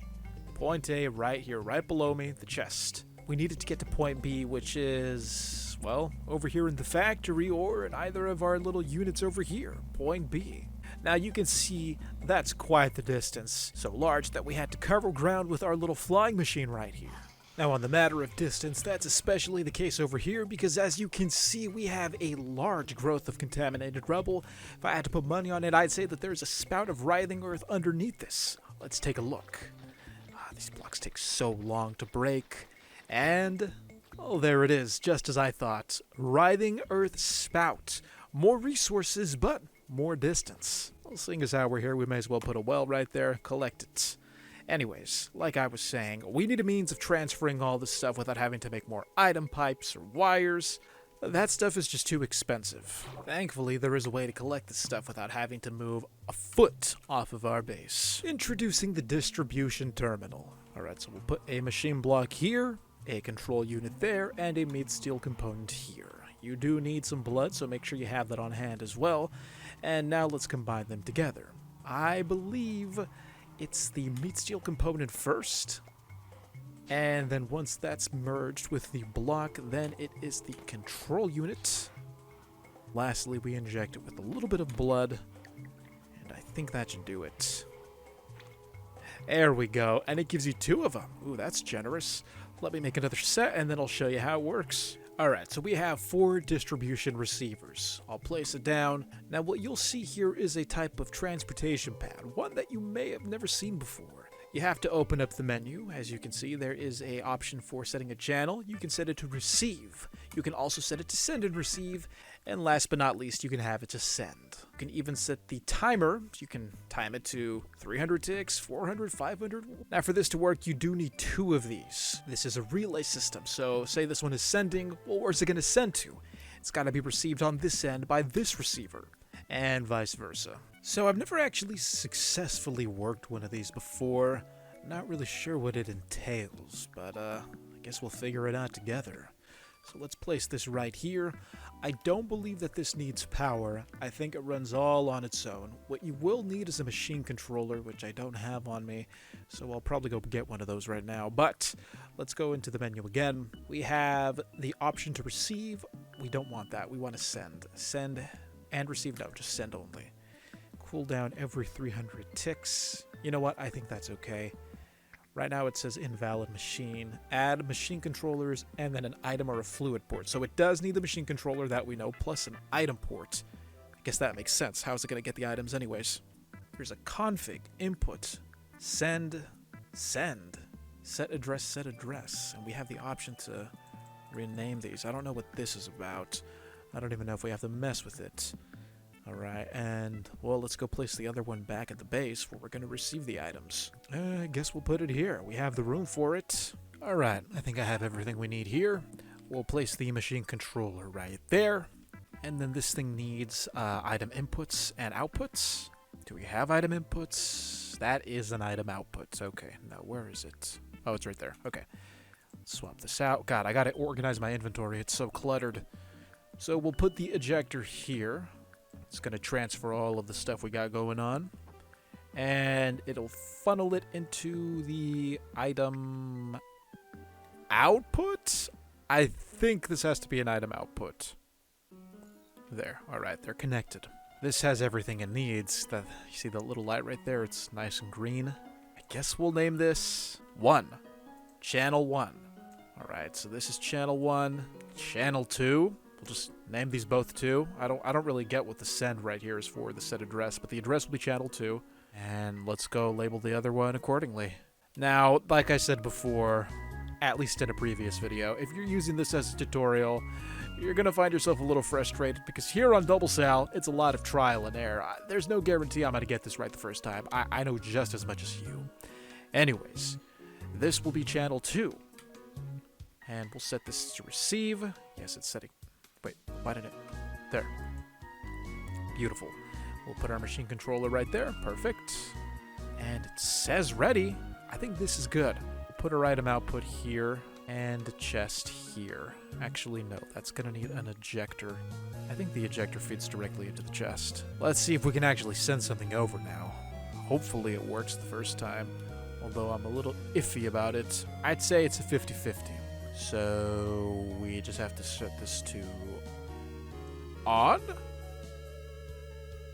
No, let's make this an input. I think this has to be an input, actually. Input.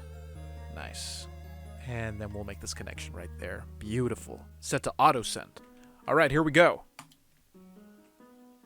Stuff is going into the item input. Not really sure what's supposed to happen now. All the stuff is in here, unless this is facing the wrong way, which, given this mod, it probably does matter. Let's break this. Still nothing. Okay. Give me a minute. I'm going to figure this out. Okay, I think it's just a fact of the matter that they're too far away from each other, which in my opinion kind of dilutes the utility of this block, but maybe we can make it work somehow. Put a machine controller here. I labeled the other one test in all capital letters, so I'll do the same for this one. Test. This one will receive. We'll set this to nothing, because that's how it is on the other one too. And then we'll put the item output. Yeah, right there. So the blocks will be received on this side. We'll use 1 diamond to test this. I just don't get it. I don't know why it's not working. I did this in a creative world to figure it out, and what I had here worked, so a little frustrating right now. Let's try it like this. The only difference was the block placement, just slightly different. Maybe that's it. This will be the output. That'll be the input. Set this to test. Sending mode. Test over here as well. Now let's send 1 diamond. Nothing. A giant worm is supposed to come down and move it over here. I don't get it. Look, if anyone in the comments knows how to figure this out, please let me know. I am, like, scratching my head here over this. I have this exact setup in my creative world, and for some reason in this world it's not working. Now, for those of you who are wondering what this is supposed to look like, well, I guess the setup wasn't exactly the same. I have these blocks down here. We'll try that back in the other world, but anyways, this is what's supposed to happen. See this channel? It's set to test. It's set to send. Nothing here. Empty. This one is set to receive, also named test. Nothing here. Item input. All we have to do is, I don't know, we'll put this blood bubble in there. And then this giant skyworm, you guys are all familiar with this one, it picks up the item. It ascends back into the sky, and then another one comes down and drops off the item. Back here. That's all. Why that's so difficult to set up over there in the survival world, I have no idea, but if this is something you're interested in, there's the feature. That's how it works. Give it a try in your world and let me know if it worked for you. There is one more project I'd like to take care of before we wrap things up for good here. See, our place is looking pretty bare. We got the flowers, we got the netherrack, but there's one more thing that's missing. And we kinda have it, but we don't have it. You see that beautiful red tree right there? I hope you didn't forget about those. Let's go take a look and see what we got going on over there, because that's going to be important. This is our blood bubble tree. And this blood bubble tree fits in perfectly with everything we have over there. The only problem is getting the saplings. Chopping these trees down, at least in my opinion, it takes way too long. The most we were able to get out of these trees were, well, this little peninsula over here, and then this teeny tiny forest we got going on over here as well. Not a lot of trees, and honestly, if I wanted to get more saplings, I'd have to chop all of these down. Just way too time consuming. Thankfully, there is another way to go about this. We're not going to use an axe, we're not going to use a chainsaw, no. NEEPMeat has done it once again. If we want a luscious blood bubble forest surrounding the space, then we're going to have to craft one of these. This is a tree vacuum. We just have enough integration fluid left to make this thing. Okay, so we'll place a bone here, a biomechanical component there, and right now what I'm putting together are these little stake-looking objects. They are part of the crafting recipe to make the tree vacuum, so the bone is going to act as the base. Let's take this manufacture option and combine the biomechanical component with the bone. Then we're going to take our integration fluid, let's inject that in there. We have just 2 buckets, we're going to have to make more of that stuff. I think that should be everything. Yeah, there it is. A contractile actuator? Something like that. Close enough. Doesn't matter because it's about to be a tree vacuum. 4 meat steel ingots, 2 of those stake-looking things, and an item pump. This gives us a tree vacuum. Now, this tree vacuum is an odd-looking thing. Just take a look at it before we give it a try. You can see it has, I guess it has like a mouth, and, yeah. That's all I'm going to say about that. This thing is going to suck up all of the trees, but the thing about the tree vacuum is that it's a little picky about how it functions. See, all of these trees have to be, I guess, touching or connected somehow. So if I were to break this one down, only this tree is going to get sucked in. The rest of these, probably not, unless they're connected by leaves or by wood. So let's give it a try. Let's see if we can take all of these down with one tree vacuum. So we'll place this right here. So naturally, like all of these machines, it requires a few components, like a machine controller. It also needs an item output port. How else would you get the items out? And then last but not least, the motor port. Right here, this is where we're going to supply the power. We'll attach a regular motor. I hope it will take a regular motor. You know what? let's just try connecting it with vascular conduits. I know we're gonna have to craft a lot more, but I don't like using the transient ichor anymore. Alright, here's hoping we don't overload the thing with power. Of course we did. Give it back, worm. Thank you. Alright, we have some machine blocks, so maybe this will act as a fine buffer. There we go. Oh! And as you can see, this thing instantly started working. It is slurping up the entirety of these trees from here all the way back here. Oh, it stopped. No, wait, it's still going. No, I don't really like this animation. Something about it is just, makes me feel uncomfortable. But, like I've said before, that's NEEPMeat for you. So the tree vacuum is absolutely slurping this entire forest here. I thought it was going to get this one, but I guess there is a range. But you know what? That's okay. By the time this is complete, we'll have plenty of our saplings. In fact, let's check and see how many saplings we have now. 15 saplings and counting. Alright, I think this was an absolute success. We kind of needed this win after failing with the distribution system over there. It's nice when machines work the way they should. Oh my god, this thing just, like, slurped it up like spaghetti. Look at that. Look how thin this line of leaves are. Oh, and there goes the last remnants of this forest. Wow. Absolutely ravenous appetite, this thing. And with that, it's completed its job. Well, it missed one tree, but we won't hold that against it. Thank you. So we have 26 blood bubble saplings. All we have to do is plant them, grow them, and I think we'll be set. Now, before we plant these trees, I think we should go tap into our bone meal stockpile. Lord knows we have plenty of that. Oh, okay. Well, we used a lot of it, but we still have some. We have our blood bubble saplings, and now we have to place them in the perfect spots. Now, where would that be? Can we place them on contaminated rubble? No, we can't. Guess that makes sense. It's contaminated. Alright, I'm thinking we have a forest that flanks both sides. So, let's start with one here. Will this even grow? It does grow. Nice. Okay. And we'll just place them sparingly on the sides. See how this goes. If it wasn't clear already, we're going for a hostile takeover of the world's natural environment. So far, I think we're doing a good job. Yeah, I'm not going to bone meal them all. We'll just place them randomly. There we go. And now we wait. Alright, we're going to leave those trees alone to grow. I think while we wait, we should probably do a little recap of what we did today before we wrap things up here. For starters, we baked cake. A very questionable cake. Thankfully, we washed it down with a tasty beverage. Just don't ask what went into it. On top of that, we completely redid our entire refining system. The old building was completely gutted. Thankfully, we replaced it with something much better. A brand new system that could refine our ores to get the most out of them. With the crusher, we could pulverize just about anything. And with the ball mill drum, we could break those things down even further.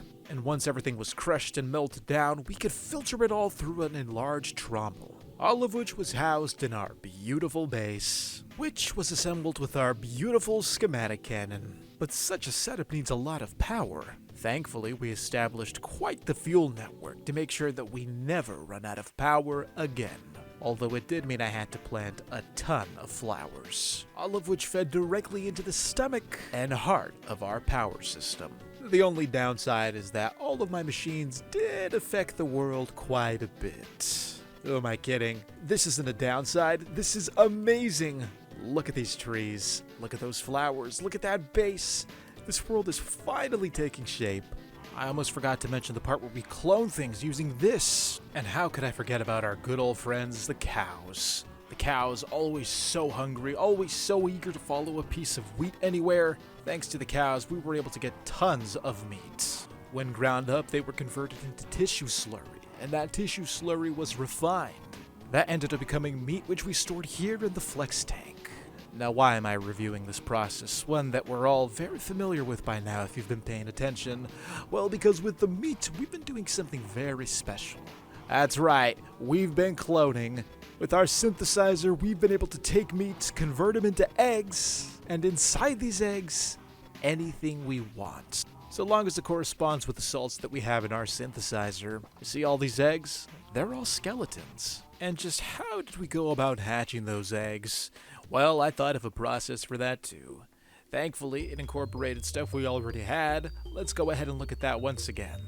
Usually, there's supposed to be blood flowing through here. I don't know where the blood went. Guess it evaporated in the sun.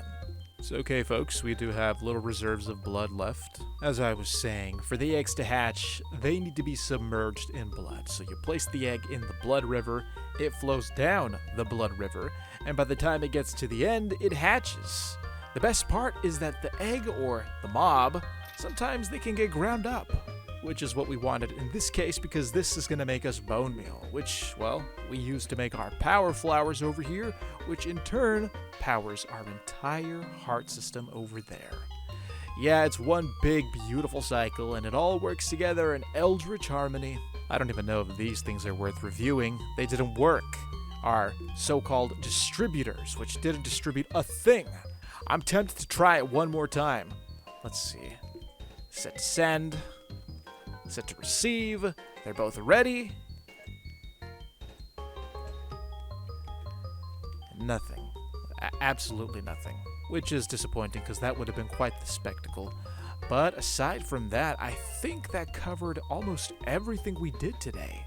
Compared to last time, we definitely made our mark on this world. I mean, come on. If this isn't a hostile takeover, I don't know what is. And I'm sure there are a few more things to cover, but honestly, not enough to squeeze into 300 days, so we'll probably do something new next time. We didn't even use our integrators that much this video. Oh well, this was quite the learning experience. Some of these processes were probably more unethical than others, but that was the NEEPMeat mod, one of the strangest mods I've ever played in my Minecraft career.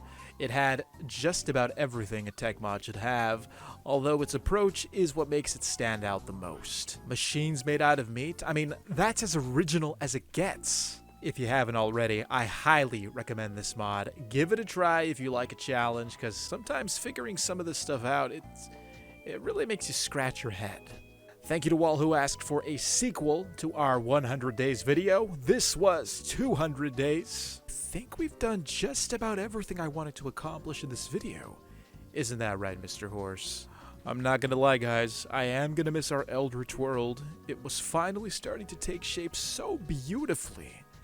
You know, if there's one thing I would have changed, I probably would have made more living space in our base here. You may have noticed that we didn't use it as much as I thought we would, at least our platform. I mostly used it to sleep, but come on. That looks cool. Does that not look cool with that giant floating egg there?